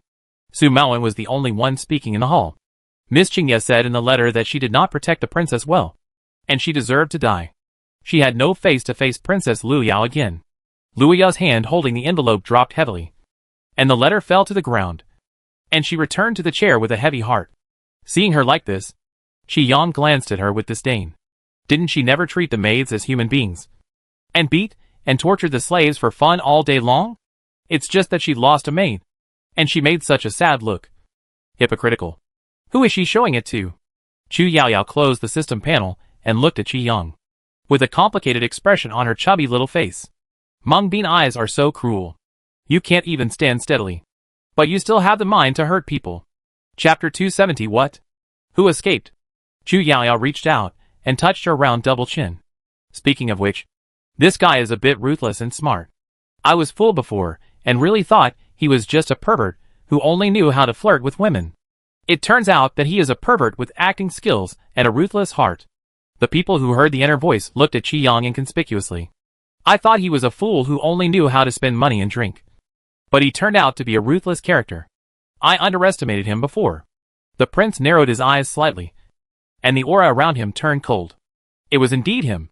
In the Xia delegation, Fu Chong, who was wearing a dark green Xia court dress, glanced at Qi Yang lightly, then lowered his eyes, and a curve appeared at the corner of his mouth. It was really a pleasant surprise. Emperor Qishuan withdrew his gaze from Qi Yang, lowered his eyes, and thought for a moment.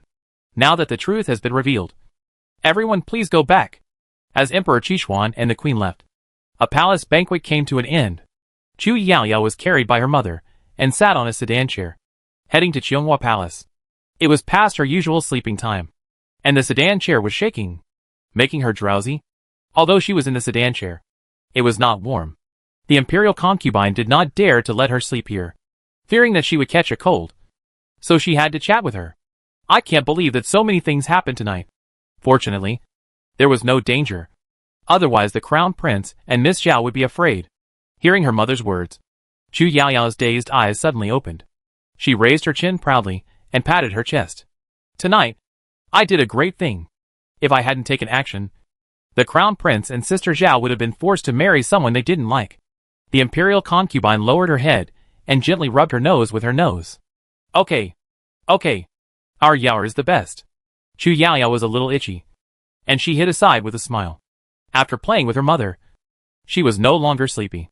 The mother and daughter played for a while, and Chu Yaoyao vividly described the glorious deeds of her heroic rescue of her brother.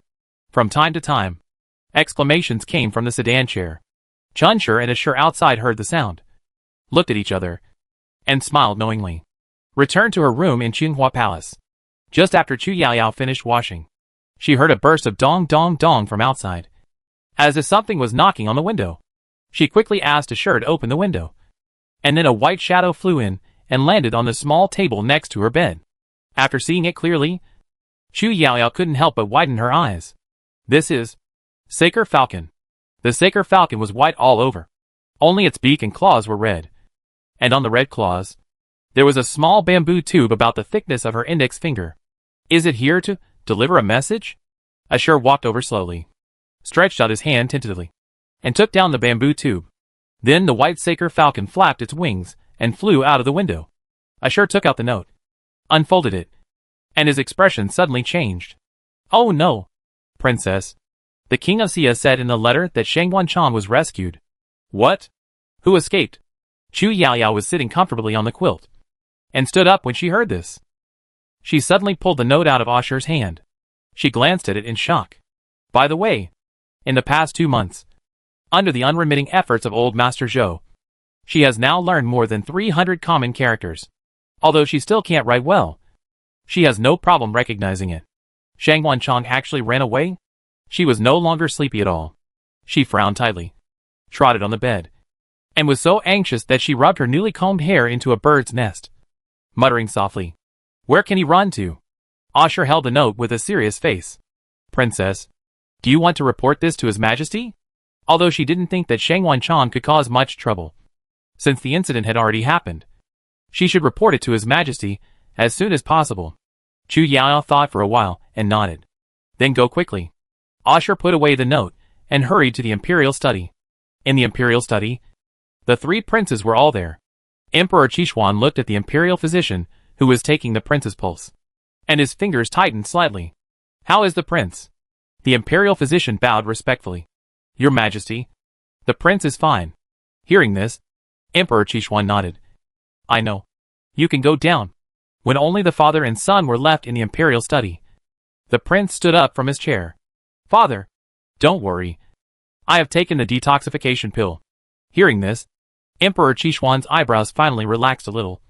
But the next moment, they were twisted together again. What happened tonight? Speaking of this, the prince looked embarrassed and angry, and looked like he couldn't speak.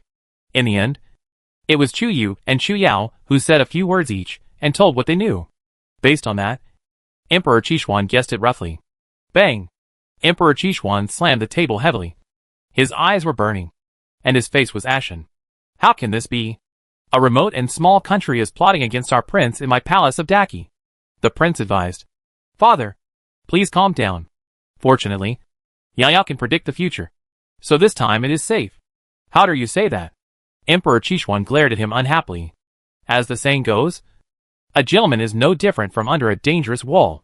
Knowing that there was danger, why didn't you report it to me? Why didn't you make more preparations?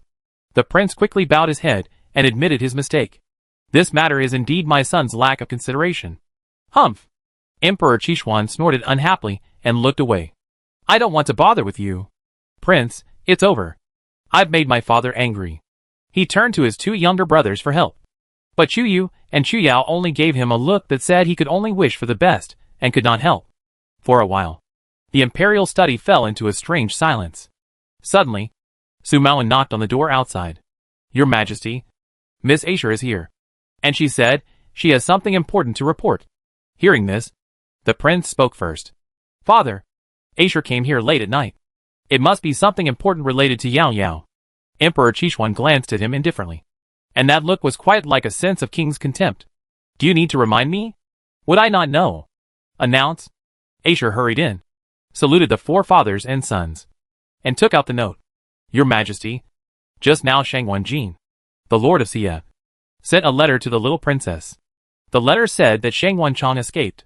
What? Except Chu Yao, who didn't know who Shang Wenchang was. The other three fathers and sons explained in unison. Does the letter say where he went?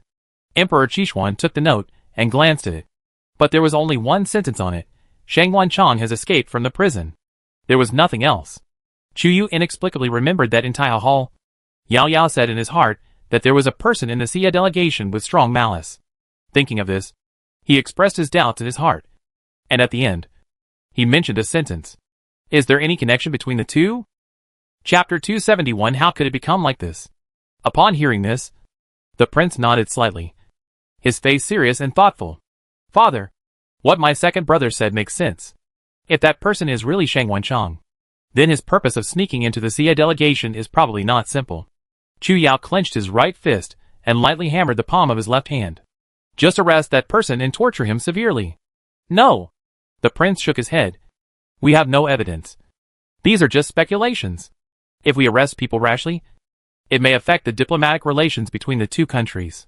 Emperor Qishuan frowned and thought for a moment. In any case, we must strengthen the surveillance of Xifeng Pavilion.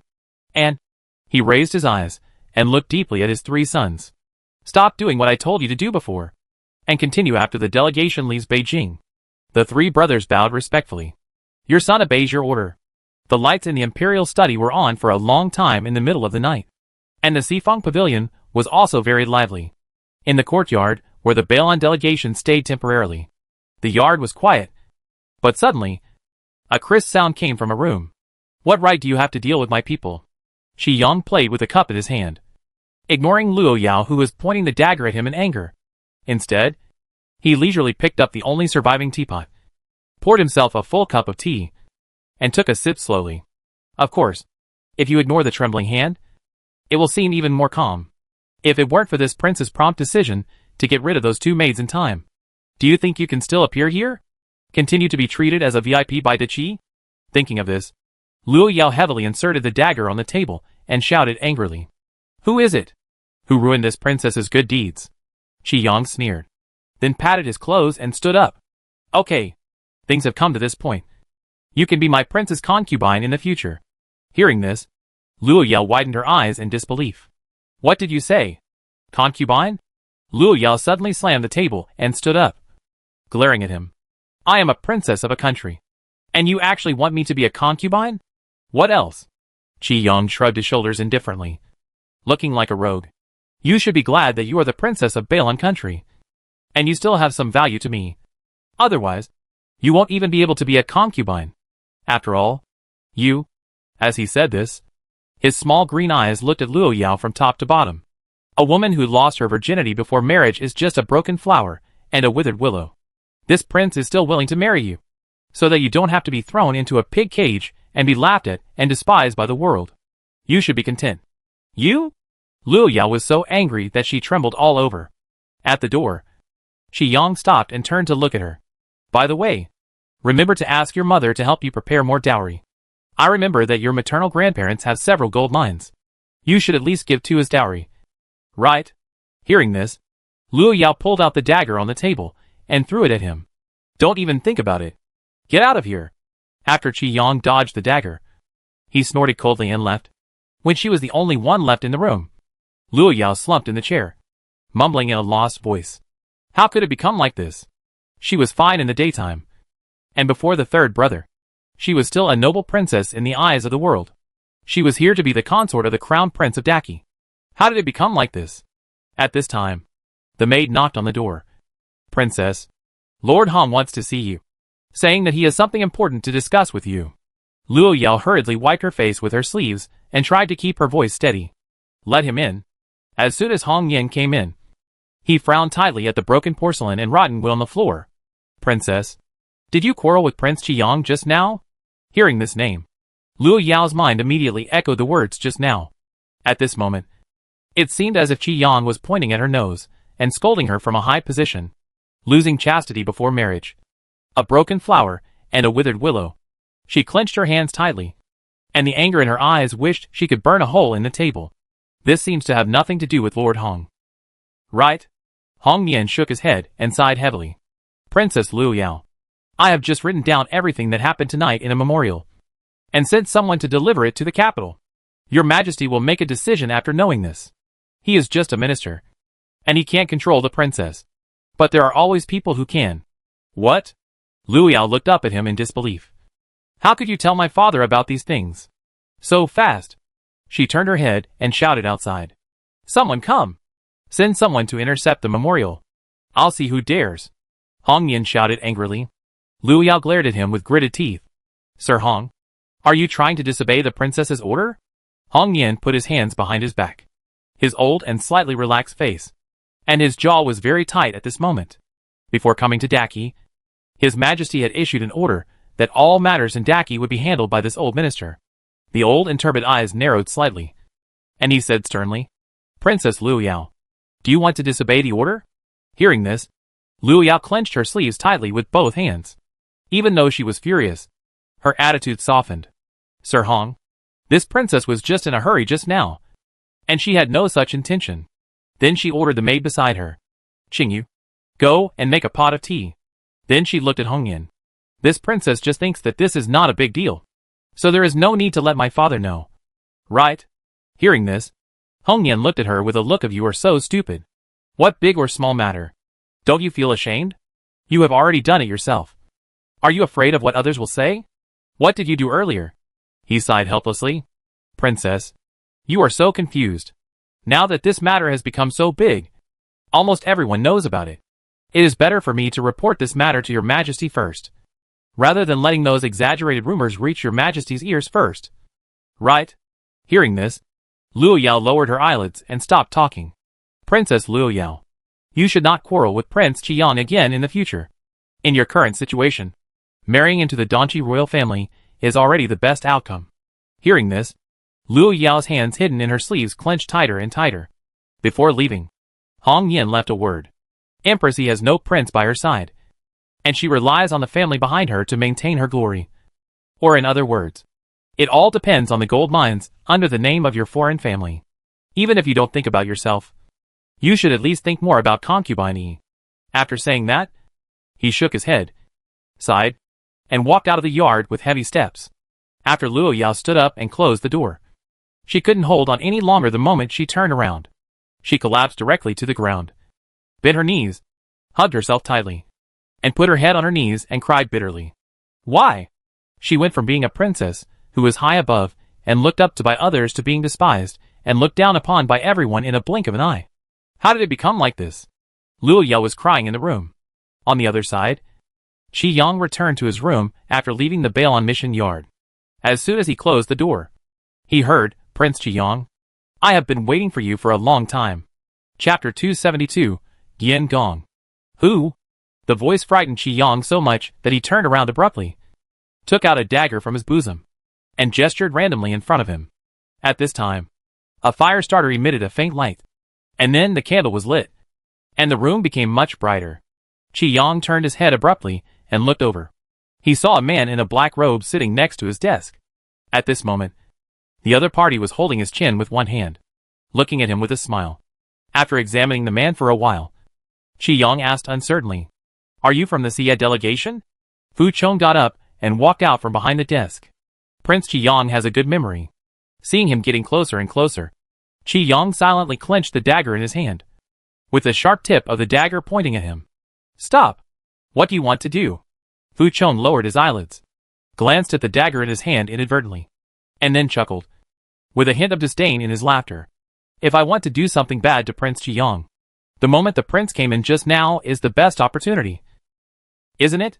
So, second prince, put it down, so as not to hurt yourself by mistake." Hearing him say this, Qi Yang slowly moved the dagger away, but did not put it down completely. At this time, there was a sound of footsteps outside, and the guard shouted outside the door with a torch. "Second prince, are you okay?" Qi Yang looked at Fu Chong for a while, and saw that the other party had a frank look and did not make any other movements. So he put away the dagger in his hand, and then turned his head to order the outside. "I'm fine. You all retreat." He narrowed his eyes and looked at the people in front of him. "What is your purpose in coming to me?" Fu Chong raised his eyebrows slightly and stared at him closely. "Of course, I came to help Prince Qi Yang achieve his wish." Hearing this, Qi Yang's expression froze for a moment, and then he chuckled. "Oh, what you wish for?" Qi Yang walked to the back of the desk and sat down, looking at him leisurely. "Then tell me what I'm thinking about." Fu Chong also found a chair and sat down. He looked at Qi Yang and smiled confidently. "I think the main purpose of Prince Qi Yang coming to Daki is to get the formula and drawings of the two killer weapons, gunpowder and flintlock." Hearing his words, Qi Yang, who was originally leaning on the back of the chair with a lazy posture, suddenly straightened his back, leaned forward slightly, and stared at him. "Flintlock?" His eyes were dazed for a moment. It turned out that the magic weapon was called a flintlock. "Yes, I haven't been idle these 2 days. I have secretly found out a lot of things." Fu Chong stood up and looked at him with a faint smile. "I am willing to share the news with the second prince and help the second prince get those 2 things. Let's not talk about this for now."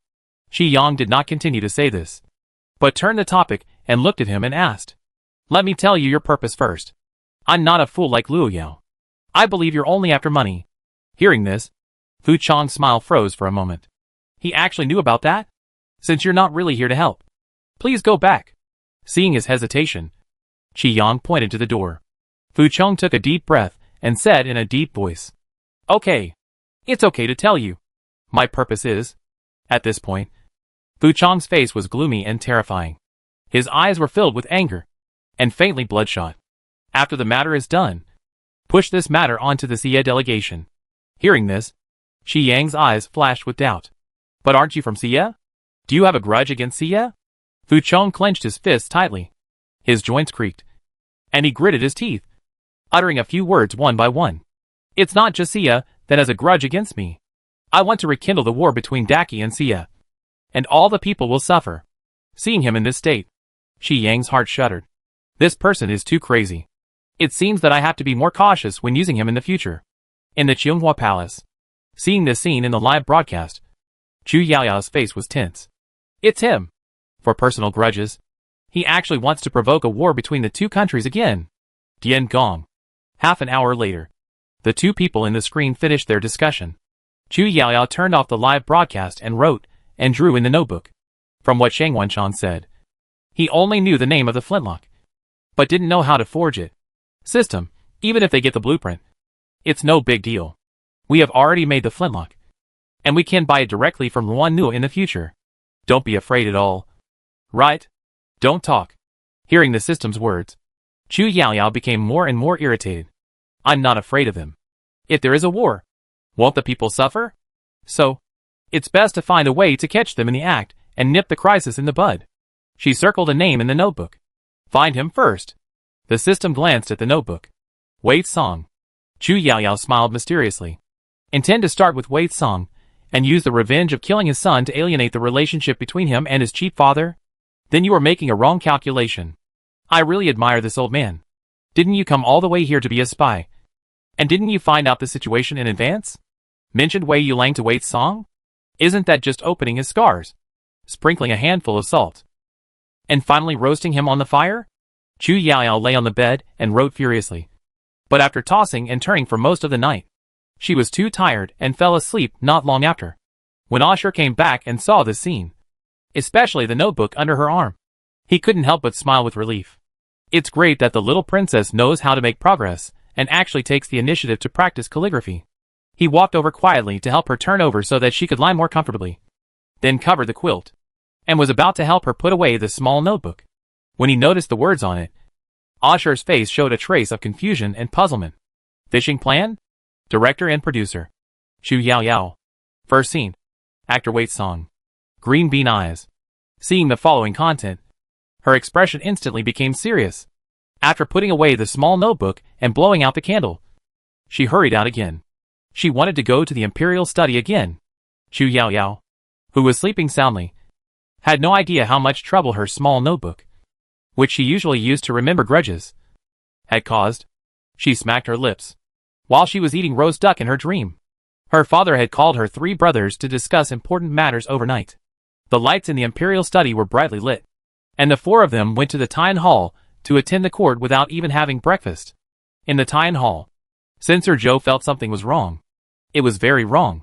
He glanced at his colleagues in the hall, who were yawning, and almost all of them had dark circles under their eyes. What happened? Although these people were not very energetic when they went to court on weekdays, they had never been as tired as they were today. Censor Joe frowned and thought hard for a while. Then he looked as if he had suddenly realized something, clenched his right fist, and waved it heavily in the air. Got it! Wonderful! Isn't today's impeachment target delivered to the door? He turned his head and looked at the big pillar beside him. Old friend, we have something to do today. Chapter 273. Censor Joe. Okay. I'm balanced again. The prince and Chuyi brothers walked into the Tian Hall one after another. Everyone saluted the 2. The emperor has arrived. With Su Maoan shout. Everyone knelt on the ground and shouted long live. Emperor Qishuan sat on the dragon throne and raised his hand slightly. All the ministers stand up. Thank you, Your Majesty. Censor Joe was about to step forward to complain about these ministers' cautiousness and trance, and their misbehavior in front of the emperor. But before he stepped out, the emperor spoke first. Recently, the envoys of various countries have been in Beijing, and it is inevitable to meet and greet each other. Warm hospitality is one aspect of showing the demeanor of our great country. As he said this, Emperor Qishuan's sharp eyes swept over the ministers below, and then his voice was a little louder, with a little coldness in his tone. But you must grasp the scale. This voice made the ministers who attended the palace banquet last night shudder. Their legs trembled, and sweat dripped down. Your ministers obey your order. Hospitality? No. No. No. After what happened last night, they will definitely stay away from Balon and the Donchi envoys in the future. Who cares about that kind of lunatic? Censor Joe looked around and became even more confused. It was getting weirder and weirder. What is your majesty playing with them? It was obviously not like this yesterday. Did something happen at the palace banquet? It's just a banquet to entertain envoys from other countries. It happens every year. But he has been getting old in the past 2 years and really can't stand it. He doesn't want to join in the fun.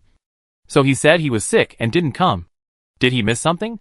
Thinking of this, he moved his feet a little to the side and asked in a low voice, Master Chung, did anything happen at the palace banquet last night? Hearing this, Master Chung recalled the scene he saw in the side hall last night. His face froze, and he shook his head repeatedly. I don't know. It was too dark. I didn't hear anything. Censor Joe snorted lightly, and then stepped back a little. Sir Yuan. Last night. Sir Yuan looked up at the roof. Last night was dark and windy. Censor Joe also knew that I suffered from night blindness, and stood a little further away. I couldn't see clearly, and didn't hear anything. Censor Joe? So, something happened. He looked to the left again. Sir Lin. Alas. Sir Lin rubbed his forehead with his hand, and sighed before he finished. I've been too tired recently, and have a little problem with my body. I suddenly became blind and deaf last night. I didn't see anything and heard nothing. Censor Joe was so angry that he gritted his teeth. He looked around again. But the ministers around him were evasive. There were dozens of people, and no one dared to look him in the eye. This group of useless people, 1 or 2 of them are unreliable. After being angry, he felt a strong sense of crisis in his heart. He felt that he was isolated. No. The censorate supervises all officials, and is the eyes and ears of His Majesty. They should be the most informed place in the Great Qi. And today, The whole Tian palace knows it. But he doesn't know it. Just when he was scratching his head anxiously, Su Maoan shouted, "Dismiss the court." After Emperor Qishuan left, the court officials ran out with their official uniforms in their hands, as if they were chased by wolves. This made Zhou Yushi, who wanted to catch a few people to ask questions, so angry that he blew his beard and glared, and stamped his feet. Suddenly, he noticed a figure walking out slowly with a cane. With a turn of his eyes, he hurriedly took a few steps to catch up. Does the old master know what happened last night? Old Master Zhou looked at him in confusion. What happened? Nothing. Nothing. It seems that old Master Zhou didn't know either. Realizing this, Censor Zhou felt much more comfortable. I'm balanced again. Outside the palace, Wei Song, who was planning to go to Tongfuan for a drink later, suddenly heard someone calling him. Master Wei, please stay. General Manager Su? Su Maoan trotted to catch up. Master Wei, His Majesty has ordered you to go to the Imperial Study. Wei Song followed him in confusion. After a cup of tea, in the Imperial Study, looking at the Emperor at the top, the Crown Prince next to him, and the two princes, Wei Song rubbed his hands nervously. Who knows? His Majesty just told the court to stay away from the envoys of other countries, and he summoned me for questioning after the court. So nervous. But he did nothing, except for a brief meeting with the envoys of several countries at the palace banquet last night. He had never met them at other times. In the past few months, he went to court every day, went to the Ministry of Works to work, and then went back to the mansion to rest.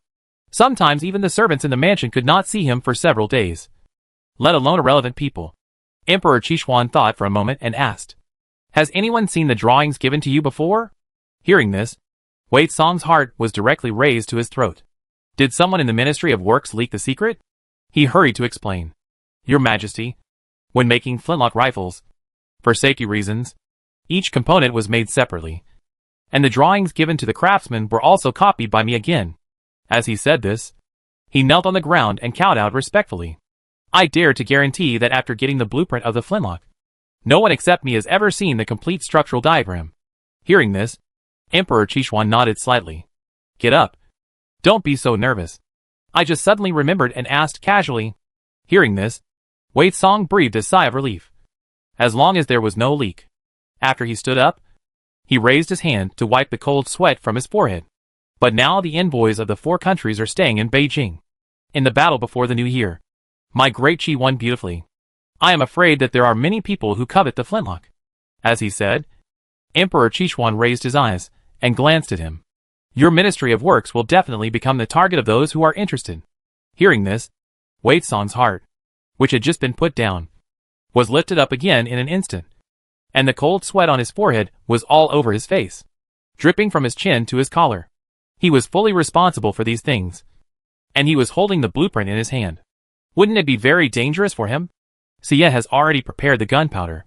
This is no longer a secret.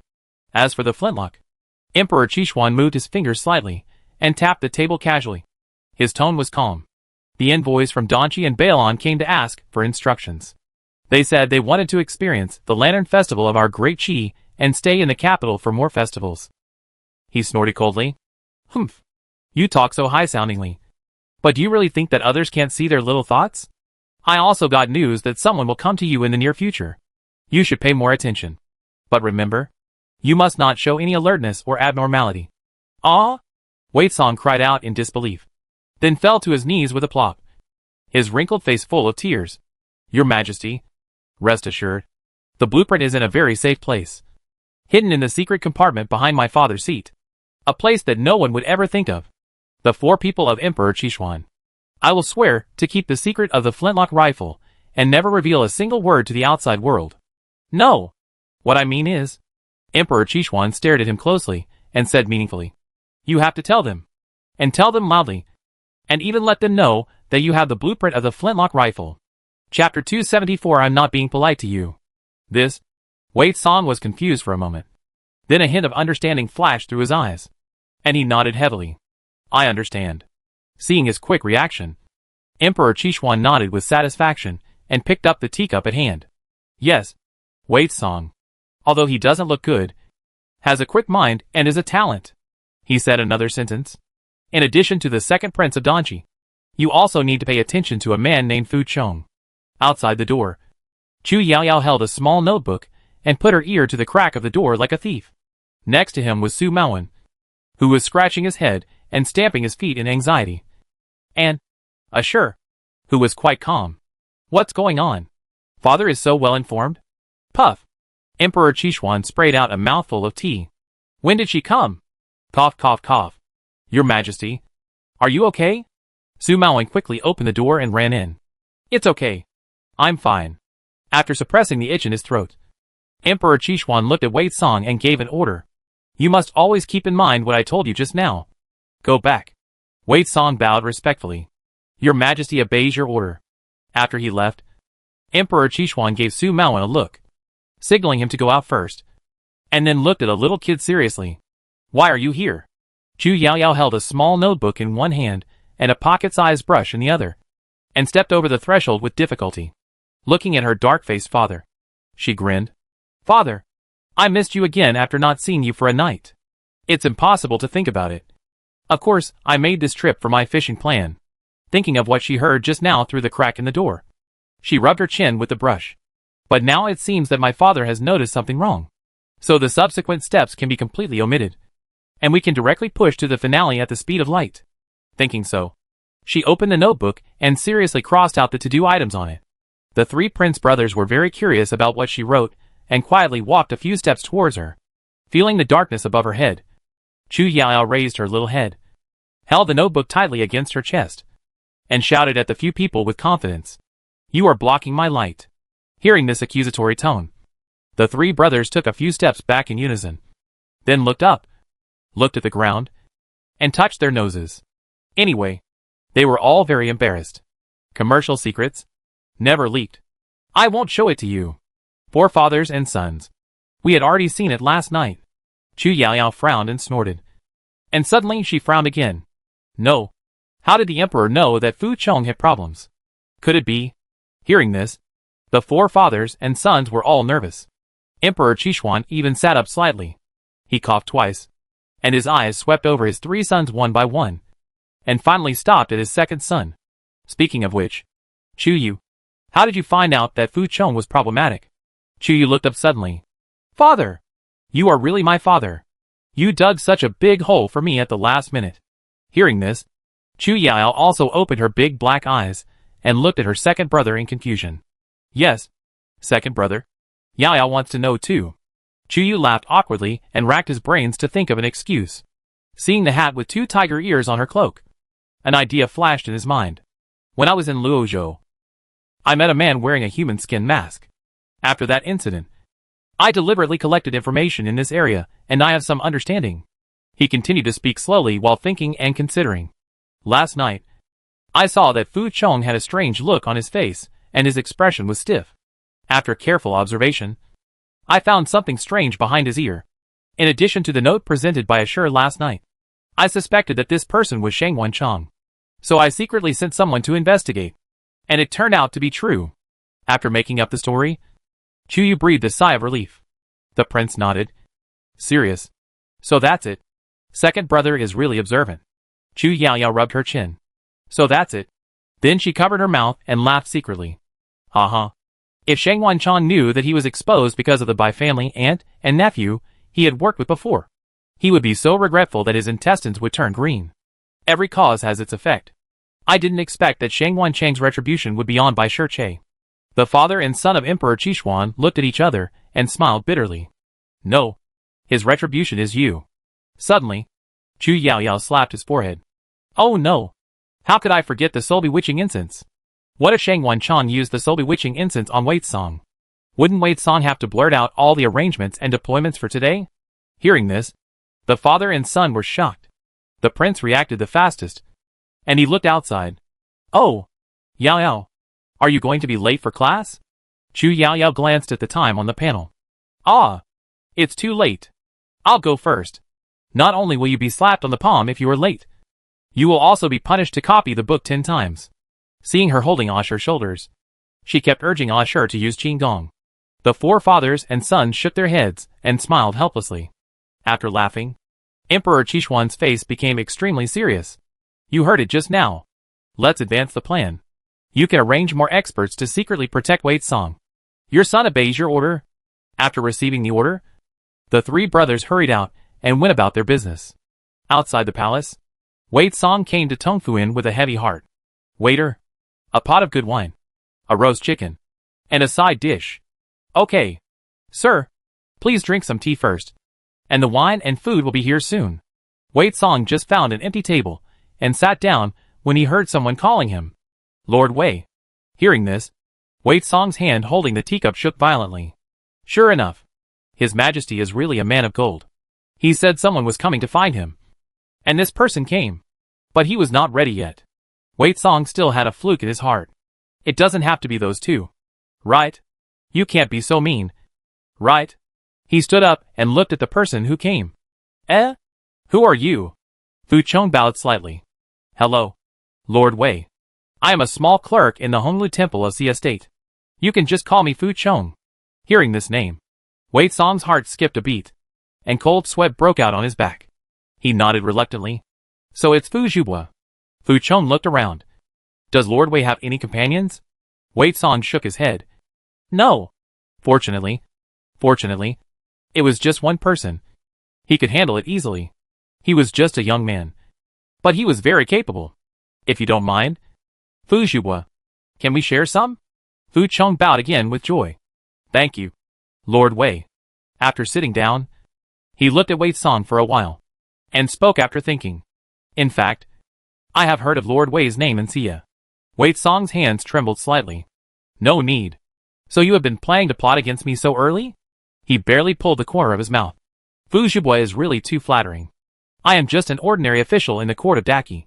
Just then, the waiter brought the wine and food. Fu Chong picked up the wine pot, and wanted to take the wine glass in front of him to help him pour the wine. Lord Wei, don't be too modest. Wei Song dragged his feet. No need. I can do it myself. You don't have to be polite. Sir. Wei Song covered the mouth of the cup with his hand, and looked at him with a stern face. I'm not being polite to you. Who knows if you will take the opportunity to drug me? Chapter 275 Pretending to be Drunk. Facing Fu Chong's puzzled eyes, Wei Song barely came up with a rather far-fetched reason. Guests are guests. How can we let guests help pour wine? Wei Song remembered what the emperor said in the imperial study just now.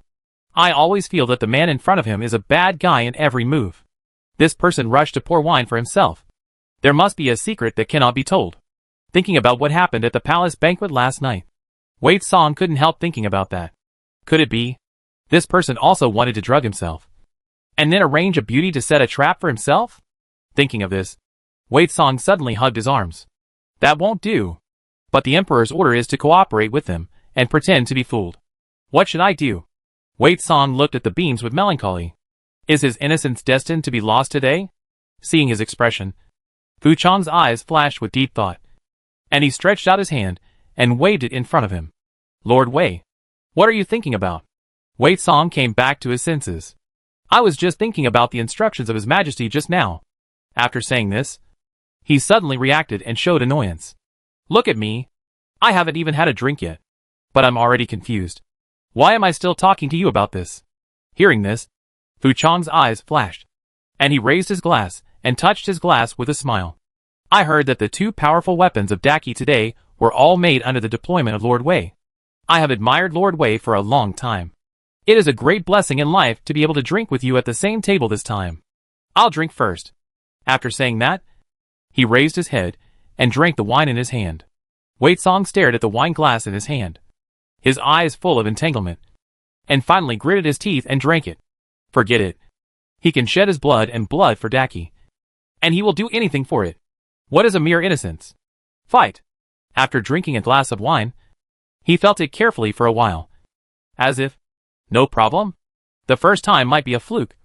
This person did it deliberately to let him relax his vigilance. It is more important to complete the task and return home quickly. He put the cup heavily on the table, then stood up. His Majesty also ordered me to modify the drawing. Cough. He deliberately made an annoyed expression. His Majesty has given me the task. I will go back first. Fu Zhubua enjoys it. After saying that, he stood up and hurried to the door.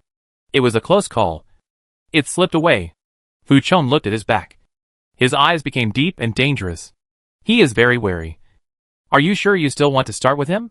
At some point, a figure appeared behind him, walked to the seat opposite him, and sat down. The person who came was Qi Yang. Fu Chong retracted his gaze, glanced at him, then lowered his eyes, and stared at the wine glass at hand, his fingertips rubbing the bottom of the glass. He has the drawing in his hand. Hearing this, Qi Yang's face was turned. Fu Chong said meaningfully, although this bone is hard to chew. If it succeeds, the reward will be the greatest. Right? Next, we only need to do one thing. What is it? Suddenly, Fu Chong caught a glimpse of a figure. His expression was stunned for a few seconds. Then he looked up at Qi Yang and smiled mysteriously. God really helps me. Now we just need to wait. The next morning, in the Tian Palace, as soon as Emperor Qishuan sat down, Censor Zhou stood up. Your Majesty, I have something to report. The finger of Emperor Qishuan turned the ring and paused. Here it comes. Approved? Censor Zhou bowed slightly. I want to impeach Wei Song, the Minister of Works, for disobeying the imperial order and having close personal relations with envoys from other countries, even drinking at the same table and having a good chat. Ha ha. This time, he finally got the first-hand information. As soon as this was said, there was an uproar in the hall. Lord Wei, is he so bold?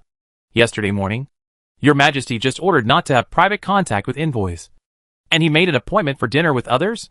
Alas, Lord Wei is really confused. Emperor Qishuan raised his eyebrows slightly and asked in a deep voice, Really? Wei Song quickly stood up with a sad face. Your Majesty, I am innocent. Censor Zhou turned his head and glared at him. In Tongfuin, you and the Xia envoy were drinking and laughing together. I saw it with my own eyes. Wei Song, you are really old and your eyesight is not good. You saw me baring my teeth. Right? Didn't you find that my smile is uglier than crying? Censor Zhou raised his chin slightly. Now the evidence is conclusive. There is nothing to say. Right? He shook his head in his heart. I didn't expect that he would be wrong at such an old age. I thought Wei Song was an honest, down-to-earth and capable guy. But I didn't expect that he would turn a deaf ear to the words of His Majesty and openly disobey His Majesty. He then looked at the Emperor on the dragon throne, bowed his hands, and spoke earnestly. Your Majesty, please punish Wei Song severely. Emperor Qishuan frowned and thought for a moment. Since Wei Song is a first-time offender, this time I will punish him with a small punishment and fine him for half a year to serve as a warning to others. Wei Song felt a pain in his heart and wanted to cry, but had no tears. Thank you, Your Majesty, for your grace. Seeing him like this, Emperor Qishuan felt sorry. But this was all for the sake of completing the plan. Everything was for the sake of Daqi. Wei Song could only be wronged. At worst, he could give him more compensation after everything was settled. His sight fell on Zhou Yushi, who looked at Wei Song as if he were an enemy. He sighed slightly in his heart.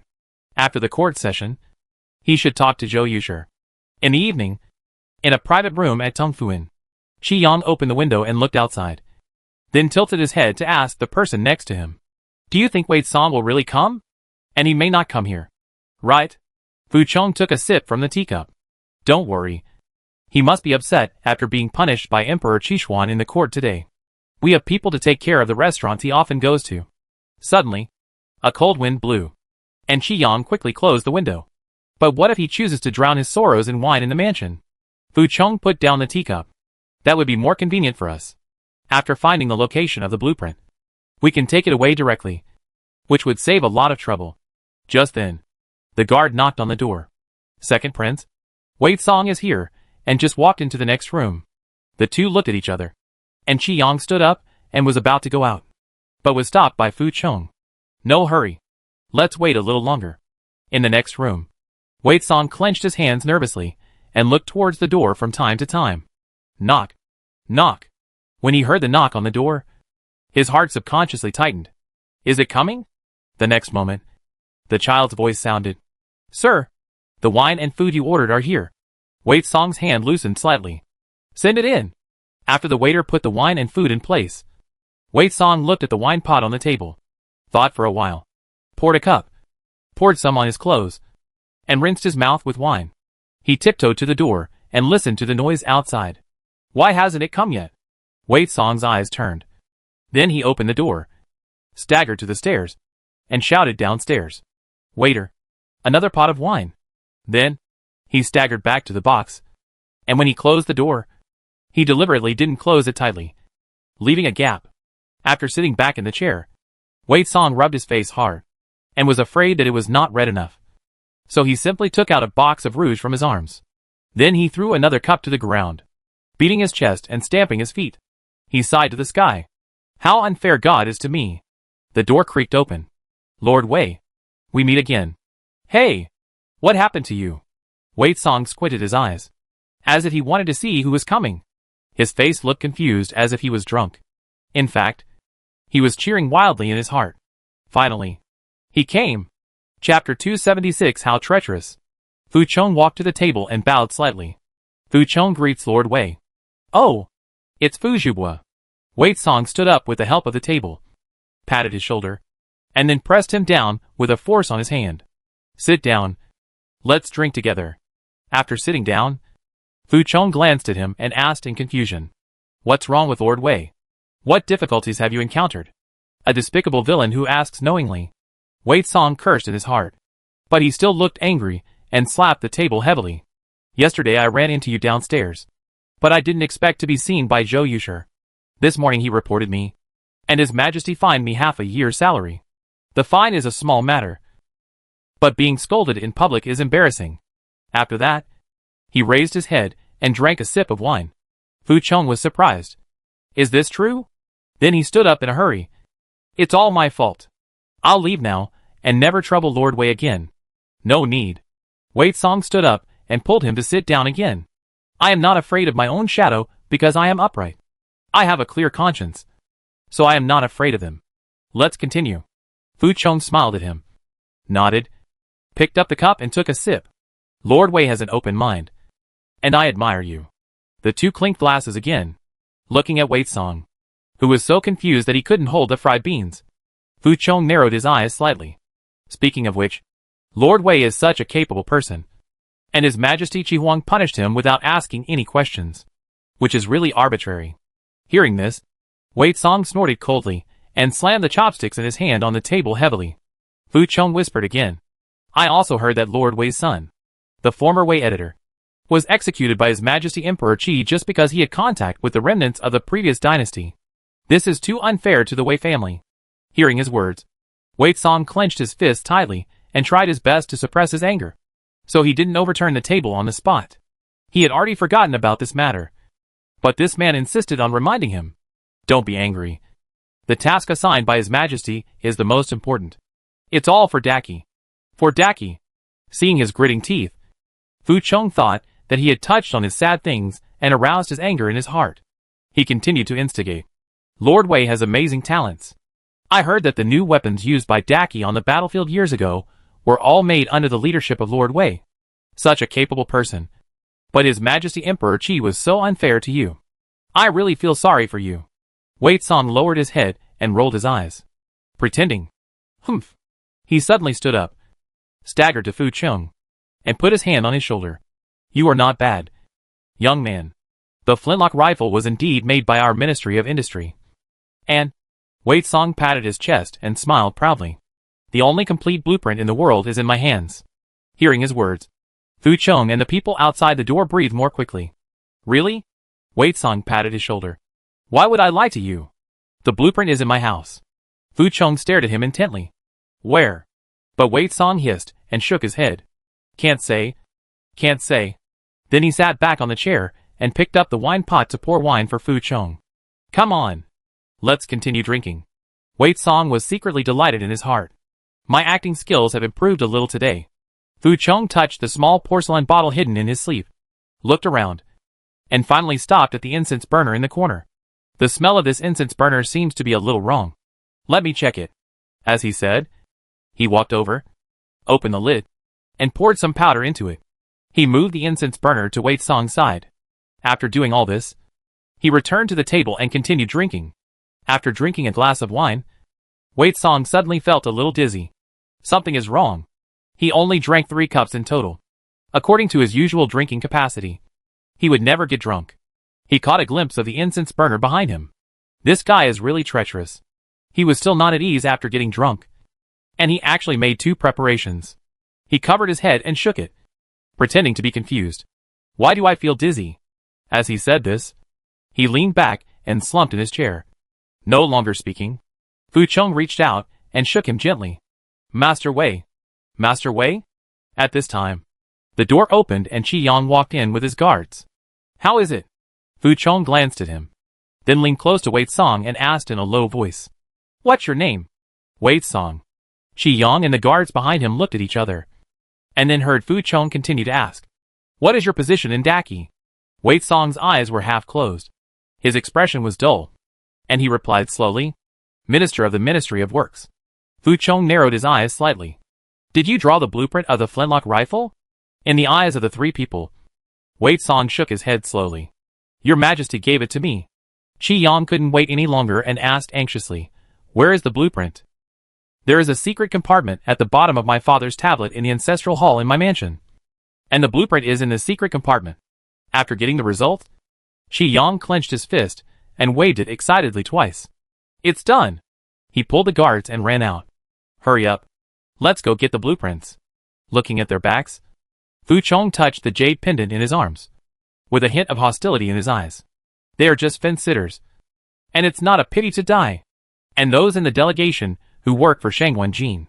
They all deserve to die. Thinking of this, he quickly followed.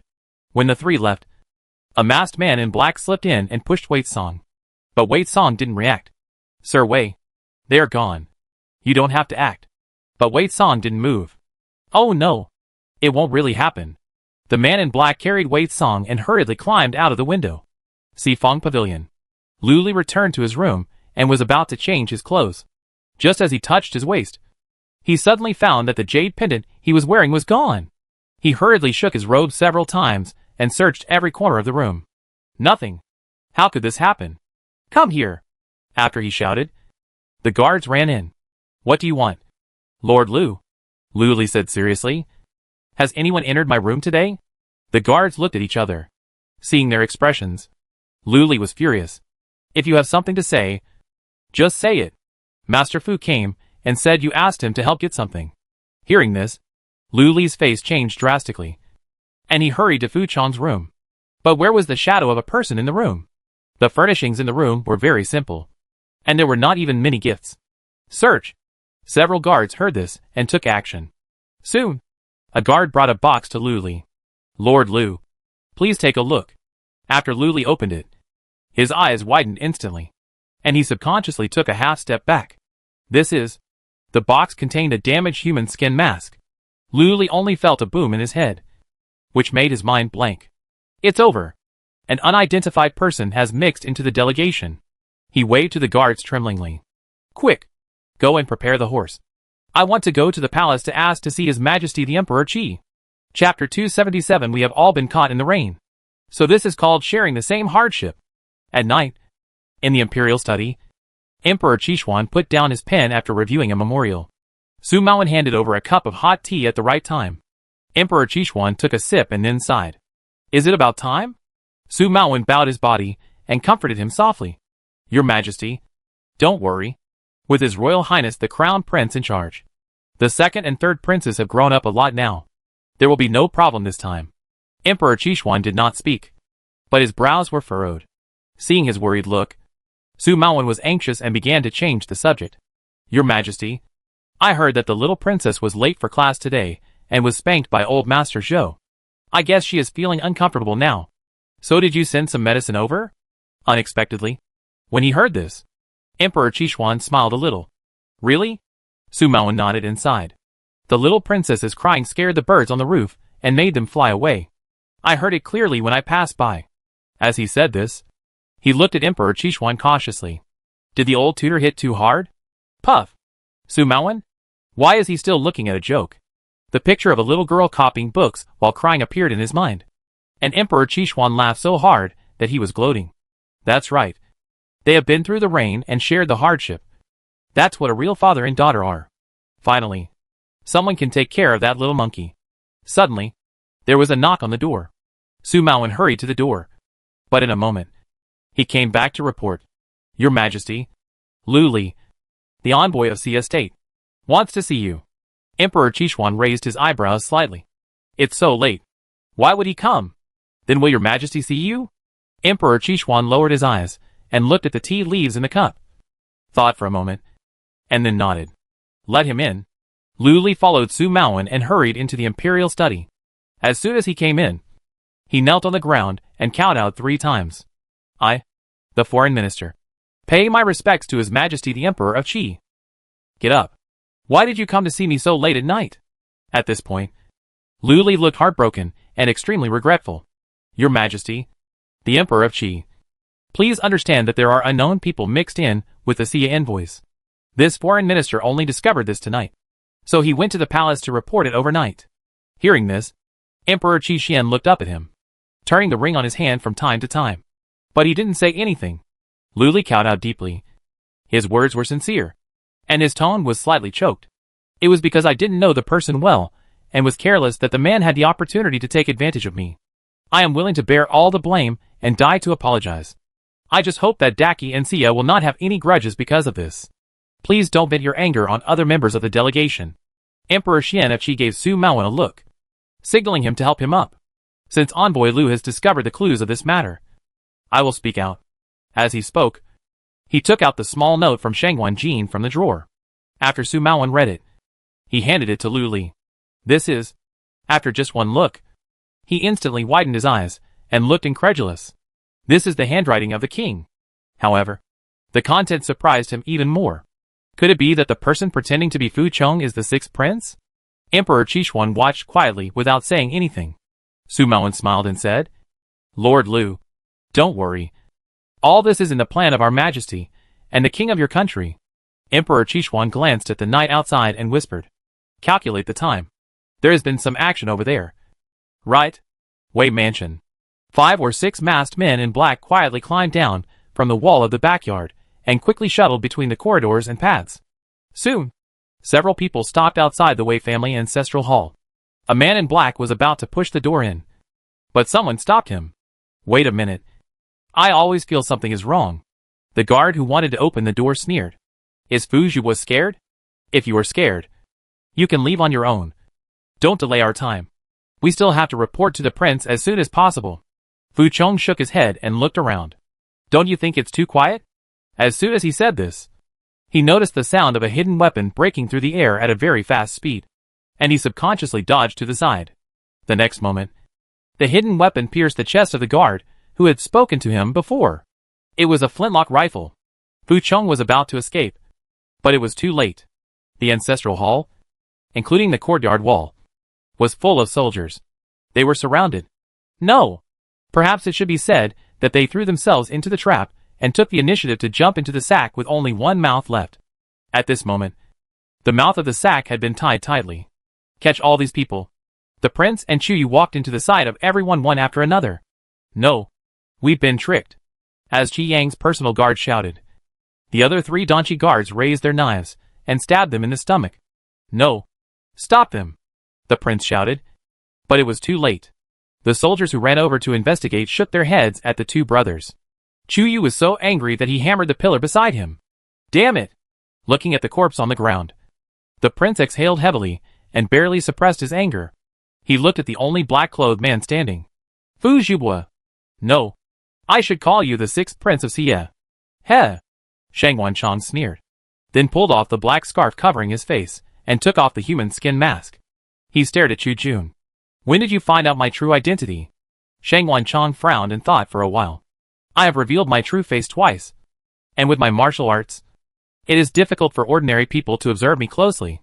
Could it be that you have arranged secret guards in Xifeng Pavilion to monitor envoys from various countries at all times? Chuyu replied coldly.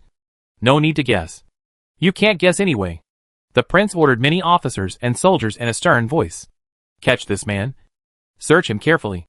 And put him in prison and keep him under strict supervision. Wait a minute. Shangwan Chong glared at the 2 brothers. I am from the royal family of Xia. You can't touch me. The prince sneered. We won't do anything to you.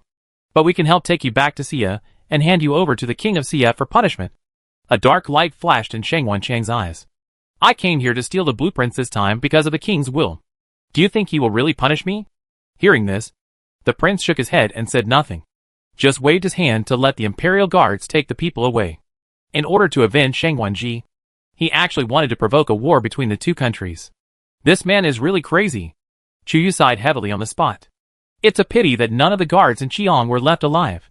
We can't take the opportunity to attack Danqi. The prince patted his shoulder. Don't think too much. As long as we can avoid another war, we will be successful. Chu Yu pursed his lips and nodded. I don't know what the situation is like with my third brother. Is Lord Wei's poison serious? Chu Yu's worries are not wrong. Wei Song's situation is indeed tricky. Chu Yao looked at Wei Song, who was holding his clothes, and insisted on telling him about those embarrassing things in his childhood.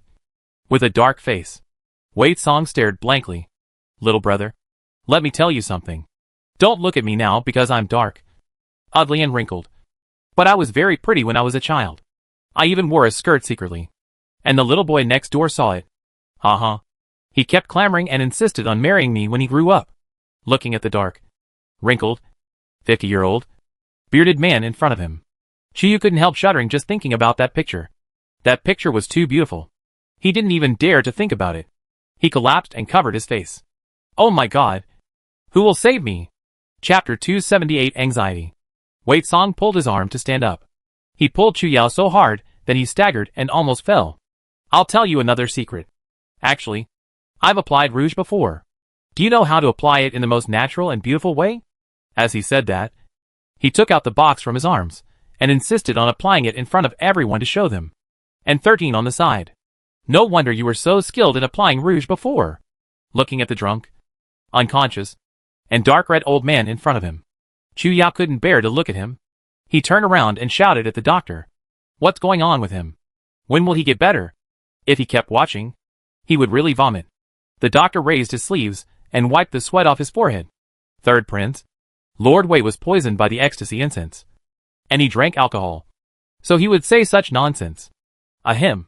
That's why you're talking nonsense like that. I'll go down and prepare a decoction for Lord Wei to refresh his mind. After saying this, the imperial physician turned around and ran out. Hey!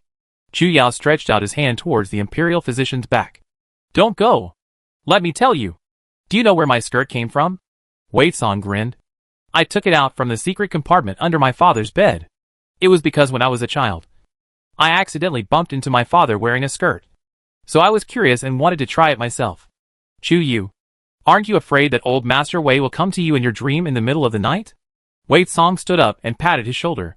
Little brother, I think you look pretty good. If you dress up as a woman. Looking at this ugly face full of alcohol, Chu Yao couldn't bear it anymore and shouted at Sherwu. Hurry up and knock him out. After being hit by a knife, Wei Song fell to the ground with a plop. Chu Yao breathed a sigh of relief. Finally, it was quiet. The next morning, Chu Yao rubbed her sleepy eyes. After hearing what Ashur said, she instantly became alert. Shang Wanchong was arrested? Ashur put a warm towel on her face and nodded. Yes. He visited Wei Shilong's mansion last night and tried to steal the confidential drawings. He was caught by the crown prince and the second prince, who had been lying in ambush there.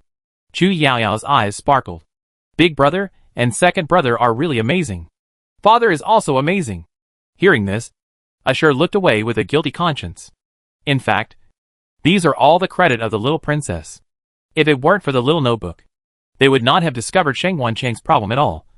And His Majesty and the three princes would not have thought of a countermeasure so quickly. By the way, princess, the weather is still warm today. But it is winter after all. When you go out, you still have to wear a cloak. Hearing this, the smile on Chu Yao's mouth faded a lot. Is the weather getting warmer?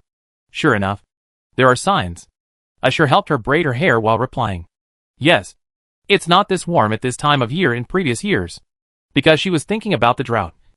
Chu Yao was so depressed that she didn't react when Grand Tutor Zhou announced a 5-day holiday. Sister, what are you thinking about? Ah? Chu Yao came back to her senses and turned to look at her. What's wrong? She looked at her worriedly. Are you too tired from copying books yesterday? She carefully glanced at the old Tutor Zhou in the front, and then leaned close to Yao's ear. Don't be afraid. Sister, I'll help you write. Cough. Grand Tutor Zhou coughed heavily after glancing at the two sisters, who were whispering with a slightly serious look. Next, I'll talk about your homework for the next 5 days. Ah? Hearing this, There were whales in the school. Thinking of the 10 times she was punished, Chu Yaoyao felt that everything was dark in front of her. It was a good holiday, but she couldn't see a ray of light. An hour later, the get out of class was over, and Chu Yaoyao listlessly put on her small school bag and prepared to go home. Jingshi quickly caught up with her and talked about what she had heard from the palace people before with great interest. Sister, I heard that my cousin the crown prince will be at the city gate today to see off the 4 countries' envoys. Let's go and join in the fun. Chu Yaoyao paused and blinked her big eyes. See you off? Are you leaving now? Didn't you say you wanted to see the grand spectacle of the Lantern Festival? Jingshi frowned, looking disgusted. It seems that an envoy from Sia is sick, and there is a medicine that only Sia has, so he has to go back. As she said that, she looked around and then whispered, but my brother said that it seems that there are some suspicious people mixed in with the Sia envoys, and Lord Wei was attacked at home last night. The murderer was the guard of the Prince of Danqi. Jingshi clicked his tongue twice. Prince Danqi said that the guard was bribed and wanted to frame him, but he got himself clean. As she spoke, she clenched her fists. This despicable villain. He must be coming for our weapons. Fortunately, they are leaving today. Chu Yaoyao nodded indifferently and continued to walk forward with her head down. This is none of her business. She still has a pile of homework to do. Seeing her listless appearance, Jingshi scratched his head in distress. Why did she feel like she had forgotten something? The envoys of various countries have left, and the projects that were previously suspended have also been restarted one after another. For a while, the court was very busy inside and outside, and Shang Wanjin also sent news again, saying that he had ordered Shang Wanchang to guard the imperial mausoleum.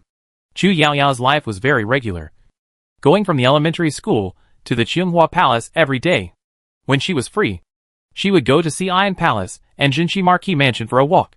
But as the weather got warmer, she became more and more worried and more impatient. But no matter how anxious she was, the days passed one by one. After a spring rain, there has been no rain for 2 months. Whether it is the court, the harem, or the people are in panic. Many streams have dried up, and even the water level of large lakes has gradually dropped, gradually exposing the riverbed. Fortunately, there is still some water in the reservoirs built before. On this day, Chu Yaoyao received another letter from Shang Wanjin on the way back from the school. He said that if there is a need, he can sell some food to Daki at a low price. But there is no way to get water. Chu Yaoyao was in a heavy mood, holding the note. Because of the time difference with the interstellar plane, she only saved enough water yesterday. It seems that it is time to take it out. Before she even entered the hall, she heard her father's angry voice. It's really outrageous. They are just a tiny country, but they want to take advantage of the situation. They want my great Qi to bow down to them. Are they worthy? The imperial concubine sighed and handed over a cup of warm tea. Your Majesty, calm down. We have long known about Dan's ambitions and their plans. Haven't we? Emperor Qishuan was still very angry and grabbed the cup and was about to throw it away. Wait! The imperial concubine hurriedly stopped him. Your Majesty, please think it over. The cup is fine, but the tea hasn't been drunk yet. If it is spilled on the ground, wouldn't it be a pity? Hearing this, Emperor Qishuan nodded. My beloved concubine is right. Then he looked at the half cup of tea in the cup, sighed with melancholy, and there was an indissoluble sorrow between his brows. He, an emperor, had fallen to the point where he had to cherish even half a cup of water. Alas, I don't know when it will rain. If there is no water, what will happen to the crops in the fields? Chapter 279 Delivering Water. Chu Yaoyao took heavy steps and crossed the threshold of the hall. Father and mother, I'm back. Seeing her, both of them tacitly restrained their sorrow and smiled. The imperial concubine handed her the cup. Yao is back. Are you hot? Come, drink some water first. Chu Yaoyao held the cup, took a sip, then looked at her father, frowned seriously, and spoke seriously. Father, I have food and water. Seeing her serious look, Emperor Qishuan smiled and nodded. Father knows that my little princess can support the family at a young age. Yaoyao is the best. But in the current situation of Daki, unless there are a few heavy rains, it will be difficult to fundamentally alleviate the drought. Although he was smiling, if you look closely, you can still see the worry in his eyes. Chu Yaoyao naturally noticed his emotions and immediately puffed up his cheeks. I really have a lot of water. After saying that, she waved her hand, and a kettle-like object appeared on the ground, as tall as her, but with a small phone-like object on top and a faucet on the bottom. She took out a small bottle and poured a little hydrogel into the small opening at the top. About 1 milliliter. Then a magical scene happened.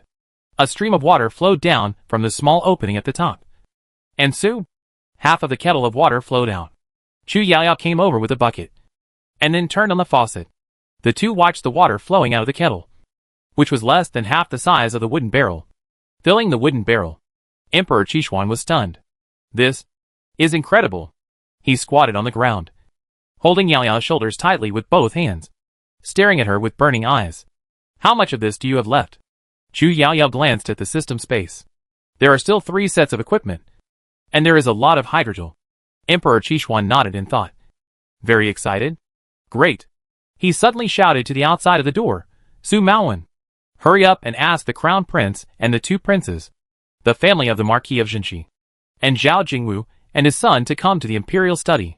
Before leaving, Emperor Qixuan looked at Yaoyao deeply, and then bowed solemnly. Father is here, on behalf of the people of Daki. Thank Yaoyao. Chu Yaoyao waved his hands frantically, and looked up at him seriously. Father, don't be like this. This is what I should do. The greater the ability, the greater the responsibility. Apart from the identity and responsibility, I am also to complete the task, because the matter to be discussed was originally related to her. Emperor Qixuan hurried to the imperial study with Yaoyao in his arms. After discussing for a long time, several people finally decided to let the Li brothers, who had the space talisman paper, and Chu Yao, take equipment and hydrogel, and set off from the capital. Each person led a team of people in a direction to the place with the most severe drought. There is no time to lose. The people are in a panic now. To avoid a big chaos, you should set off tomorrow, especially near the border. Be careful. Yes. After receiving the order, several people hurriedly left and prepared to go. Daki was busy again. And Donchi, hundreds of miles away, was also busy. Father, Daki is facing internal troubles right now. It's a good opportunity for us to take action. Qi Yang looked at Emperor Donchi, who was lying on the dragon throne, and gave a sincere and loud suggestion. Don't I know this? But you know how terrible Daki's weapons are. As he said this, Emperor Donchi threw a grape at him. Xia has been defeated by Daki twice. They haven't made any moves yet. So why should we rush? Qi Yang was still a little unwilling. But, okay. Emperor Donchi raised his hand to interrupt him. For a small country like Donchi to survive to this day, the most important thing is to open our eyes and put ourselves in the right position. We won't get involved in the affairs between the big countries. If they really fight, we will see who has a greater chance of winning, and then decide whether to take action. The big countries eat meat, and we just drink some soup. After hearing this, Qi Yang showed a look of disapproval on his face. In this way, won't they always be inferior to others and serve as younger brothers to others? Looking at the emperor who was already snoring slightly, he leapt angrily. Second prince, are we really not going to do anything? Then if the letter you said to Daki in the name of the king is exposed. Humph! Qi Yang snorted coldly, and he glanced in the direction of the emperor's bedroom. Father is old, and his fighting spirit has been worn out. Guard, when has your majesty ever had that thing? Qi Yang's eyes turned, and he waved at the guard. You go and do something. With the task of delivering water. Chu Yao and the Li brothers filled the reservoir every time they arrived at a place, and then rushed to the next place without stopping. 1 month later. Yecheng. This is the place with the most severe drought. But that is a thing of the past. 3 carriages were walking on the dry and cracked ground. Whether it was the horses pulling the carriages or the drivers, they were all hot and thirsty, and they were exhausted. Brother Wu, let's take a break. If we keep going, the horses can't stand it. A man shouted at the carriage in front of the person in front. The carriage in front stopped and a man jumped out.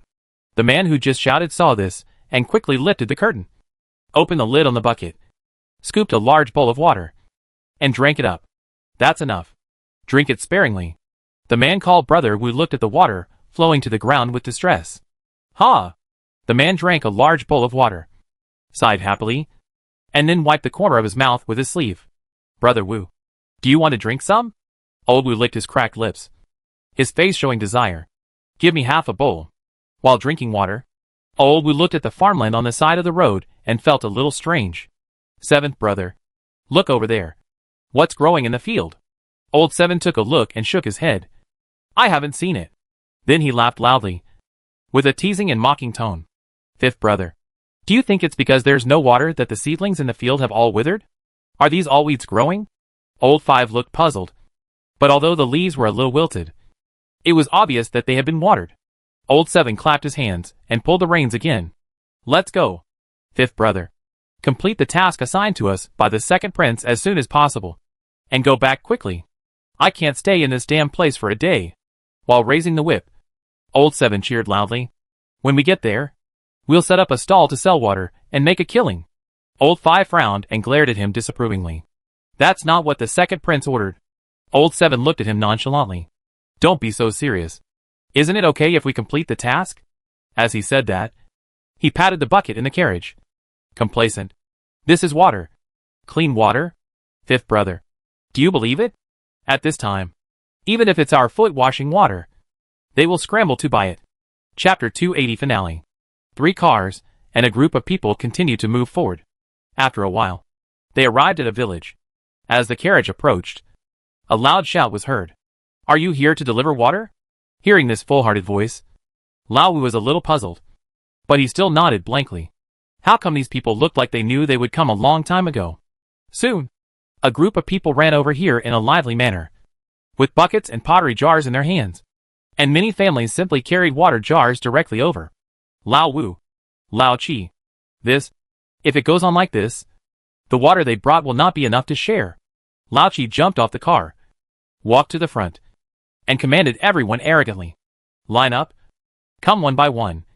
1 bowl of water for 1 penny. What?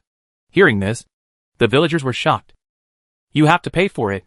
Old Seven snorted disdainfully. Water is so precious nowadays. Do you still want to drink it for free? An old man stepped forward a few steps. The man seemed to have a high status in the village. It was he who shouted that just now. And all the men, women and children in the village came out. They are not the government's water delivery team. Hearing this, Old Five and Old Seven looked at each other. Water delivery team? At this time, a gong sound came. Here they come. The villagers cheered and ran to the back. The 2 and several men behind them were dispersed by the crowd and were dragged to that side. I saw an official standing in front of the carriage, shouting at everyone. Every household should line up. Come one by one. Don't grab. If anyone makes trouble, they will be recorded in the register, and they will not have water in the future. The villagers came forward one by one with containers of water, and several officials scooped water in an orderly manner. By the time every household had been allocated water, there was still a full bucket left, which was as tall as a person and as thick as 3 people. The official shouted again. Have you all received water? As for the rest, each household should send 1 person to water the fields.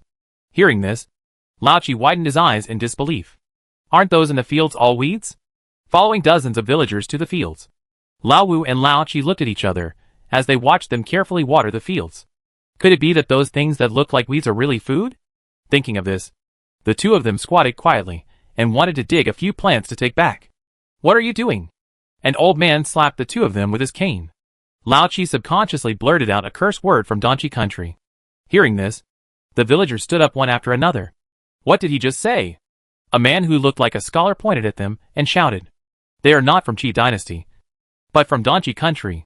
Hearing the scholar's words, the villagers clenched their fists, surrounded the few people, and stared at them fiercely. What are you doing in our village? You want to destroy our crops. These evil people must want to steal our grain seeds. The old man raised his crutches and shouted. Drive them out.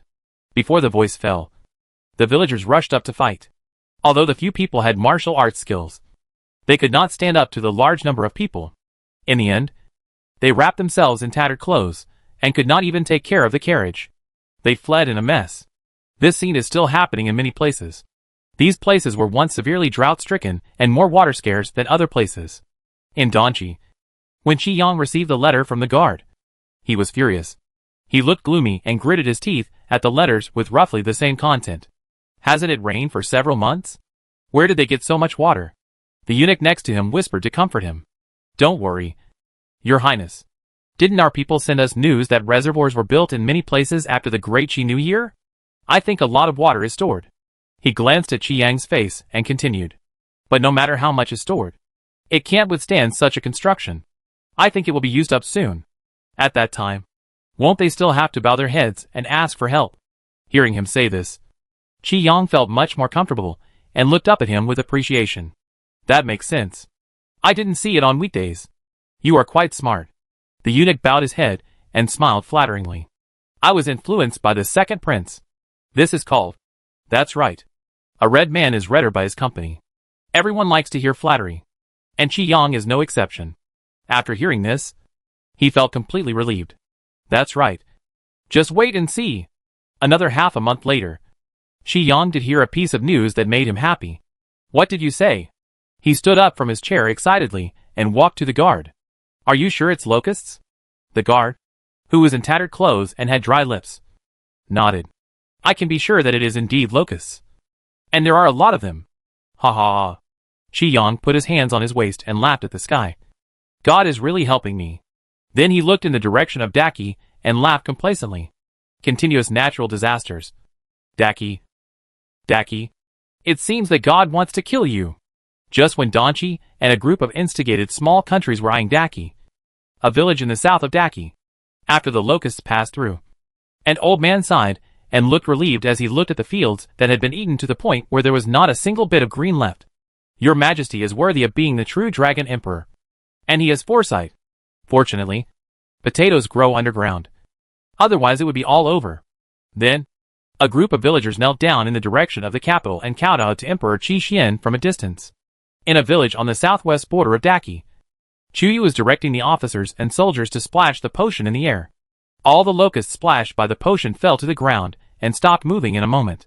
Soon, most of the locusts were knocked down by the potion, and the rest were stimulated by the potion and flew away. An officer ran to Chu Yaoyu, second prince. The remaining locusts seemed to have flown to Donchi.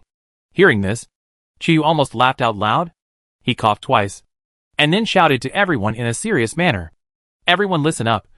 In case the locusts come back, spread the medicine a few more times. Not just in the fields, but also around the outskirts of this village. The guard lowered his head and thought for a moment. Outside this village? More than a dozen miles away. Isn't that the territory of Donchi? Then the guard nodded heavily with a look of gloating. Yes. A few days later, in the Daki Palace, Chu Yaoyao was playing landlord with her mother and Asher. System. Congratulations to the host Chu Yaoyao for completing the task. The current counterattack task progress is 100%. And the points balance is 360. Chu Yaoyao was still a little dazed when she heard this voice suddenly. Task? Completed? System. Yes. Congratulations to the host. Then am I leaving? Speaking of this, her mood instantly fell. Even the joy of catching the two kings was washed away. System. There is no mandatory requirement. The host can choose to leave immediately or choose to live a lifetime in this world before leaving. Hearing this, Chu Yaoyao felt much better. But she was happy for a few seconds and then sad again. But no matter what I choose, you won't accompany me anymore. Right? System. All good things must come to an end. Look at it more openly. Host. I have transferred all the things in the system space into a space button. And I have also prepared a gift for the host. A sentence suddenly appeared on the panel. It is detected that the current plane counterattack task has been completed ahead of schedule. And the system is now being stripped. Countdown, 10, 9, 8, 0. System? System. Are you still there? Chu Yaoyao put the cards down and shouted in her heart. She shouted several times. But the system would never answer her again. Why are Yaoyao's eyes red? What happened? Noticing that something was wrong with her, she looked up and saw her eyes were wet. And the imperial concubine asked worriedly. Chu Yaoyao blinked and tried to hold back her tears. I'm fine. Woo. Woo. The system left. So that's how it is. The imperial concubine breathed a sigh of relief. The immortal is so busy. Of course he won't just teach Yaoyao. Li Wanji hugged her in her arms. Mother will accompany you. Chu Yaoyao's tears were still not held back. Why did you leave so soon? Can't you wait a little longer? I haven't used up all my points yet. Can't I unbind it after I finish the draw? Little assistant, cough cough. The little assistant for plain transactions is online. Low host. I am your exclusive little assistant for the plain mall.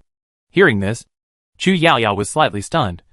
And she didn't even bother to wipe the snot bubbles that came out of her nose. This voice is so familiar. Is it you? System? You're not leaving? Little assistant, this system hasn't rested for more than 100 years. The main system has just approved my leave. I'm free. So I'll come out to work part-time to earn extra money. At this time, Emperor Qishuan walked in with a brisk pace. He had just received a letter from the Emperor of Donji Kingdom asking for help, wanting Daki to support them with some pesticides. He had that mean face before. But now he has the nerve to ask? He only replied with 2 words. Dreaming? What's wrong? Who made my little princess cry? The imperial concubine leaned close to his ear and whispered about the fairy's departure, then looked at him nervously. The fairy left. Yao is no longer special. Will the emperor? Seeing her expression, Emperor Qishuan felt helpless. Yao is his daughter. It's better for the fairy to leave. Otherwise, no matter how much he pampers Yao, others will think it's because of her specialness. So, very good. Emperor Qishuan picked up Yao. Father and mother will always be with our little princess. And a younger sister. Hearing this, the father and daughter looked over in confusion. The imperial concubine blushed slightly and gently touched her belly. It could also be a younger brother. Hearing this, Chu Yao ran over and carefully touched her belly. I'm going to be a big sister. She clapped her hands excitedly and jumped twice. That's great. I'm finally not the youngest one.